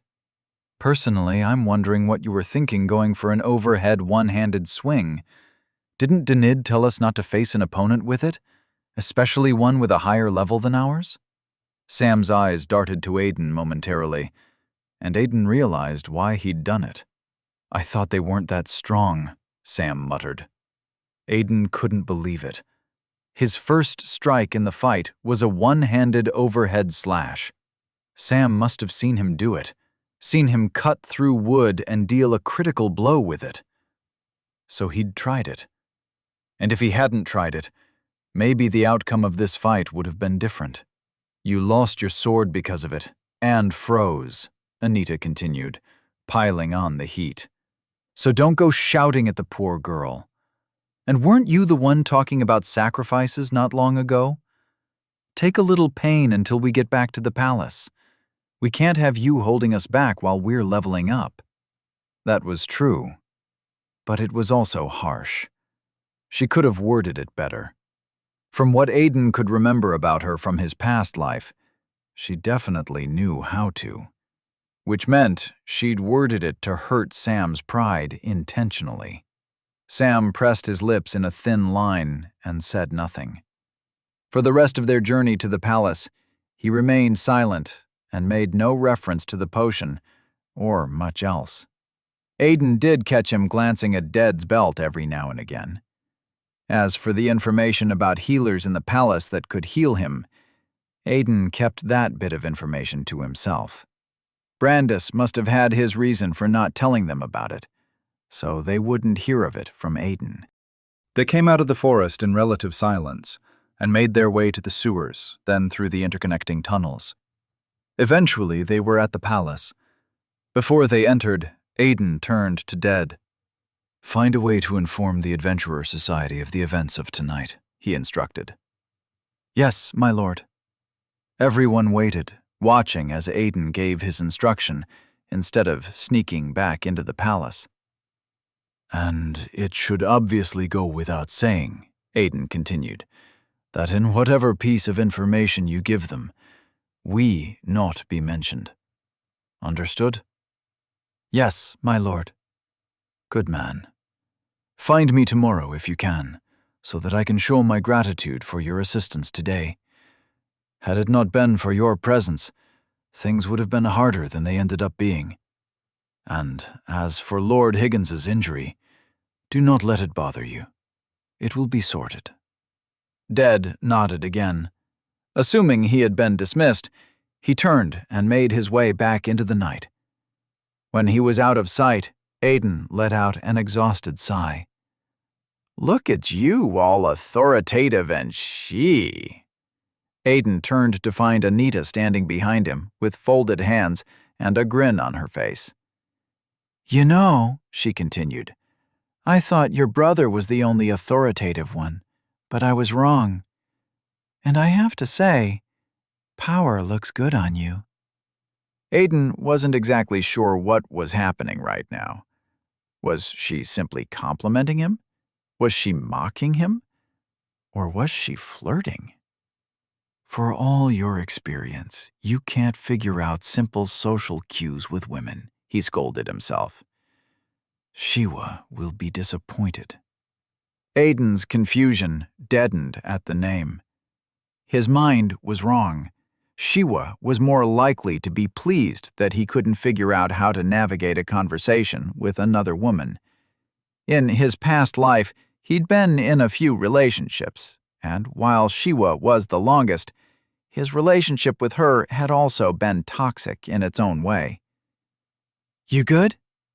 Anita's question shook Aiden from his thought, and he found everyone was waiting for him. Yeah, I'm good. He dismissed her worry with a gesture. Tonight has just been a lot. I just want to get inside, put my head on my pillow, and pass out. You said it, Anita chuckled, then turned around. Let's go get some shut-eye, Lockhart the Younger. Quiet and tired, Aiden plopped down on his bed. A lot of things had happened tonight, and he'd learned a few more. But what mainly had his attention was the fact that he had messed up. Ted walked in behind him. There was a short period of silence before Aiden opened his eyes. He hadn't heard the door close. When he turned his head, Ted's head was outside as he addressed someone. Not tonight, Drax, Ted was saying. Tonight, I get him. Try tomorrow. Personally, Aiden would have preferred if Drax didn't try at all. Ted closed the door after that, then locked it. He looked down at the door handle and paused. How do you work this thing again? It's an enchanted lock, Aiden explained, closing his eyes back. You see that small triple circle just beneath the handle? The circle inside a circle inside a circle? The one next to all these circles and triangles? Yeah. Touch it and say lock. There was a brief pause. We've had a rough night, Aiden, so this better not be some twisted joke to get me to talk to a door. Are you even listening to me? Ted sighed. Lock. Whoa, that's trippy. Aiden nodded.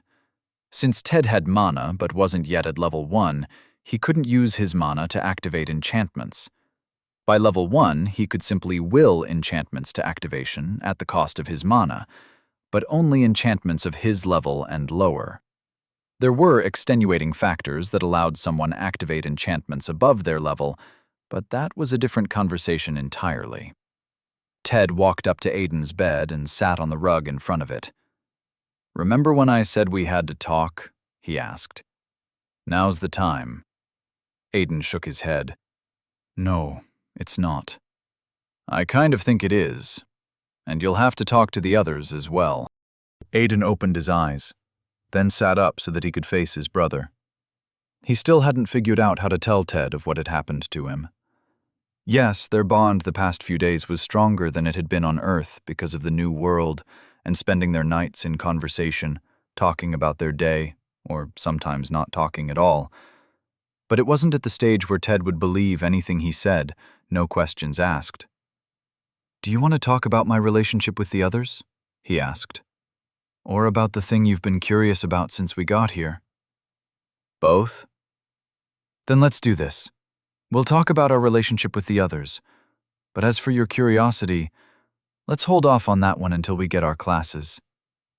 But that's the more important one. Please, Ted, Aiden begged. Just give me this one.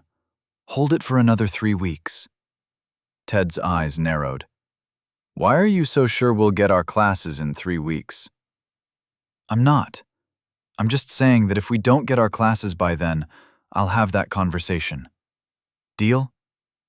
Ted thought about it before nodding. Deal. Thank you. Feels as if you just don't want to talk about it in the palace, but okay.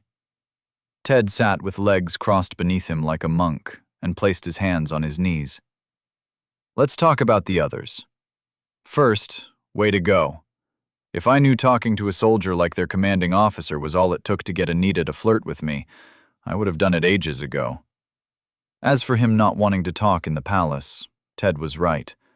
The palace had no secrets, not from those at the top of the hierarchy.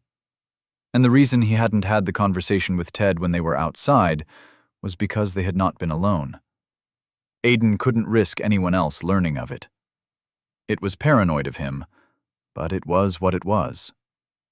She wasn't flirting, Aiden disagreed, even though he didn't know if she was or not.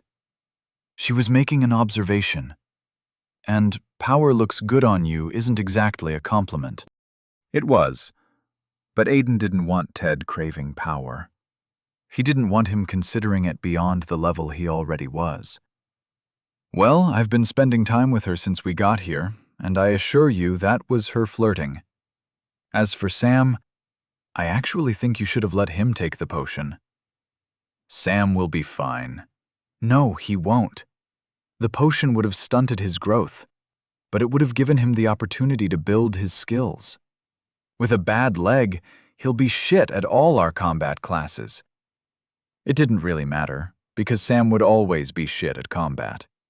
His talent laid in the magical aspect of things, and, unfortunately, it wasn't the combat part.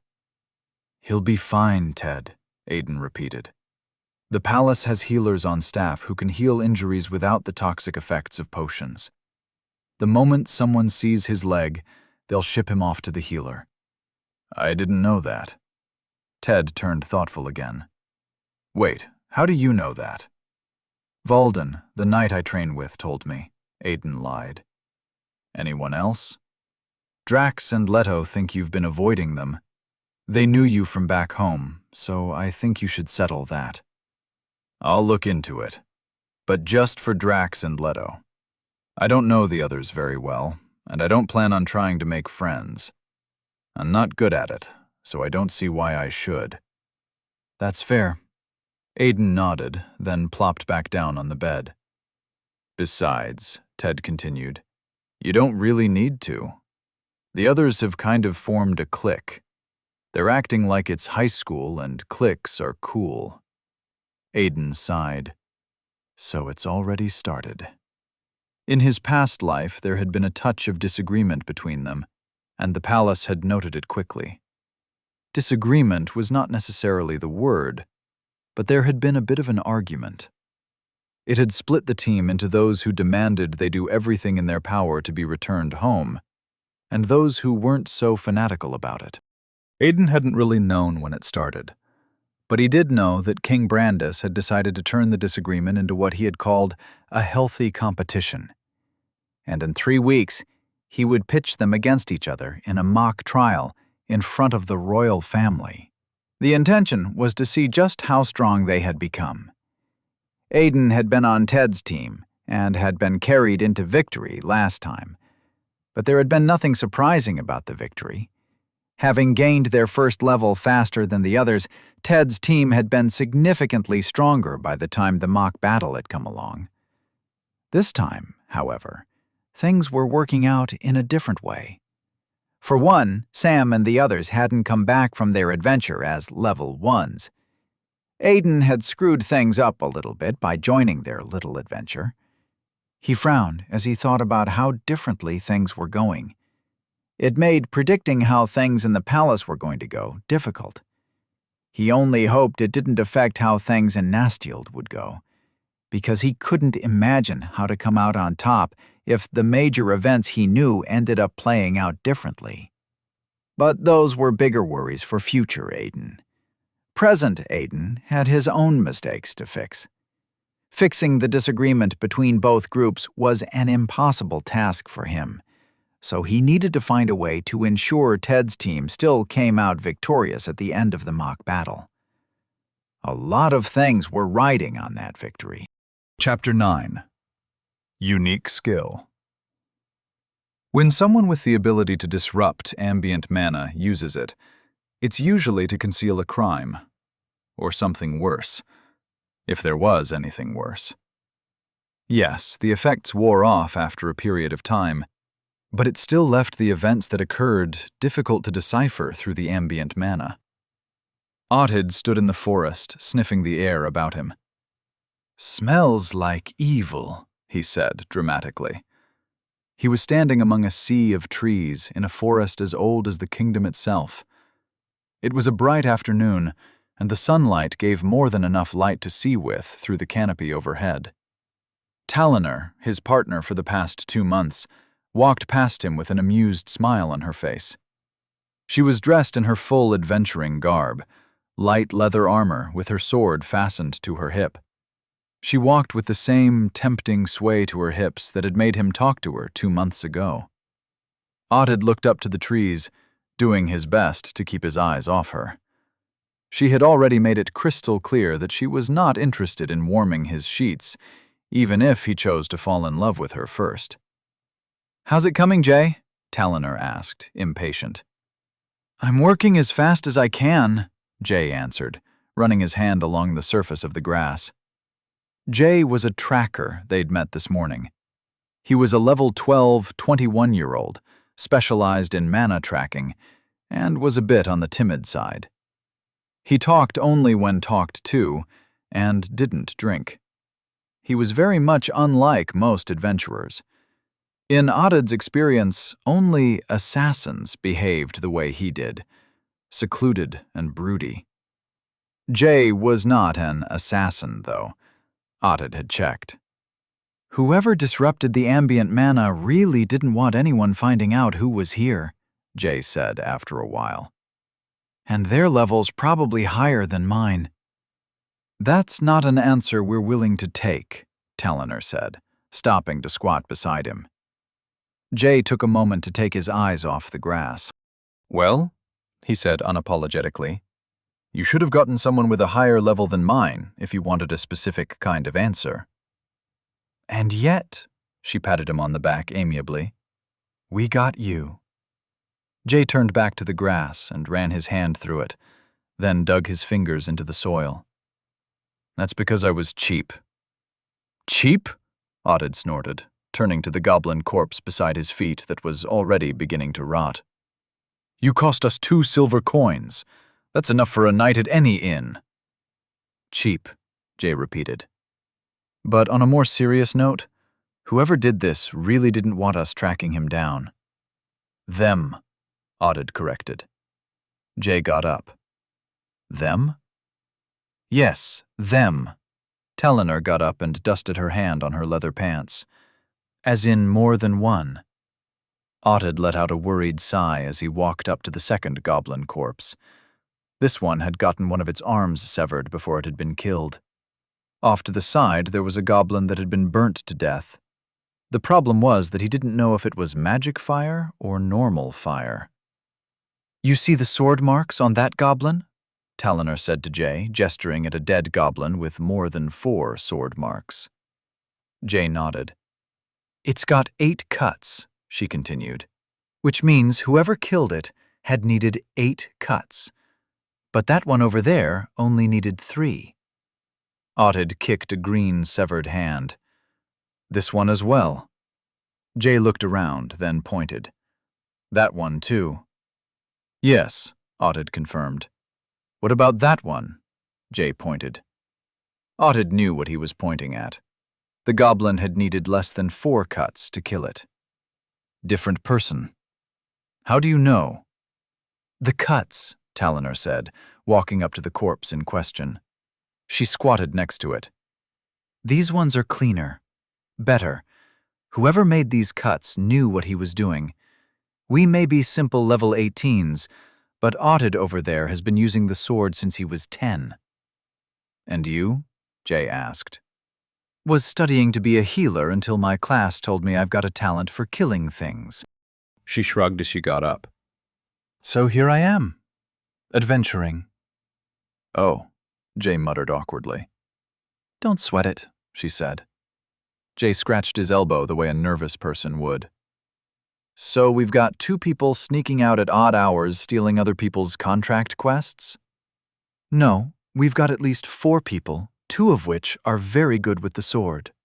Whoever severed those arms really knows his way with a sword.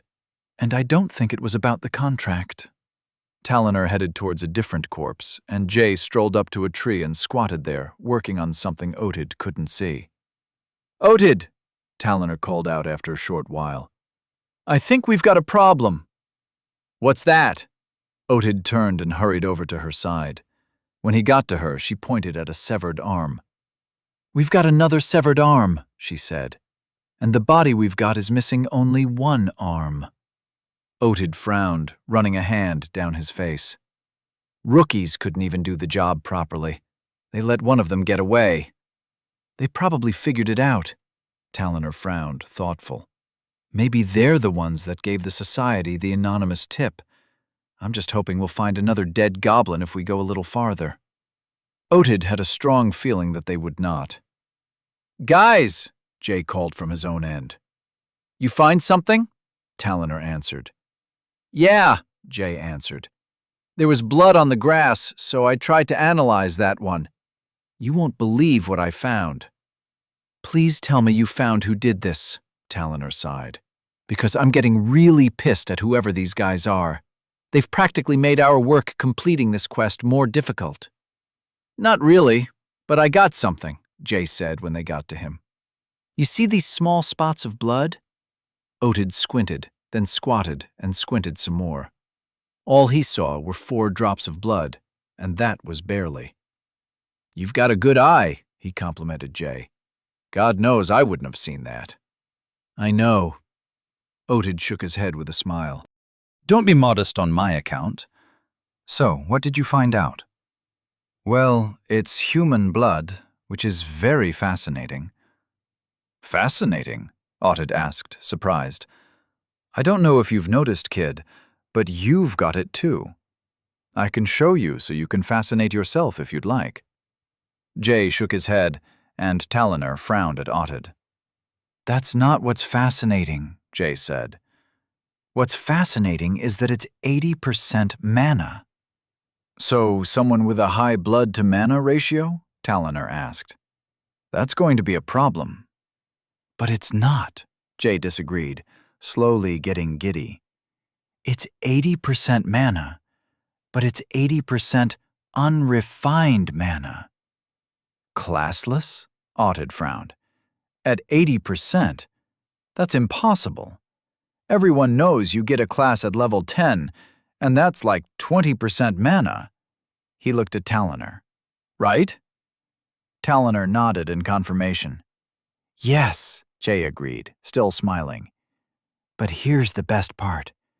It also has traces of summoning magic, but none of the binding magic that comes with summoned creatures." Otid paused, then shook his head. "Let me get this straight.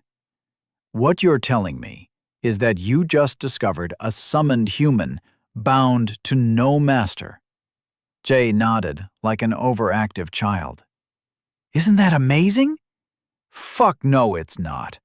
You expect me to go tell the society head that we've got a summoned human running amok with no master? Can't happen."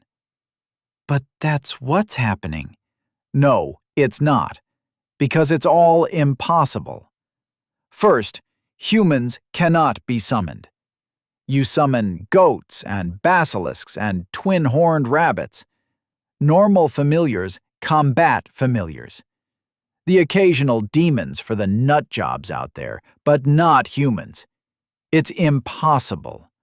And every summoned creature is bound to a master. If its master dies, it has no tie to this world and it disappears." Jay's enthusiasm was slowly slipping away as Otid ranted. "No," Otid shook his head. "Not telling them that the impossible happened. I'll be a laughingstock. Check it again." At this point, Jay was already frowning. I understand how you can be confused, but I will not stand here and be insulted. You paid me to get you a piece of information from my investigation, knowing you might not get any at all. Well, I got you something. Take it or leave it." With that, he stormed away in annoyance, walking into the trees and in the direction they'd come from. Talonor shook her head at Otid. You've really got to work on that temper of yours. It's not the temper, Otid grumbled. The kid's asking us to tell the guild the impossible. No classless walks around with their blood having 80% mana. Not even a level 200 has that much mana in their blood, and they are legendary. There is another possibility, Talonor offered, but you won't like it. Otid knew what she was talking about. No, he said before she could continue. Do not quote any fucking scriptures to me. It's all bullfarts and japat shit. I'm not very religious myself either, Otid, but you've got to admit, with the rising demonic mana reports, this would tally with the scriptures. And from what any half-sane adventurer knows, you'll need an arcane class above level 200 and at least 20 sacrifices to summon one savior. One, Tal. And your scripture says there'll be a handful of them all across the fucking world. I think we'd know if people suddenly started vanishing off the face of the kingdom in groups of 20. Silence stretched between them. Talonor glared at him with a scowl on her face. After a while, Otid dragged a tired hand across his face, calming himself. He'd blown up on her for something that wasn't her fault. I'm sorry, he said finally. I'm sorry. It's just... The society head gave me this contract quest, and I'm trying not to mess it up. I haven't gotten a good quest in forever. We haven't gotten a good quest in forever. And I've been stuck at level 19 for too long. If I can deal with this one, I'll get more quests. More quests means levels, Tal. I'm sick and tired of being a level 19 adventurer. Talonor nodded. The scowl dropped from her face and her eyes softened. Otid knew she at least understood his frustration. Adventurers needed to level up. It was their bread and butter, even though it wasn't the easiest thing to do. Yeah, she muttered. Then she looked him straight in the eye. Fuck you, Otid. She stormed off without looking back. Angry and alone, Otid turned and kicked a tree. What was he doing, shouting at her? It wasn't her fault they'd gotten a shit tracker. People didn't summon humans. And even if it was possible, certain types of summoning needed certain criteria. The more complicated the creature, the greater the sacrifice, and demons and humans were the most complicated things alive. Demons needed a lot of blood, which meant a lot of dead people, and they were considered the second most complex from everything he knew. But if Jay is right, he thought, second-guessing himself, and someone really went out of their way to summon a human, then we've got to tell the guild. Heck, we've got to tell the king. Because if the scriptures were right, then there was only one thing that could lead to human summoning. The demon king was coming. Otid ran a shaky hand through his short hair. Shit. 2 days had passed since the skirmish with the goblins. Aiden had spent all 2 of those days only practicing his swordsmanship and visiting the library. He skipped out on all arcane classes and focused on his engraving and geometry skills. He had failed to achieve his goal at level 1, and fighting the goblins hadn't gotten him to level 2, even though he knew the level wasn't so far away now. Engraving and geometry were already at high mastery, simply waiting for a little push to create a basic skill. But Aiden needed them to have a little more oomph before he tried for level 2. After all, the higher the levels, the harder it would be to achieve his goal. What he needed wasn't another basic skill or 2. What he was looking for was a unique skill. Some people called them techniques, and the only way to evolve them was to learn 2 or more basic skills at the same time. With learning a basic skill to gain a level when classless, learning 2 at the same time also led to a single level. However, while it slowed the process, the giveaway was that the basic skill ended up being a unique skill. And Aiden had every intention of getting a unique skill for his second level. He only had so many chances before learning 2 basic skills at the same time became next to impossible. Aiden closed the book of enchantments in front of him and got up from his bed. It was late noon by his estimate, so Ted was probably out there learning one form of magic or the other. He picked up his pouch of coins, a daily stipend the palace gave each of them out of the goodness of their hospitality, and left the room. Outside the palace, but still within the castle walls, everyone was busy. The sun was going down, and evening had begun its rise. He found an enchanter's store just beside an apothecary and made quick work inside. For his next level, he needed to learn the enchant basic skill while learning unarmed combat. Being in an enchanter's shop gave him a small level of nostalgia. Most of the items he saw while walking around the shelves were things he'd crafted by himself once upon a time. There were basic combat tools, a few stick-on enchantments as well. The way the latter worked was that the enchanter drew whatever runes and sigils were necessary for the enchantment on a piece of sticky paper. The user only had to stick the paper to their item of choice and rip it off. The result would be a single-use enchantment present on the weapon. It was something purchased by low-level adventurers who couldn't afford proper enchanted weapons. The normal civilian also used it every now and again. Aiden purchased enchantments he was familiar with, items he used so much that using them might as well be muscle memory to him. He purchased Orb of Lesser Silence, Orb of Lesser Speed, Cube of Lesser Strength, and a few other combat tools, most of which were designed to give self-buffs. If he wanted to increase the mastery of his skills to get the enchant skill during combat, he needed to have his body go through the process. Enchant skills, after all, were rarely ever leveled in combat. They were leveled in practice, seated and slaving over engraving enchantment runes on one item or the other. After haggling down outrageous prices to lesser outrageous prices, Aiden left the shop with his items of choice, knowing he could have gotten them cheaper out in the city. But his ire was controlled. After all, these were castle prices. The elite felt more superior if they didn't have to mingle amongst the commoners to get what they wanted. So the extra was for the prestige. Also, the money wasn't his. It was a gift from the palace. Tomorrow, it would be replenished. Next, Aiden stopped by the armory and got a soldier's belt. On the Steeled, everyone in the combat business had a soldier's belt, though it was known by different names in different parts of the world. It was a belt with at least one sword holder and multiple pockets for multiple items. He'd used it a lot before he'd upgraded to a flashy coat that did the same job, and more. The thought of the coat reminded Aiden of how much he missed it.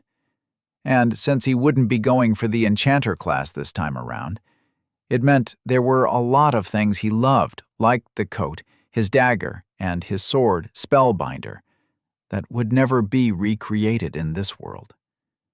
But they were necessary sacrifices. Aiden had only created them to help him compensate for his lacking combat prowess due to his class, and since he was determined to get a different class, they would not be necessary.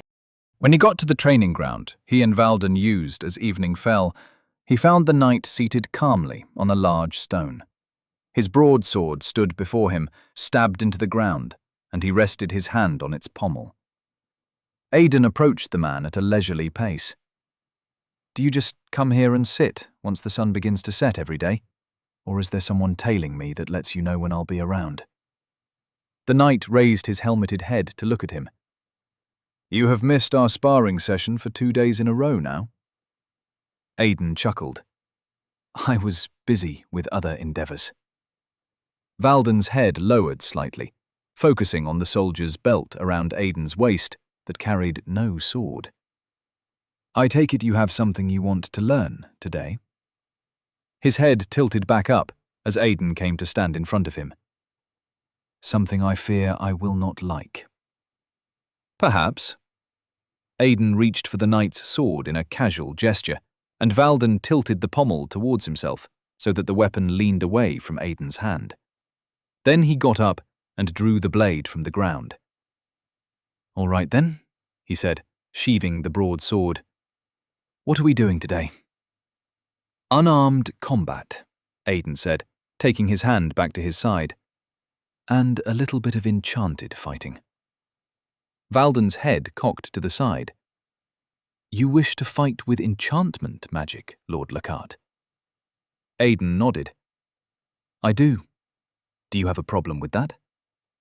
"I do not." Valden shook his head. "However, that seems like the focus of a spellsword, and it does not pain me to say that my abilities do not lie there.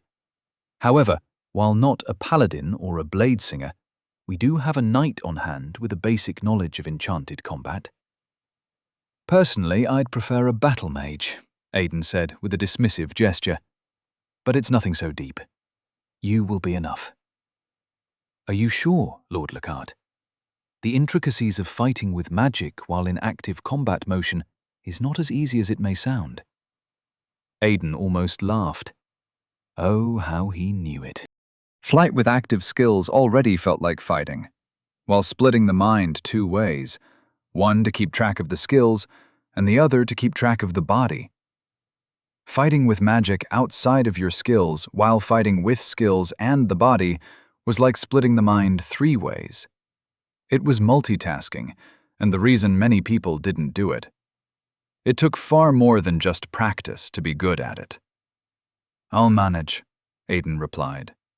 Valden extricated his sheathed sword from his side in a single motion, stabbed it into the ground, and took a combat stance. "As you wish, Lord Lockhart." A small rune lit up on the right breastplate of Valden's armor, and the armor seemed to soften. Valden always wore his knight's armor. He often opted to take it off on certain occasions, one of which was for unarmed combat, but Aiden always refused. There was just something about fighting against the man in his armor that kept Aiden on his toes. After all, he'd fought a few knights on opposing sides once before. A knight's armor also had active enchantments, one of which could be toggled on and off to switch between a hardened exterior and a more cloth-like one. The latter allowed for easier movement for the knights, and helped with situations like stealth and general silence, while still providing basic-level protections for the knight.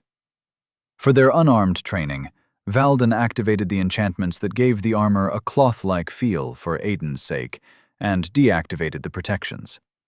According to him, it helped him gauge the strength of Aiden's blows. Aiden never said anything on this. After all, he had never landed a successful blow, and it wasn't like anything he could do to Sir Valden at his current level would have any impact. Punching the man was like hitting a brick wall. Aiden shook his arms out as he took a stance of his own. "There'll be a little sloppiness today," he informed Valden. "So try not to accidentally almost kill me this time, Sir Valden." "I will do my best, Lord Lockhart." Valden relaxed his stance slightly. "Has anyone told you that you possess strange fighting techniques, Lord Lockhart?" "Oh, this?" Aiden lowered his hands slightly. "It's called a boxer's stance. It's something from my old world." "Intriguing." Valden burst forward with a straight punch, and Aiden ducked out of the way.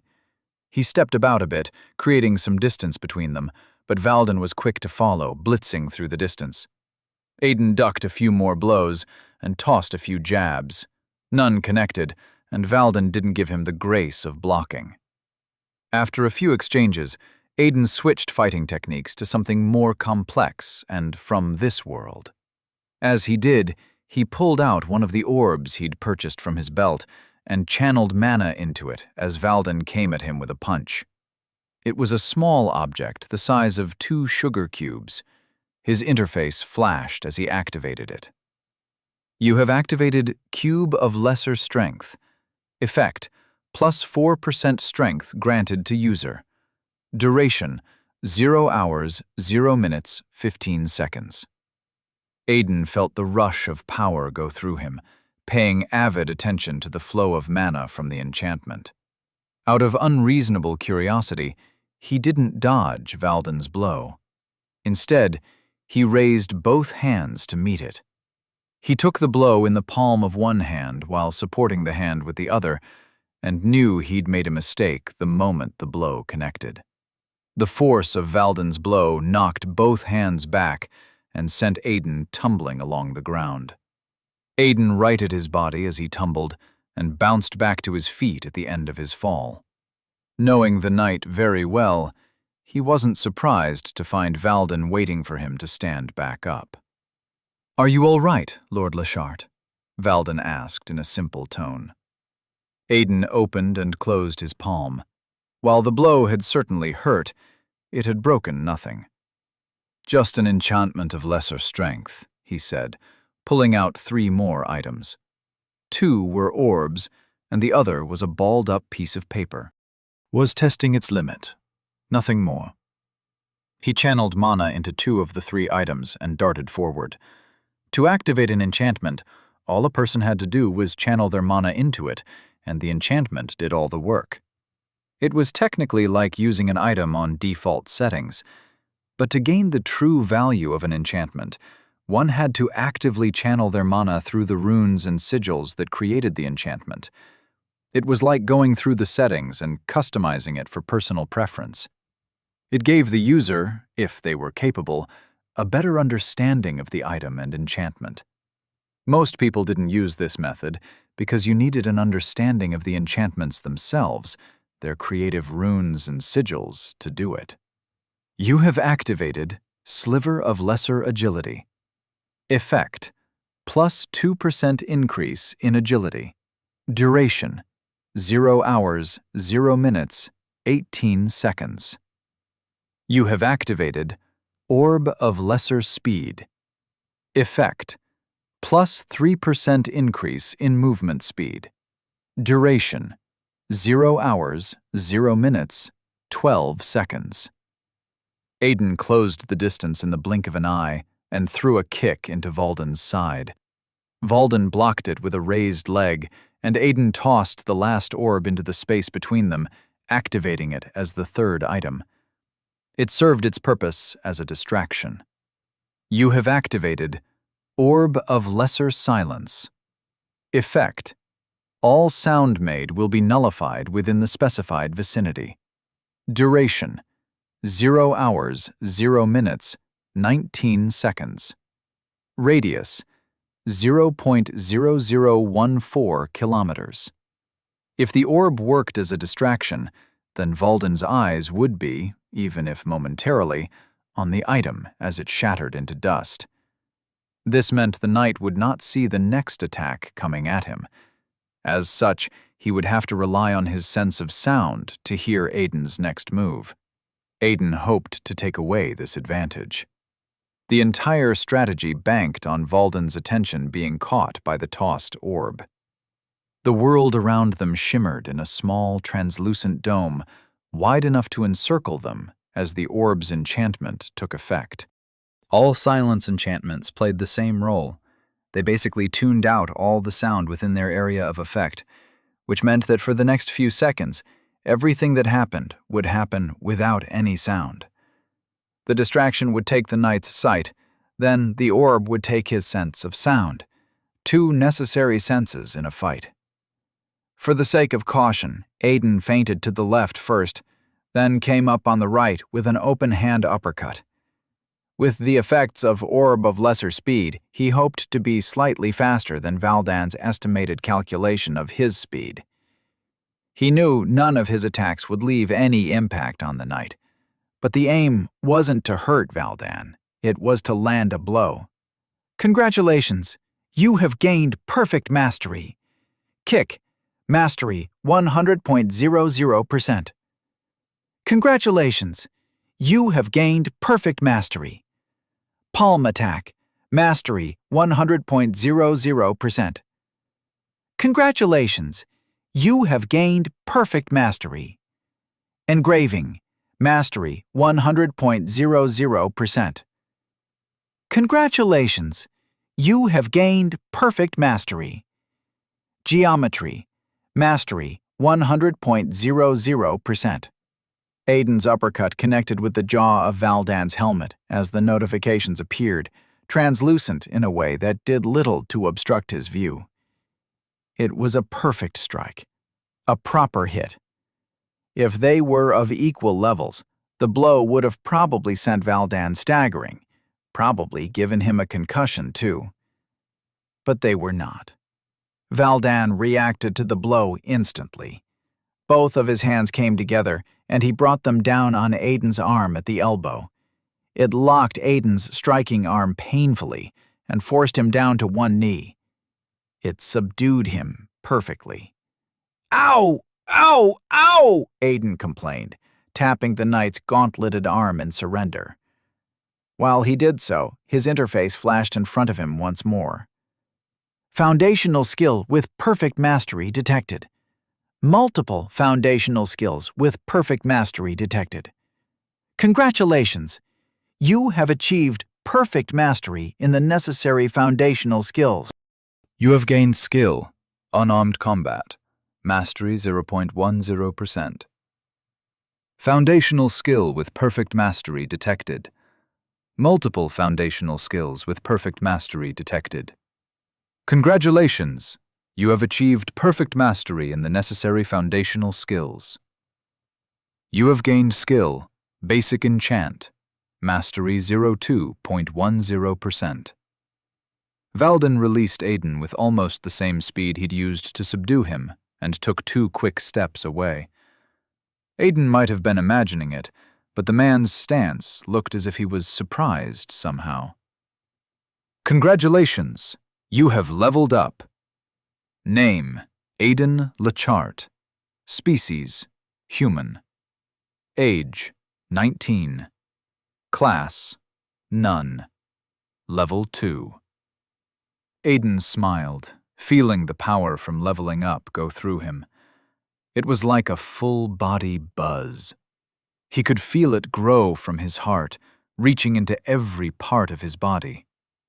Fear hadn't allowed him experience the ecstasy of level 1, but level 2 came unhindered. After the space of a second, the sensation was gone, and Aiden just remained on his knee, waiting. He was beginning to worry that he'd somehow failed when the notification he was waiting for popped up. Simultaneous basic skills acquisition detected upon new level. Congratulations! You have learned a unique skill. You have learned unique skill. Unarmed engraving. Mastery 0.00%. U. Unarmed engraving. Aiden hadn't heard of the skill before. While unique skills were called unique, they weren't necessarily unique to their user. They were simply skills that helped their user perform basic skills in unique ways. Valdan walked up to Aiden, and the sound of his armor as he moved told Aiden that the knight had switched the armor back to its default state. It was safe to assume that the sparring session was over. "You were right, Lord Lachart," Valdan said. "You truly needed no help in the art of enchanted combat. It has been a while since I've seen someone use enchantments in a fight the way you just did." Aiden moved his arm around, the one Valdan had locked down, testily. "Thanks. I didn't think I could pull it off." "The end distraction was impressive," Valdan continued. "I assume that was an orb of silence? I didn't hear your next move." "It was. I also used an enchantment for strength, another for speed, and another for agility." Valdan rubbed his helmeted jaw. "All for a single strike. All that willing sacrifice to meet your goal. And while congratulations are in order for your level up, if you do not mind me asking, what was your goal?" Now that he'd achieved it, Aiden had no reason to keep it from Valdan. After all, he wouldn't be able to get another unique skill until another 10 levels.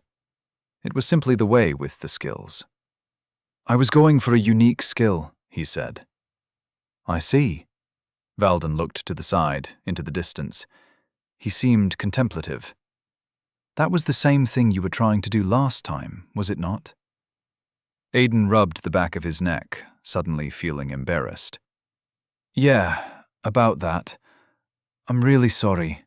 I didn't mean to get you angry. It's just, there were certain criteria and I couldn't meet them if you knew what I was trying to do. Valden nodded and waved his worry aside. I understand. Every knight directly subject to the king needs to possess at least one unique skill to serve under that capacity, amongst other things. And did you succeed? Aiden nodded. Though I'm not sure what it does. Ever heard of unarmed engraving before? Valden shook his head. Aiden couldn't say he was surprised. He pulled up the unique skill and displayed its description. Unarmed engraving, mastery 0.00%, U. All enchantments require a tool with which to enchant, an item to engrave upon any canvas. An engraving tool is for the ordinary, but you are unique. You are your own tool. Now find your canvas. I think I can engrave without using anything, Aiden said, looking up at Valden. I have never heard of a person who can enchant without tools, Valden said. You should try it and see how it works, Lord Lockhart. The skill said he was the tool, so all I need is a canvas. I need a canvas, he said, gesturing at Valden. Your sword. The knight shook his head. Like my armor, it already possesses too many runes. Any more will be a problem. He walked off to the side where they kept the practice weapon, and Aiden had to wait for a few seconds for the knight to return. Handing him the sword would have been significantly faster, but Valden was right. Every item had a maximum number of enchantments it could hold. Simple items could only hold one. Valden returned with a wooden sword and handed it to him. Have at it. Aiden took the weapon from him and held it up. The sun's descent was almost complete, and evening was soon becoming night. It was only a matter of time before they would not be able to see. He thought about the skill, activating it.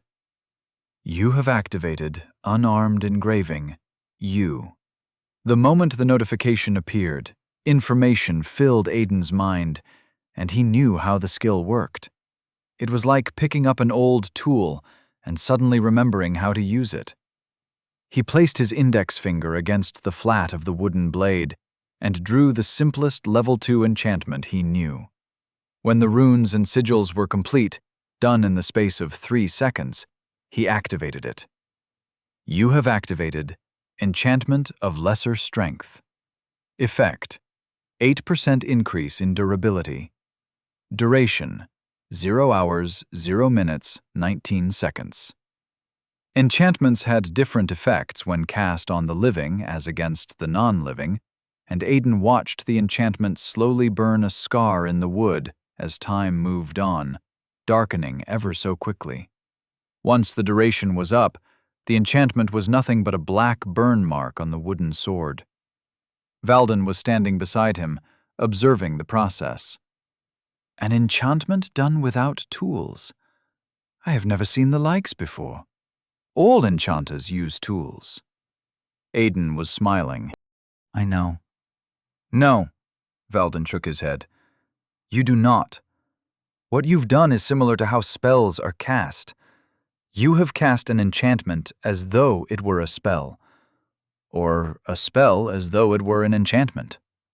Aiden knew.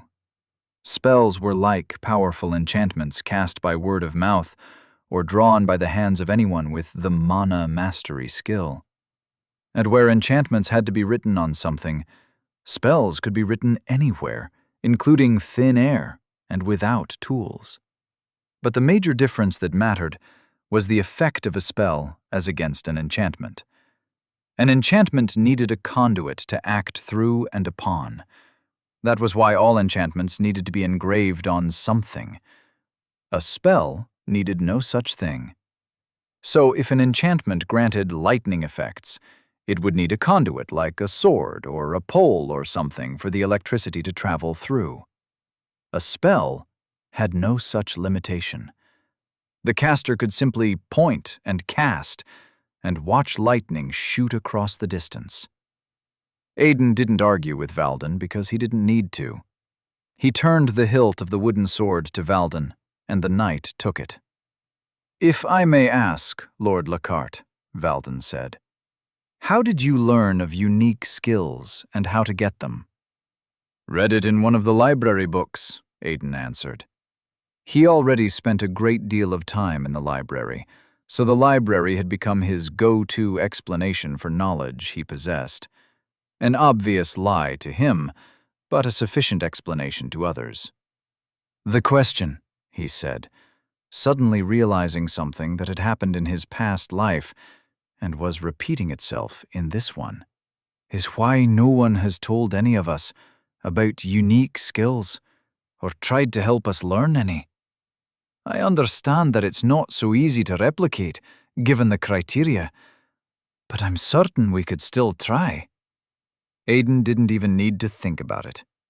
None of them had even heard of a unique skill until Drax had gotten one at level 25 in his past life. The palace had kept it a secret from them, and intended to do the same in this timeline as well. Unique skills are powerful skills, Valden, Aiden continued, slowly getting angry at the realization. Why the hell would you guys keep it from us? Aiden didn't know when, but he'd stepped up to the knight as he'd spoken. The man was taller than him by a head, and he stared up into the slits of his helmet. Even with a good king like Brandis, the palace continued to play games. It gave them the best to carry out their tasks, but only the best it was willing to give. They would be better as a team if as many of them as possible got unique skills before getting their class. Despite his position in front of a man capable of breaking him like a twig, Aiden's anger refused to allow him back down. Explain yourself, knight. He didn't expect to intimidate Valden, and Valden was not intimidated. Valden's head remained tilted down to meet his glare, even as he answered in the most casual yet knightly tone possible. All I have done and not done, he said, I have done and not done by order of the king. The answer shifted some of Aiden's anger into confusion. If this had been a direct order from King Brandis, then there was a reason. Brandis was not a man who would do something that seemed detrimental unless it was for the greater good.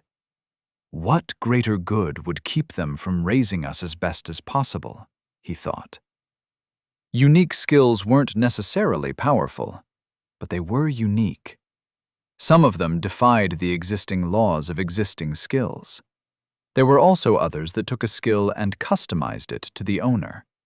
For instance, unarmed engraving had just ensured that no matter what situation he found himself in, as long as he had mana, Aiden could always make an enchantment. And Brandis kept it from us intentionally. Why? Aiden stepped away from Valden's personal space and collected himself. He needed to be calm with his next words. Controlled. Because no matter how unique the palace was, allowing him shirk any other tutorial simply because he got special training in the martial arts, his next words, if said flippantly, could be seen as him overstepping his position. It could be seen as disrespect to the crown. And he was about to say them to a knight of the kingdom. If what I have deduced of the king is true, Aiden said, with as much respect as he could infuse into his voice, then he is a king of insight and vast intelligence. On that note, I am inclined to believe that all progress of mine and my companions are reported to him regularly. And I believe it is safe to assume that you report mine personally. While he was sure of everything he'd said, the last part was only a speculation. Valden could easily have someone he reported to, who in turn reported the information to the king. Valden nodded, confirming his speculation. Then on your next report, Aiden said, choosing his words wisely, pass this information on. Let the king know that I, Aiden Lockhart, humbly request an audience with the king. Valden bowed officially. Your request will be passed on to the king, Lord Lockhart. Good. Aiden turned and walked out of the training area. He wasn't sure what he was going to say to the king, but he knew that this was a question that needed answering. And if for some reason Brandis refused his request, then he would find another way to speak to the man. It was time he had a talk with King Brandis IV. Chapter 10.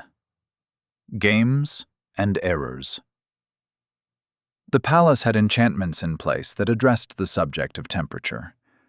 Earth had air conditioners as well as thermostats designed to regulate the temperatures of a room. The palace, and practically any other house of sufficient wealth, had weather-based enchantments. Their design was to keep rooms at what was considered optimal temperature. As a person rose through the levels, temperatures became less and less of a blessing or a curse.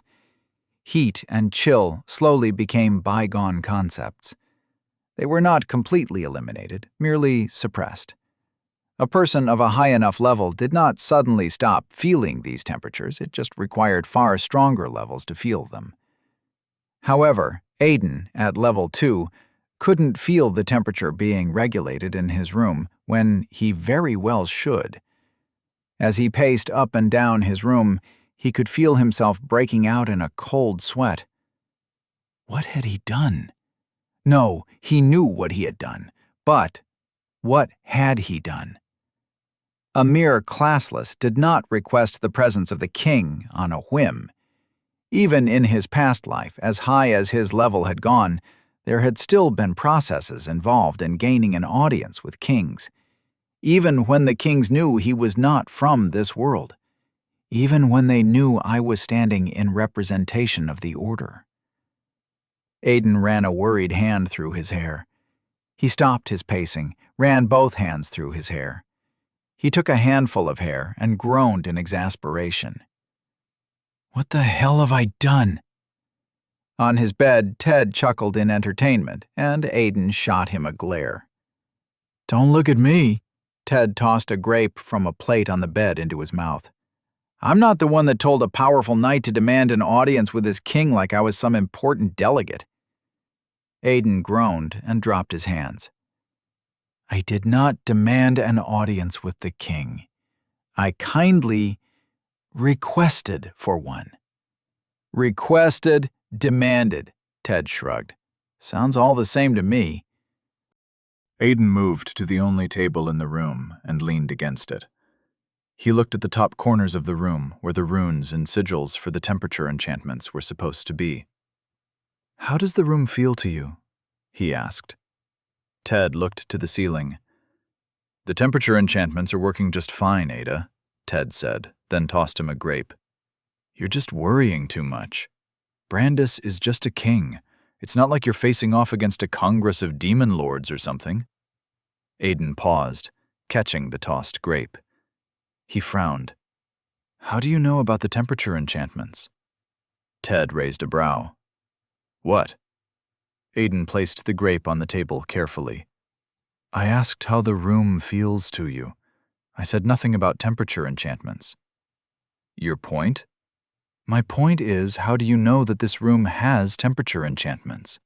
How do you know what temperature enchantments even are? Temperature enchantments were a normal thing in the palace.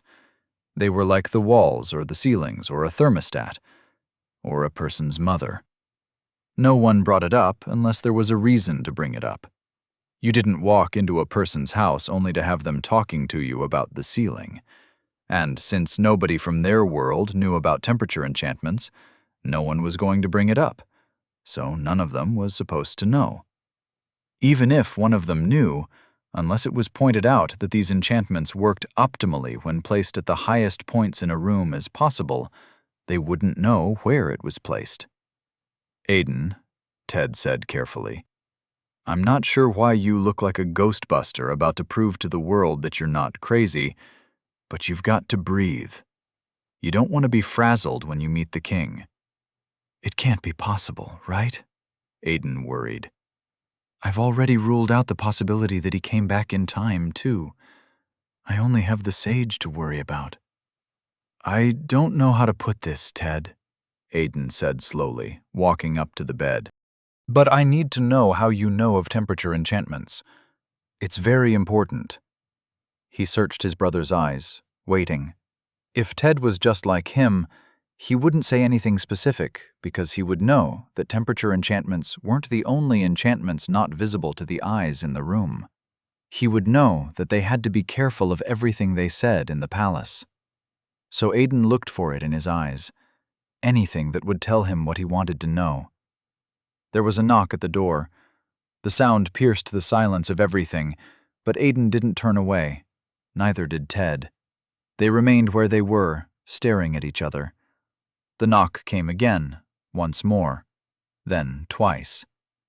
Ted pointed. "Anyone going to get that?" Aiden said nothing. This moment was too important. If Ted had also come back in time, then Aiden could assume that the sage had done the same. And judging from how Ted had handled their conversation in his cell that night, the sage had been vastly more powerful than him then. Most probably over level 500. It meant they had an active enemy and needed to be more careful than Aiden had been so far. "All right, then." Ted broke eye contact and hopped off the bed. "If you won't, I will." He walked up to the door, Aiden's gaze trailing after him. "Ted," Aiden said, and Ted paused to look at him. "I need to know." Ted pointed a finger at him. "Okay, now you're beginning to worry me, dude. You know you're not the only one that uses the library, right? I got it from the library, architecture section under building enchantments." With that, he opened the door without asking who it was, as Aiden released the breath he had been holding. Suspecting everyone is turning me paranoid. When their guests walked into the room, Aiden turned and did his best not to run a frustrated hand through his hair. "Hi, Aiden," Leto greeted with a sheepish smile. Behind him, Drax stood with folded hands as Ted closed the door.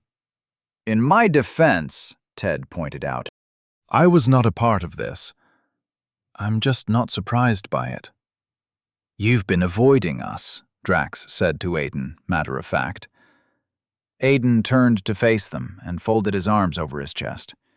Behind them, Ted was doing his best impression of trying not to laugh and failing. "I've not been avoiding you guys," Aiden said. "I've been busy." It was a half-truth. He had been busy. He also hadn't been avoiding the both of them, just Drax. Not talking to Leto was just something of a collateral damage of Aiden being busy. "We've been here more than a week, Aiden," Leto said. "And I only see you during... Actually, ever since you gained the mana manipulation skill, you've stopped coming to Nilm's magic lectures too. So I only see you never." "And how have the lectures been for you?" Aiden asked conversationally. Leto fell silent and looked away. "Still haven't gotten the skill." Aiden nodded, not surprised. "How about we do this?" he said. "I've been reading, and I have come to learn that not everyone has an affinity for mana. At least not in the way it is applied to magic." Leto paused. And you not being able to get the mana manipulation skill now doesn't mean you can't get it later. Some people have been known to get it after their classes. I read of a guy who got his at level 93. Aiden's words didn't help to cheer Leto up, but Leto was less crestfallen now. Aiden wasn't sure if it was because they were talking or if it was at the idea that he wasn't some kind of failure with magic. "What I can do for you," Aiden continued, "is talk to someone about it. I'm sure there's some knight around here somewhere that'll be willing to give you a hand in combat training." "He's not very good at the martial arts either," Drax said, his sternness going nowhere, eyes still fixed on Aiden. "That's because he hasn't found his weapon," Aiden countered. The knight I train with told me that if you don't have a weapon you can use, it is simply because you haven't found one. If you can't learn the fighting techniques they're teaching you, it's because they haven't taught you the fighting technique for you." Valden had told him no such thing. Leto perked up at that. "And you think you can get someone to teach me?" Aiden nodded. "How good are you with a dagger?" I'm not. Lady Denid says it's a weapon only fit for rogues, thieves, and assassin. Apart from that, it is a support weapon at best. So she's not teaching us. Sam asked about it when he couldn't use the bow or the sword, and that's how we know. Aiden rubbed his jaw in thought, just as Ted walked over to his bed and plopped down on it. He was more than certain the knight training them had been referring to the classes, but he had a feeling Leto had misunderstood it to mean the professions. The way he mentioned them had carried a derogatory tone to it. And while Aiden knew that there were classes disliked on Nestild, there was no class that was seen as bad in and of itself. Just out of curiosity, Aiden said, when she said rogue, thief, and assassin, did she mean the classes or the professions? Leto and Drax exchanged a look. Probably the classes, they answered.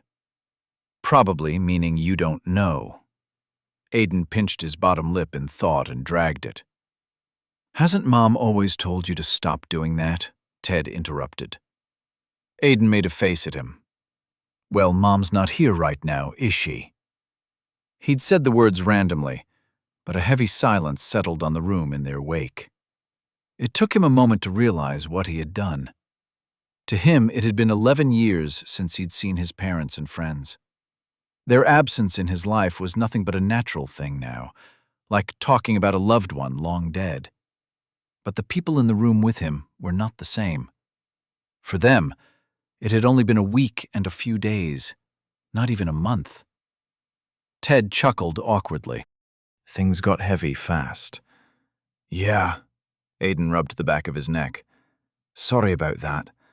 I should have been more responsible with my words. Drax took a deep breath and let it out in annoyance. That, he said, pointing an angry finger at Aiden, that is what the problem is. That, right there. Aiden looked at him, then Leto, then Ted, confused. Ted's only reaction was to burst into laughter. Aiden looked back at Drax. What did I do? That responsible maturity, Drax complained. That's not you. Aiden folded his arms. You know we weren't really friends, right? Yes, but Leto spent more time around you than I did, and he says it's not you. Heck, I knew how you reacted when you found out about Tasha and you guys broke up. Aiden and Ted shared a look, then they shared a grimace. He's right, Leto said. You're usually quiet, Aiden, but never busy and responsible. Just quiet. Aiden had almost forgotten about Tasha. She had been his ex, as at the time of his summoning. They'd been dating since they were 16. Then they'd broken up. Aiden couldn't believe it hadn't even been up to 6 months since their breakup in this timeline. He looked at Ted, remembering why they'd broken up. Ted shook his head. Oh no, don't look at me. How many times do I have to tell you I didn't sleep with her? Like I said, no offense, but that bitch was crazy. I sure as hell wasn't trying to catch a case. I know she's fine, but when I look at her, all I see is that 16-year-old my brother had a crush on. And not everybody gets to date their crush, Leto said, as if on a side note. Besides, Ted continued, when your younger brother's hot girlfriend makes a move on you enough times, the first thing you do on each occasion is find the nearest exit and dip. It's Brother 101, and that's what I did. Wait.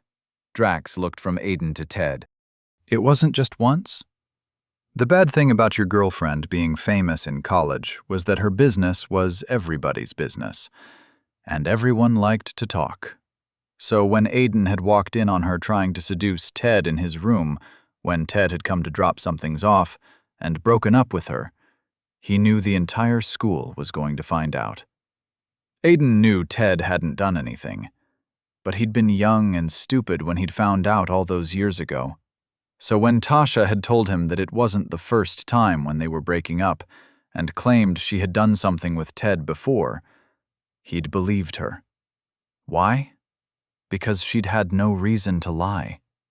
They were broken up, and telling him wasn't going to help get them back together. God, I was young and stupid, Aiden thought, running a hand down his face. Technically, you're still supposed to be young and stupid, and in this timeline, he'd only been hating his brother for 6 months. Aiden shook his head, as if displacing cobwebs. That was enough drama for one night. Back on topic, he said, terminating that line of conversation. Regarding what Denise said, in this world there are people who look unfavorably on some classes, but the belief is that if it can be a class, then it can be used for good. The way you have good hackers and bad hackers? Leto asked, easily returning to the conversation of getting something he would be good at. Exactly, Aiden said. I'm sure I can get someone to teach you how to use a dagger, and maybe an array of more diverse skills. They're teaching us how to be great warriors of justice, but not everyone has to be some diplomatically correct class to save the world. Leto looked at Drax. I'm going to be useful, he said excitedly. I can be useful. Drax smiled at him. You were always useful, Leto. Maybe, Leto shrugged. But now I'm going to be useful. Like, really useful. Drax placed a hand on his shoulder. You were always useful, Leto. Always have been. Always will be. And you don't need some fancy class or some fancy skill to tell you that. You're perfectly all right, just the way you are. Aiden just stared. Definitely what you'd expect a hero to say. Unfortunately, Aiden knew powerful people that would definitely say otherwise. Ted snorted. Philosopher's consolation. Everyone looked at him. What's that? Leto asked. Aiden knew what it was. He knew it very well. It was something their parents liked to say whenever someone told themselves something to make themselves feel better about where they were in life when they could be better. They called it an excuse to not move forward. To them, it was people escaping their reality, choosing to delude themselves into acceptance rather than progression. Aiden didn't entirely disagree with them, but he wasn't a hard supporter of the idea like his brother. To him, sometimes people needed the motivation. Unfortunately, there were also those that abused the entire thing and comforted themselves into stagnation. Just something our mom used to say, Ted answered Leto. And what does it mean? Drax asked. Just that. Aiden pointed a warning finger at his brother, interrupting him. No, he chided. Ted cocked a brow. You sure? Because it sounds like Leto might benefit from knowing what it means. Aiden pressed his lips in a thin line. I'm sure. In this world, Drax was the kind of person that would hate the term and everything it stands for. As such, since Ted was a strong believer in it, Drax would likely end up hating Ted. The last thing Aiden needed was to give Drax more reasons to hate Ted in the future. He'd already seen the campaign lengths Drax had been willing to go to when he hated Ted for just being the Demon King. If Aiden's plans failed, he didn't want to see the lengths Drax would go when he hated Ted as a person, too. Besides, Leto wasn't that kind of person. What Drax was doing was showing kindness in his own way, whether Ted approved of it or not. As for Leto, Aiden knew what the boy became. His usefulness in the war had been unquestionable. It was a pity that he'd met the end he'd met, though. Everyone was standing in silence, possibly contemplating if they needed to push more on what Ted had said, when a knock came from the door. Lord Lockhart, a voice they did not recognize called. It was young, a child's. Drax turned and opened the door. Yes? A boy stood quietly in old clothes, worn from age but cared for so that they did not look ragged. He had deep, dark hair and gray eyes. I am looking for Lord Lockhart the Younger, the boy said, calling the entire thing like it was all a single title. Aiden just stared at the boy. He knew the face, knew it as the dead know their end. He staggered forward without knowing. "This is Lord Lockhart the Younger," Drax said, giving way for Aiden. "How may I help you?" Aiden asked, hoping he didn't stumble over his own words. "The king has requested that you see him in his chambers," the boy said, in a soft, almost timid voice. "It is my honored duty to lead while you follow." Ted clapped and got up from the bed. "No way in hell am I going to miss this." Aiden looked between Ted and the child. He repeated the action once more. Fear held him tight and worry seized him. He had thought it wouldn't be for another year or two before he would have to worry about this. It reminded him of the fact that he knew far too little of the microcosm of things that happened in his earlier years on Nastild. One of his plans that he had considered not yet needed had just been shattered right in front of him. As Ted walked up to join them, only one thought came to Aiden. He could not let Ted and this child become friends.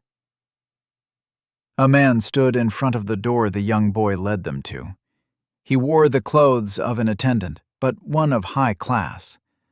From top to bottom, his entire attire carried with it a touch of red and black. However, it was more red than black. Ted and Aiden stood side by side as the attendant at the door simply stood there, unmoving. Ted leaned into Aiden. "You're acting funny," he whispered. "I don't know what you're talking about," Aiden whispered back. Ted gave a carefree shrug before tilting forward to wave at the young boy standing on the other side of Aiden. The door in front of them opened gently, and a scribe in a red robe walked out and proceeded down the hall in the direction they had come from. Before the door closed, the attendant stepped in. It only took a short moment before he stepped back out.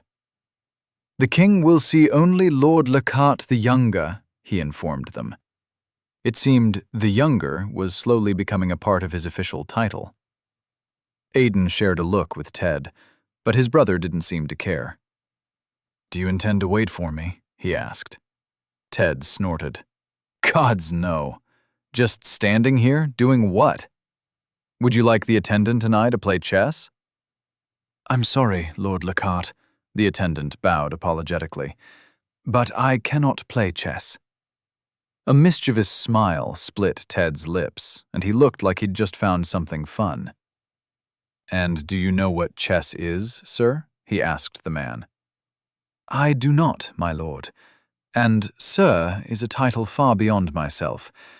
I am Nandaka." Aiden looked to his side and found the young child was gone. When he looked back at his brother, Ted was fully engrossed in what seemed to be a troubling conversation with the attendant. "And if you have no idea what chess is, then how do you know that you cannot play it?" Ted was saying, as Aiden opened the door and stepped into the room. King Brandis sat on a simple chair beside a large reading table. Books filled the table, stacked on both sides, and a light orb rested on top of what looked like a candle holder. The light orbs that hung from the high walls were currently lit, casting the room in a gentle sunlight glow so that Brandis did not need the one in front of him. The king sat regally, long blonde hair almost the color of gold packed back. He had a simple beard of the same color that was kept neat, and he watched Aiden with amber eyes as he walked in. To Brandis's right, standing just beyond the table, was a knight. He had short brown hair and an expressionless face. He was without his helmet, and his armor was a deep blue that could easily conceal itself in the dark. "Lord Lockhart," Brandis greeted in a welcoming voice as Aiden walked in. Beside him, the knight placed his hand on the pommel of his sword and said, "Kneel." Out of nothing but stubborn defiance, Aiden took 2 more steps from where he was standing before going down to one knee. 3 seconds in, and he already knew the knight was going to be a problem, even if he couldn't recognize him. "I greet the king," Aiden said, on one knee. "And the king greets one of our saviors," Brandis replied royally. "Now enough with all that wish-wash. You may be within my kingdom and under its protection, but you're more of its savior than my subject. Please rise." Aiden obeyed, getting up to his feet. The knight chose then to reveal his first expression of the meeting. He frowned. "Do not mind Sir Derendorf," Brandis said, with a casual wave. "He's one of those knights you hear about in the tales bards tell. You know, the ones who are loyal to a fault. They'd sooner strike a simple man down for looking at the king funny and send the kingdom into chaos than pause and await orders." Aiden ran his mind through his memories and found nothing about a Sir Derendorf. But he did find a house Neranoff. They boasted the largest collection of legal military arms in the kingdom, second only to the palace. "You requested an audience with me, young lord," Brandis said. "Now you have it. And while I have been apprised of the reason for your request, I would like to hear you speak of it as if I were not aware of it." Aiden took a deep breath. The games had already begun.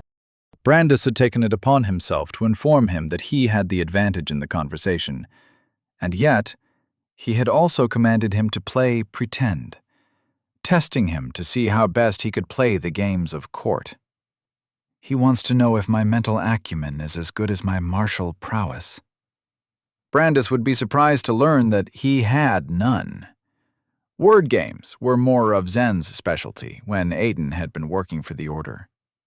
"I am here to speak on the subject of unique skills," Aiden said simply. "Specifically, the reason it has been kept from my companions and I." Sir Derendorf's hold tightened on the pommel of his sword.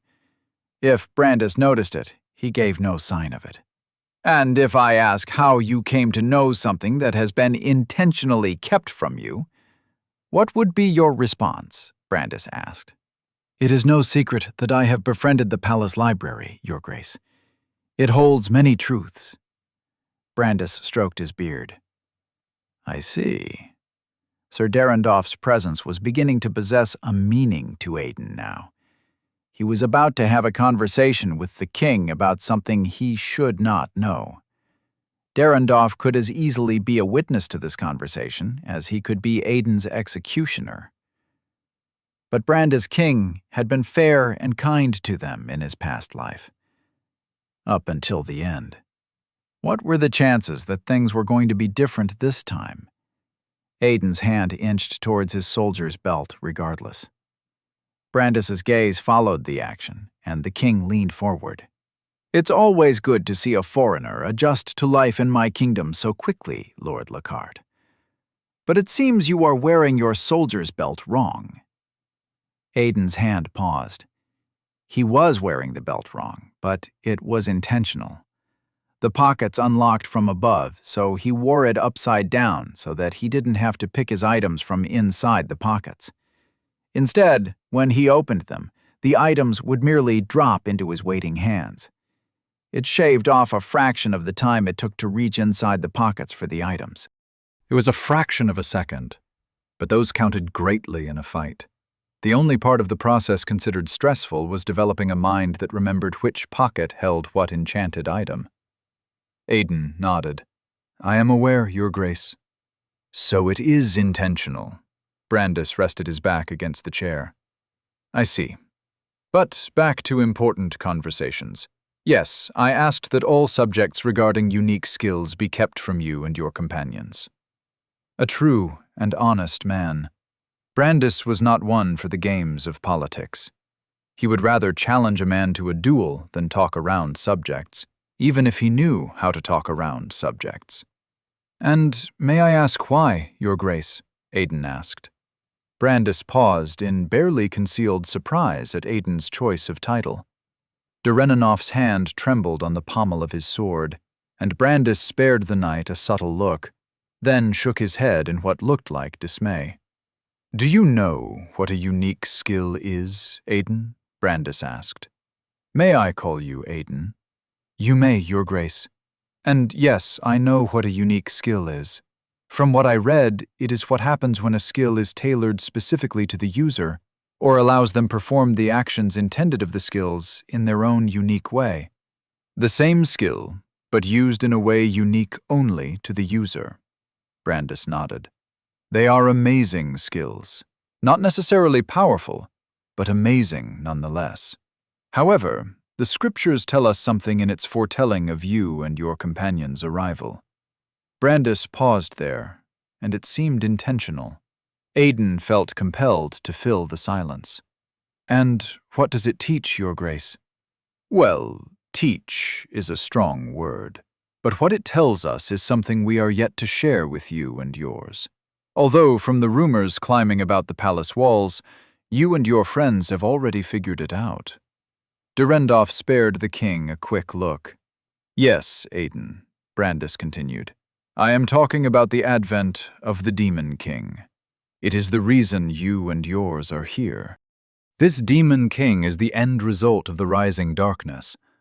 As such, you have been summoned to prevent his rise, or end it if it cannot be prevented. Aiden had never gotten a clue as to how Ted had become the Demon King, aside from the fact that he had gotten it as a title. But it seemed the king was about to share something important. Even if it isn't specific, it might be a clue. And what have the scriptures said, Your Grace? He asked graciously. It is said that the Demon King will rise from among the humans, Brandis answered. Not the elves, or dwarves, or any other of the many species. The humans. It could be anyone at all. However, his adversary will rise from amongst the summoned. It is why you all are here. One of us is destined to slay the Demon King, Aiden asked. Yes, Brandis answered, with the assistance of the rest of you. However, do not misunderstand. While you are all kids, Valden has vouched for your consistent display of maturity beyond what is to be expected of a child. As such, I can share this piece of information with you, and only you, knowing that it will not cause a panic, and that you know how to keep secrets.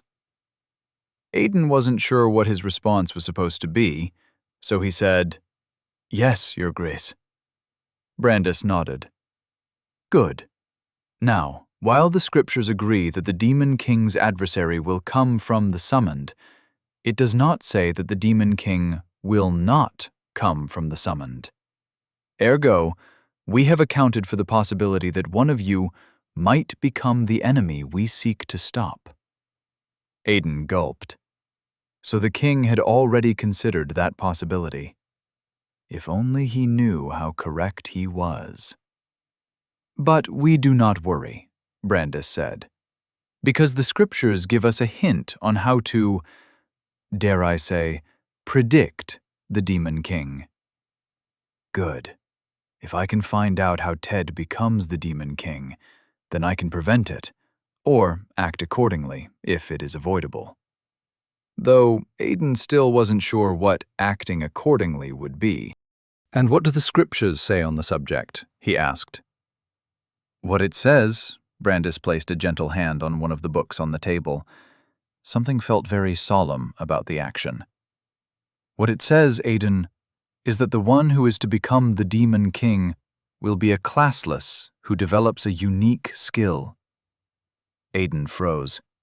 His eyes darted from the king to Durendorf, then back to the king. Ted may or may not be waiting for him behind the door, but none of that would matter. Your Grace? He stuttered. Brandis sighed. The scriptures also say that he will be a resourceful one. Now, you have said you learned of unique skills from the library, Lord Lockhart. However, I put it to you that we have been certain to clear the library of all texts relating to the acquisition of unique skills long before your arrival, so you could not have learned of it from the palace library. Brandis leaned back and folded his arms. Aiden paled at the obvious error of his ways. His hands slowly inched closer to his soldier's belt. His mind struggled to remember what enchantment was in which pocket, as it also struggled to find a way out of the room alive. And as intimidating as Derendorf looked, Aiden knew that King Brandis, while a king, possessed a significantly higher level than all his knights. "Tell me, Lord Aiden Lockhart," Brandis continued, his voice calm but heavy, "against all our precautions, have you acquired a unique skill?" Aiden gulped. There was no use in lying. Valden knew he'd gotten a unique skill, which meant that so did the king. He'd messed up. He'd messed up terribly. Aiden lowered his stance ever so gently, prepared himself. "Yes, Your Grace." The words barely left his mouth when everything seemed to burst into action. Derendorf took a single step forward, sword already drawn with lightning speed. He held it high and above his head in an executioner's stance, and dark green aura flowed from it as magic crackled through the blade.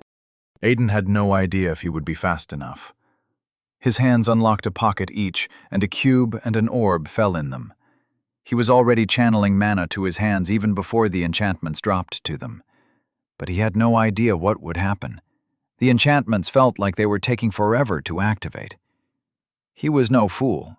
He couldn't survive a night without any buffs.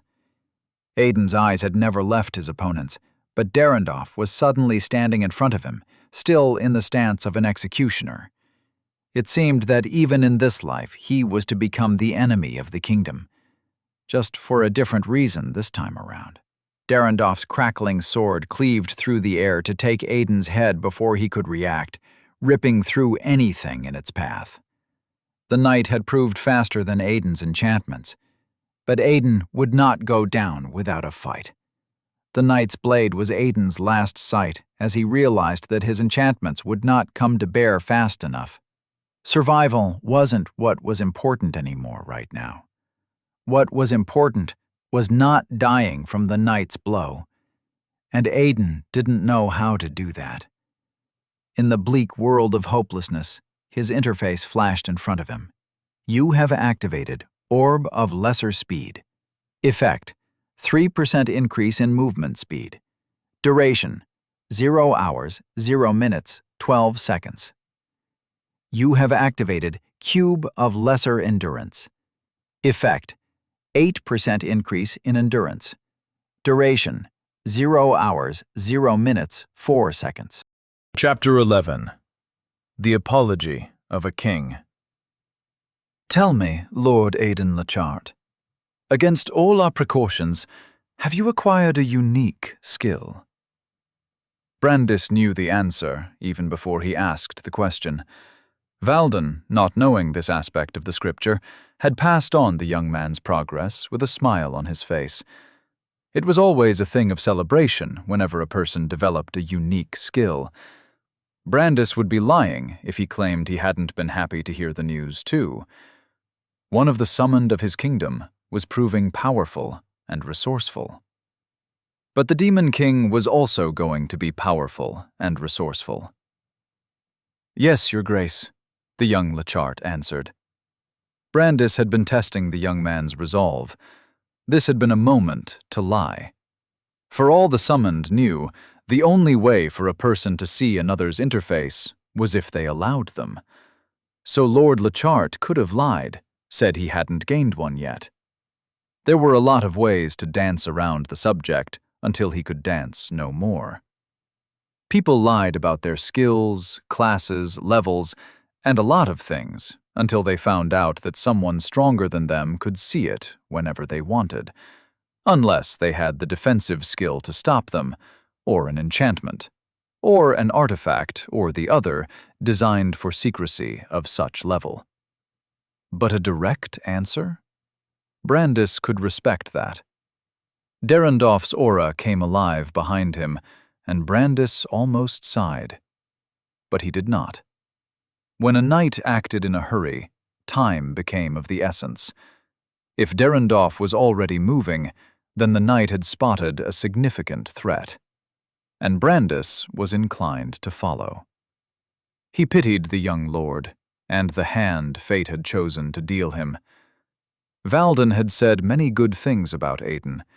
In most of them, he was inclined to believe that Aiden had the potential to escape and survive a fight any enemy with a level that was less than 100.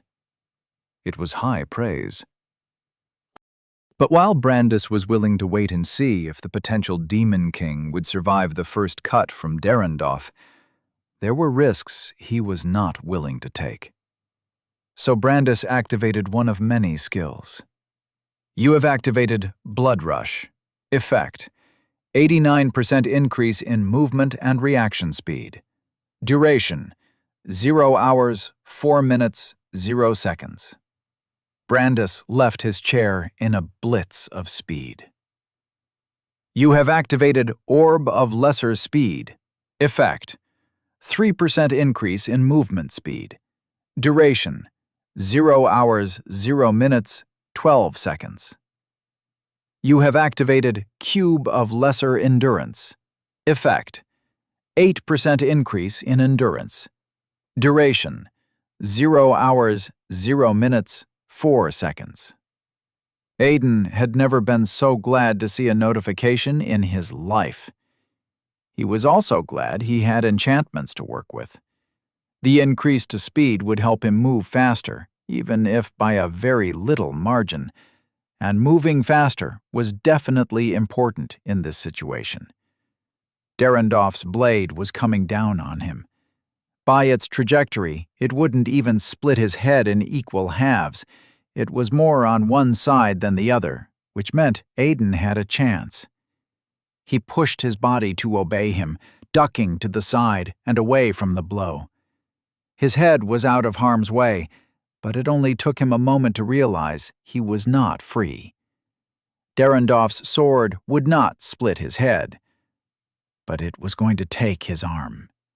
His right arm. He had been going for a strength enchantment for his second enchantment instead of endurance, but he'd been saddled with the wrong one. Still, maybe luck was on his side. Losing an arm would be terrible, but an increase in endurance would buy him a little more time to survive the blood loss. If he could get away with one arm, he could still survive. Even as the blade came down on his arm, his mind was already looking through his memories. He could replace the arm. Nasteeled magic was powerful enough for that. He just needed to find someone skilled enough and powerful items to support them. Aiden grit his teeth for the pain. His only prayer now was that Brandis would underestimate him, believe Derendorf's single strike would suffice to kill him. If he could take advantage of that, there was a chance of survival. Then Brandis vanished from his chair, and hope fled Aiden. He couldn't dream of fighting the king. Derendorf's sword came howling down, and pain flared in Aiden's shoulder on impact. He bit back on it, already making his way for the side of the room, when his body came to a halt, unable to move. Someone had clamped a hand down on his uninjured shoulder. Dread joined pain in a waltz all over Aiden's mind. I must admit to being slightly impressed, Brandis said, standing beside Derendorf and Aiden. To avoid an instant kill from a knight, changing it to a critical damage is impressive for someone of your level. The king had a firm hand holding Aiden in place by his shoulder, while his other hand came between Aiden's other shoulder and Derendorf's sword, grasping the weapon by the blade. Brandis offered Aiden a small, apologetic smile before turning his attention to Derendorf. Stand down, Sir Derendorf, he said in what seemed like a saddened voice. Derendorf looked at him, flabbergasted. But, my king! Stand down, Brandis barked. He is the Demon King, Derendorf insisted, disobeying. To slay him here is to solve the issue. We can save countless lives in this moment. You certainly cannot be serious. Brandis's face twisted in a scowl. I cannot be serious. You dare challenge your king. Derendorf's blade trembled in Brandis's hold as the knight tried to pull it away. My king, Derendorf said, This is for the greater good. We can vanquish the Demon King before he becomes the Demon King. Save the entire world." "The greater good," Brandis repeated, and his voice was steel. "You have always been an unfortunate knight, Derendorf." Derendorf released his sword, abandoned it to Brandis's hold, and darted back. He'd barely crossed any distance when the king's hand left Aiden's shoulder and grabbed the knight by the front of his armor, taking purchase in the collar of his breastplate. In a single move, Brandis stopped Derendorf's retreat and brought him down to his knees. The ground cratered under the force of the action, and the red carpet dipped into the depression. "Do not move, young Lacarte," Brandis said, but his eyes never left Derendorf. "What you are about to witness is the will of a king." Derendorf stared up at the king with trembling eyes. "My king, you must slay the Demon King. Do not let your kind heart lead you to mistakes." Brandis's hand, still holding the blade of Derendorf's sword, trembled with rage. "And your devotion to doing as you please has already led you to mistakes." With his shoulder free, Aiden staggered back and away from Brandis, but he didn't go far. For all he knew, the king had saved his life, but was still deciding on what to do with it. As he watched the events transpire before him, the enchantments on Derendorf's armor came alive, shining in a myriad of different colors. "My king," Derendorf started in disbelief. "What have you—" Brandis released Derendorf and kicked him. The force of the blow was terrifying, reverberating throughout the entire room, and the knight flew across the room and into a wall. Brandis hefted Derendorf's sword in his hand in anger and threw it forward like a spear, but Aiden didn't see it cross the distance. All he saw was the king's throw. In the same moment, there was a second crash, exactly where Derendorf had been thrown, even before the dust had settled. The room shook, and Derendorf howled in pain. What the hell is happening? Aiden wondered, terrified. Was Brandis trying to kill the knight? Why? Because he tried to kill me? Aiden couldn't make sense of it. Then a small suspicion grew in his mind, an inkling of an idea. When the dust settled, it revealed Derendorf struggling to pull his own sword from his shoulder. He struggled with one arm, tugging and pulling like the mad. Spittle fell from his lips, and tears pooled at his eyes as blood dripped from his shoulder. "My king!" he wailed, all his attempts failing. "Why have you forsaken me?" Aiden stood silent, pretended he was a carpet or a standing lamp or a statue designed to beautify the room. He played the role of the unimportant. The last thing he wanted to do was gain the attention of any of the two people in front of him. It had been so long since he'd been in this position. He had completely forgotten how it felt to be powerless in chaos. He knew his return had rendered him weak, but he had never appreciated just how weak. His weakness had never stood in front of him and shoved its fingers in his eyes as it currently was. He was an ant playing politics with elephants. "Forsaken you?" Brandis scoffed, watching Derendorf struggle with his own sword. "You have forsaken yourself, Derendorf. I don't know if your madness is from how your father trained you, or if you have trained yourself this way. But it matters no longer." Brandis took a deep breath, calmed himself. "Despite my better judgment," he continued, "I allowed you to become one of my knights. Despite your flaws, I felt you were at least loyal to the kingdom. All you did was in its best interest. But time has shown that all you've done is indulge in your sense of justice at this point. To you, The kingdom's best interest is what you say it is." Derendorf abandoned his sword to snarl at him. "All I have done for Bandiv!" Brandis turned his face away, as if Derendorf had spat in his face. "Last year, you assaulted the delegate of Andavari simply because he would not kneel in my presence." "It was disrespect against the king." "He was a delegate of a nation on the brink of going to war with us," Brandis answered calmly. Of course he was going to be disrespectful. For God's sake, the man at least bowed. You have no idea what we had to do to prevent that war from breaking out. Just last month, you tried to kill a civilian in public simply because he called me a tyrant. It was slander against your name, Derendorf scowled. His voice was quieter now, resigned. And for that he deserved to die? Brandis asked in disbelief. And now you try to kill my guest? Derendorf's eyes shot straight to Aiden. Even in the knight's current situation, he carried enough bale in his eyes to send a shiver up Aiden's spine. He is to be the Demon King, Derendorf hissed. Brandis ran a hand down his face. You are perhaps the stupidest knight I have ever had the displeasure of leading. I said all we know about the Demon King is that he will be a classless with a unique skill. Does that mean we should go around killing any and all of my subjects who gain a unique skill before level 10? Brandis tossed his hands up in frustration. Would you have me kill your cousin's son while I'm at it? Would you have me lay waste to my own kingdom in fear of what may or may not be?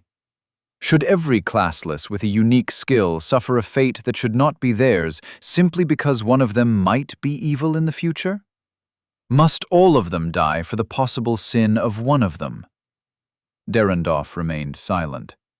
Spittle dripped from his lips, and so did blood.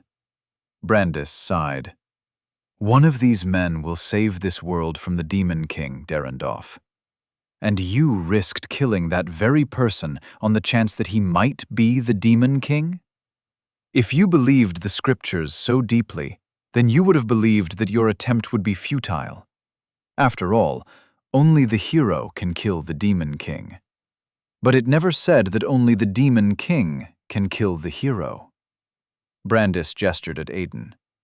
If he was to be the hero, you would have doomed this entire world with nothing but your single stupidity. And that, no matter my relationship with your father, is stupidity I cannot forgive. He walked up to Derendorf now, crossed the distance between them and kneeled in front of him. You will not die today, he told him. You will be healed and stripped of your title as a knight. You are no longer a knight of mine, and you will not be permitted to be a knight of any noble.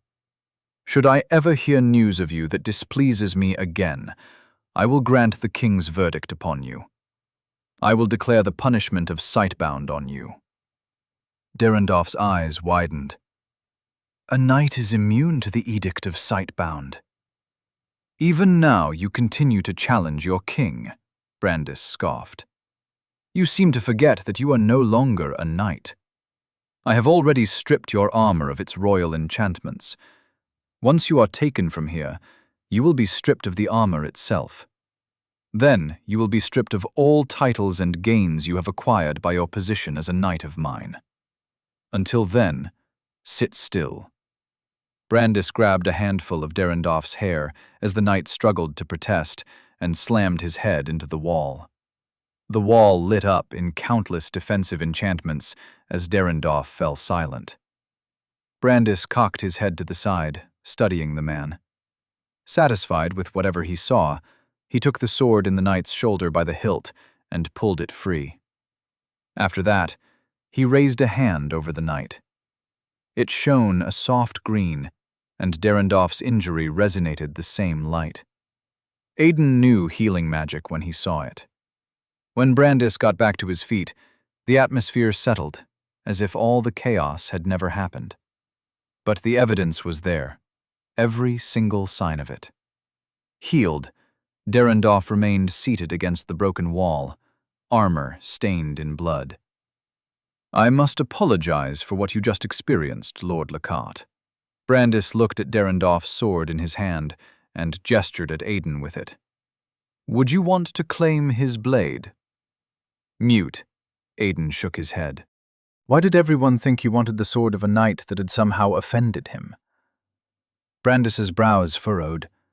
Then he looked at the blade in disappointment. A shame. It is a fine blade, and no other knight will want it. He cast the sword aside and allowed it to clatter violently on the ground. Aiden kept his mind struggling to focus on the events in front of him. Despite just having survived death, he couldn't believe he had almost been witness to a sight-bound verdict. It was a punishment granted by a king, and only a king.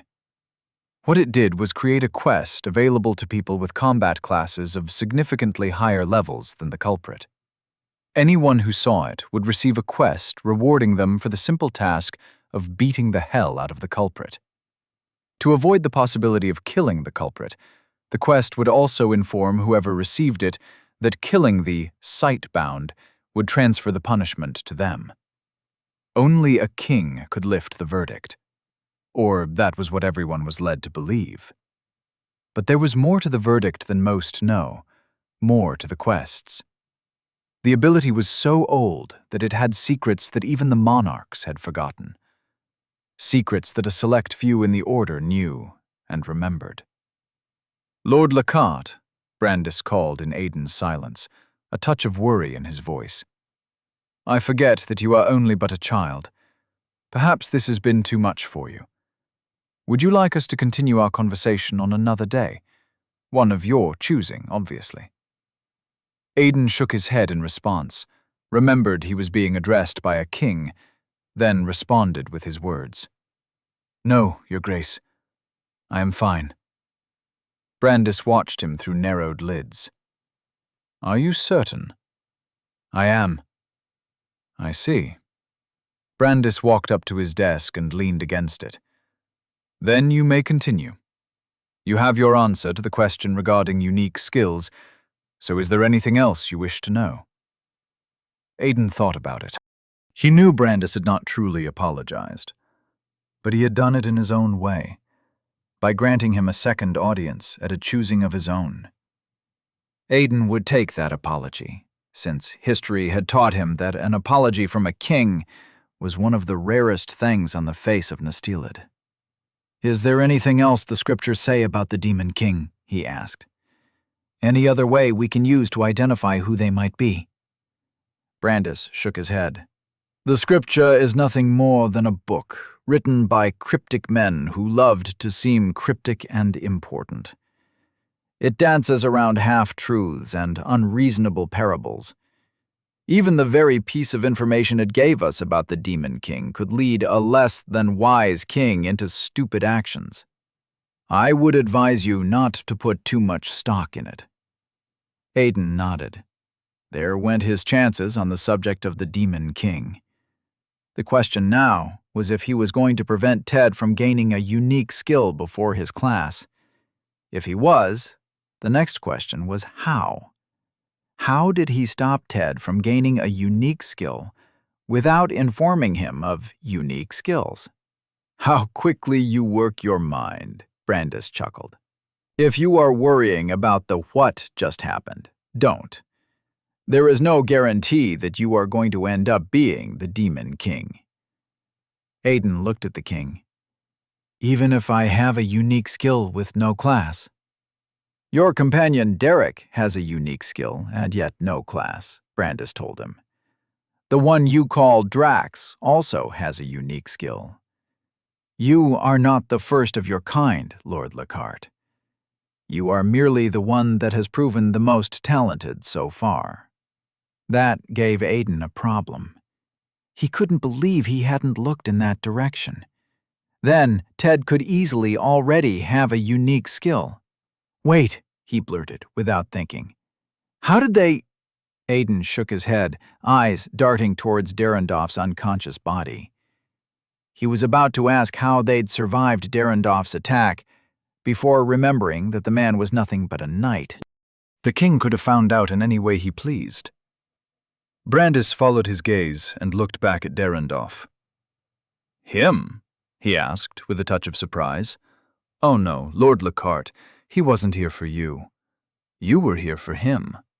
Derendorf has been a problematic knight for a very long time. This was his last chance, a test of his control. He failed it like a fish in the sky. Or a fish in the wall, Aiden thought. That said, Brandis continued, you have gone through a traumatic experience today, and while I have apologized, I am a king. A king's apology should not be empty. Make a request within reason, and I will grant it. A request within reason. It seems something good was going to come out of today's events. Aiden didn't have to think about it. His request was going to involve getting as strong as possible, as fast as possible. He waltzed through his mind, picking out the things he knew of this world. I could go and get Spellbinder, he thought, then discarded the idea. Spellbinder was a blank sword made from a powerful steel. He'd found it in a dead dragon's cave during one of the Order's expeditions. It also had a level requirement of 50, so even if he found it now, he wouldn't be able to use it until he was at level 50. Best to leave it where it is. He could have his coat of enchantments commissioned, but that too had a level requirement. With all the enchantments running through it, he would run out of mana from just putting it on. Brandis drew his attention with a chuckle. It seems like you have too many requests to make that you are having a hard time picking one, he said. Aiden held himself back from nodding. All his requests would lead to power, but he needed to start slow and build his way up. Unfortunately, all the places he knew he could grind and level up would kill anybody below level 30. I have heard rumors of something called an adventure society, he said finally. Brandis cocked an inquisitive brow. Rumors, Lord Lachart. This game you're about to play, do you play it for your safety or Dead's? Aiden paused. Then he sighed. Why was he even surprised? Dead would have had his conversation with Sam within the palace walls, and there was scarcely anything that went on within the palace walls that Brandis and the sage were not aware of. I assume he is also somehow related to how you know of unique skills, Brandis went on. Regardless, you may continue. What would you like to know of the Adventure Society? Not about them, Your Grace. If you are aware of my relationship with Dead, then you are likely aware of the fact that he has snuck me out of the palace once. Brandis nodded. I am. You and your friends went to have a little soiree with some goblins. Did you enjoy yourselves? Enjoy is not necessarily the word. I can imagine. I believe one of you came back with an injury. I heard he had to use one of my healers the next day. Do you wish to make a request based on these goblins? Aiden nodded. One of the goblins I fought that night behaved strangely. Strangely how? When I cut its arm off, it ran. It did not shriek. It did not cry out in pain. It did not panic.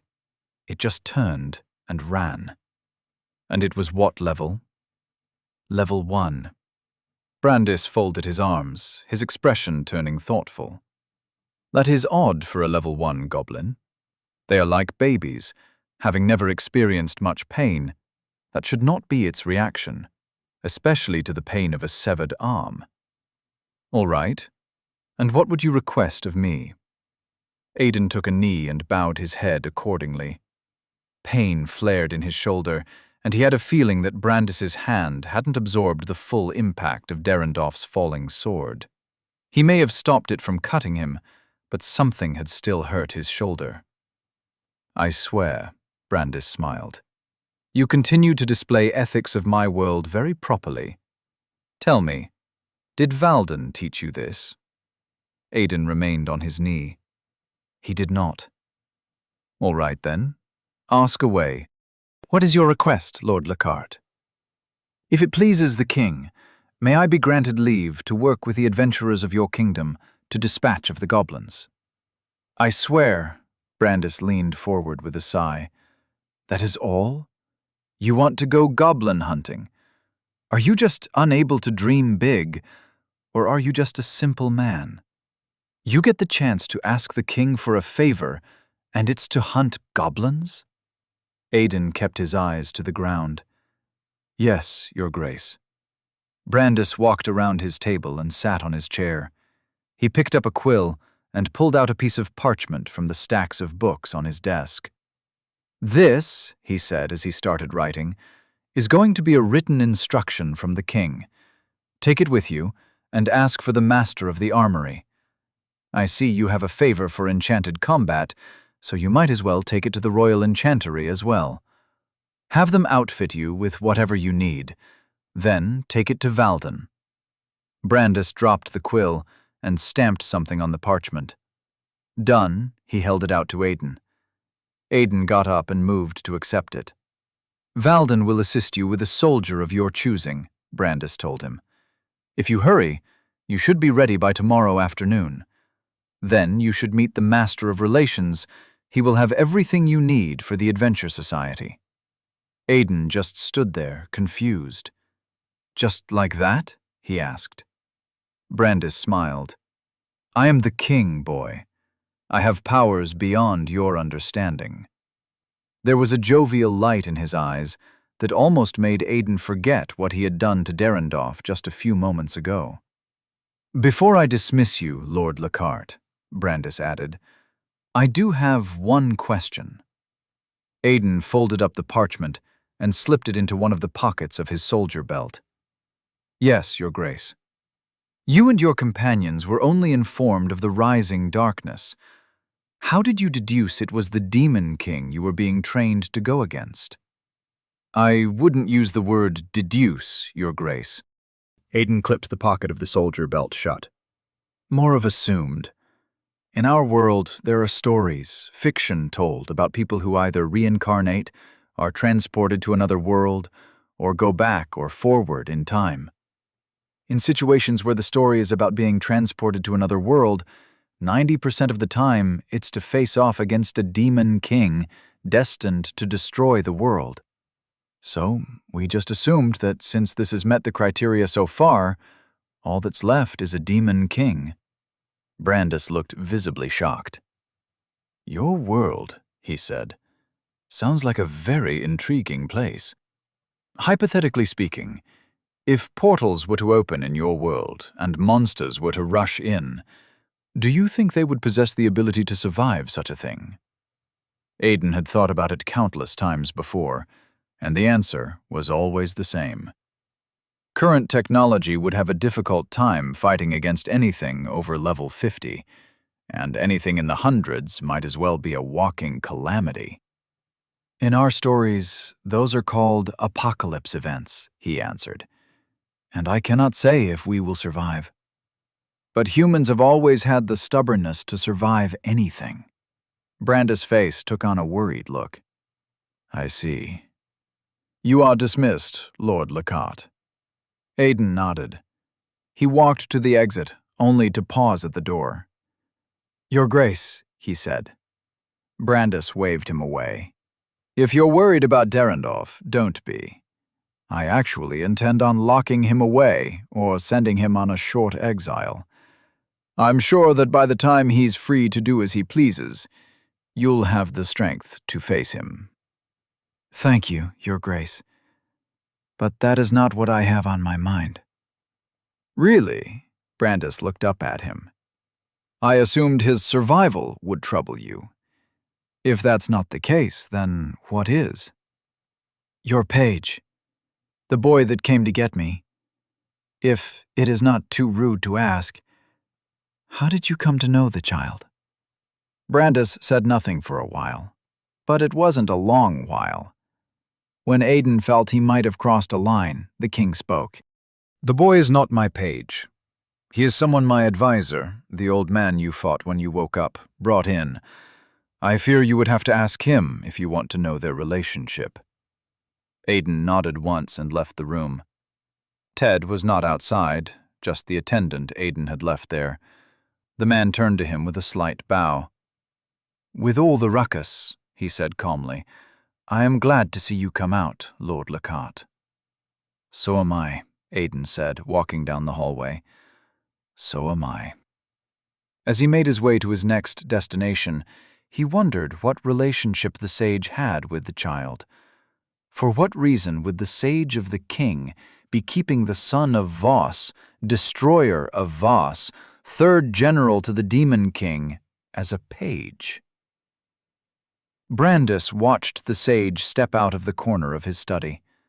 The man spared Derendorf's unconscious form the briefest glance, as if looking simply because there was something to look at, before stopping in front of his table. "What did you think of the boy?" Brandis asked. "He is an intelligent one," the sage answered blandly. "Already he knows of our ways." "You noticed too." Brandis turned his chair so that he faced away from the sage. "He called me Your Grace." "Respectful," the sage said. "It is." Brandis stared at one of the books on one of the shelves. It was a tale of a fallen kingdom. "It is also the way people with important positions in other kingdoms address kings of a different kingdom. It says, 'I acknowledge your authority, but you are not my king.'" "And you believe it was intentional?" "I do." "And you do not like this?" "I had an audience with one of them the other day, and he addressed me as my king. I was hoping the most promising of them would also come to address me as such." "You cannot have it all," the sage answered with a slight bow. "But it is also good to know that we have someone we do not have to spend an excessive amount of time teaching etiquettes, seeing as the envoys of Nel Quan will be arriving soon." Yeah. Brandis wasn't sure how he felt about this. Clearly they were trying to see how the summons were doing, and he wasn't sure how much he wanted to let them know. The sage nodded once, then turned away, making his way to his unreasonable exit.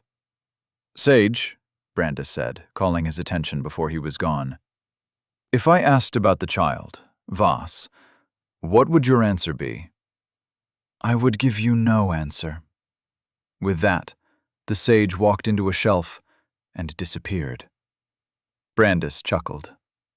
That went about how he expected it to. Aidan was down to his 5th book, perusing through it with so much hurry someone would think he was looking for the key to saving the world. Not here, he thought, slipping the book back into its place on the shelf. He was in the architecture section of the library, under building enchantments, and he was yet to find anything on temperature enchantments. He was currently reading through his 8th book when he paused on a page. He leaned against one of the shelves and slid down to sit on the ground. "Temperature enchantment," he read. "Designed to be placed at the highest point in the room for optimal efficiency. Keeps room at regulated temperature." He let out a sigh, but wasn't sure if it was a relieved sigh or not. For one thing, he was glad to eliminate the chances of Ted having regressed, too. For another, he felt alone again. Lonely. Now he just needed to make sure Ted and Voss's son were not going to become friends. Aidan closed the book. Now he had to deal with the goblins. Yes, he made the request because he wanted to use them to level up, but he was also curious about the reaction of the single goblin that had escaped him. What kind of goblin doesn't feel pain? Chapter 12. Hierarchy.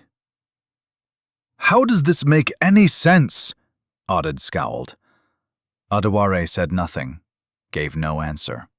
"We're the ones in charge of that contract," Audid continued in his anger, as Adeware knew he would. "We were the ones that harried them into a corner in that forest, made sure we limited their destruction to a single area before whatever madman went in there and started tearing things up with his team." Audid slammed his hands on Adeware's desk. "Now you expect us to just hand it over? After everything we've done?"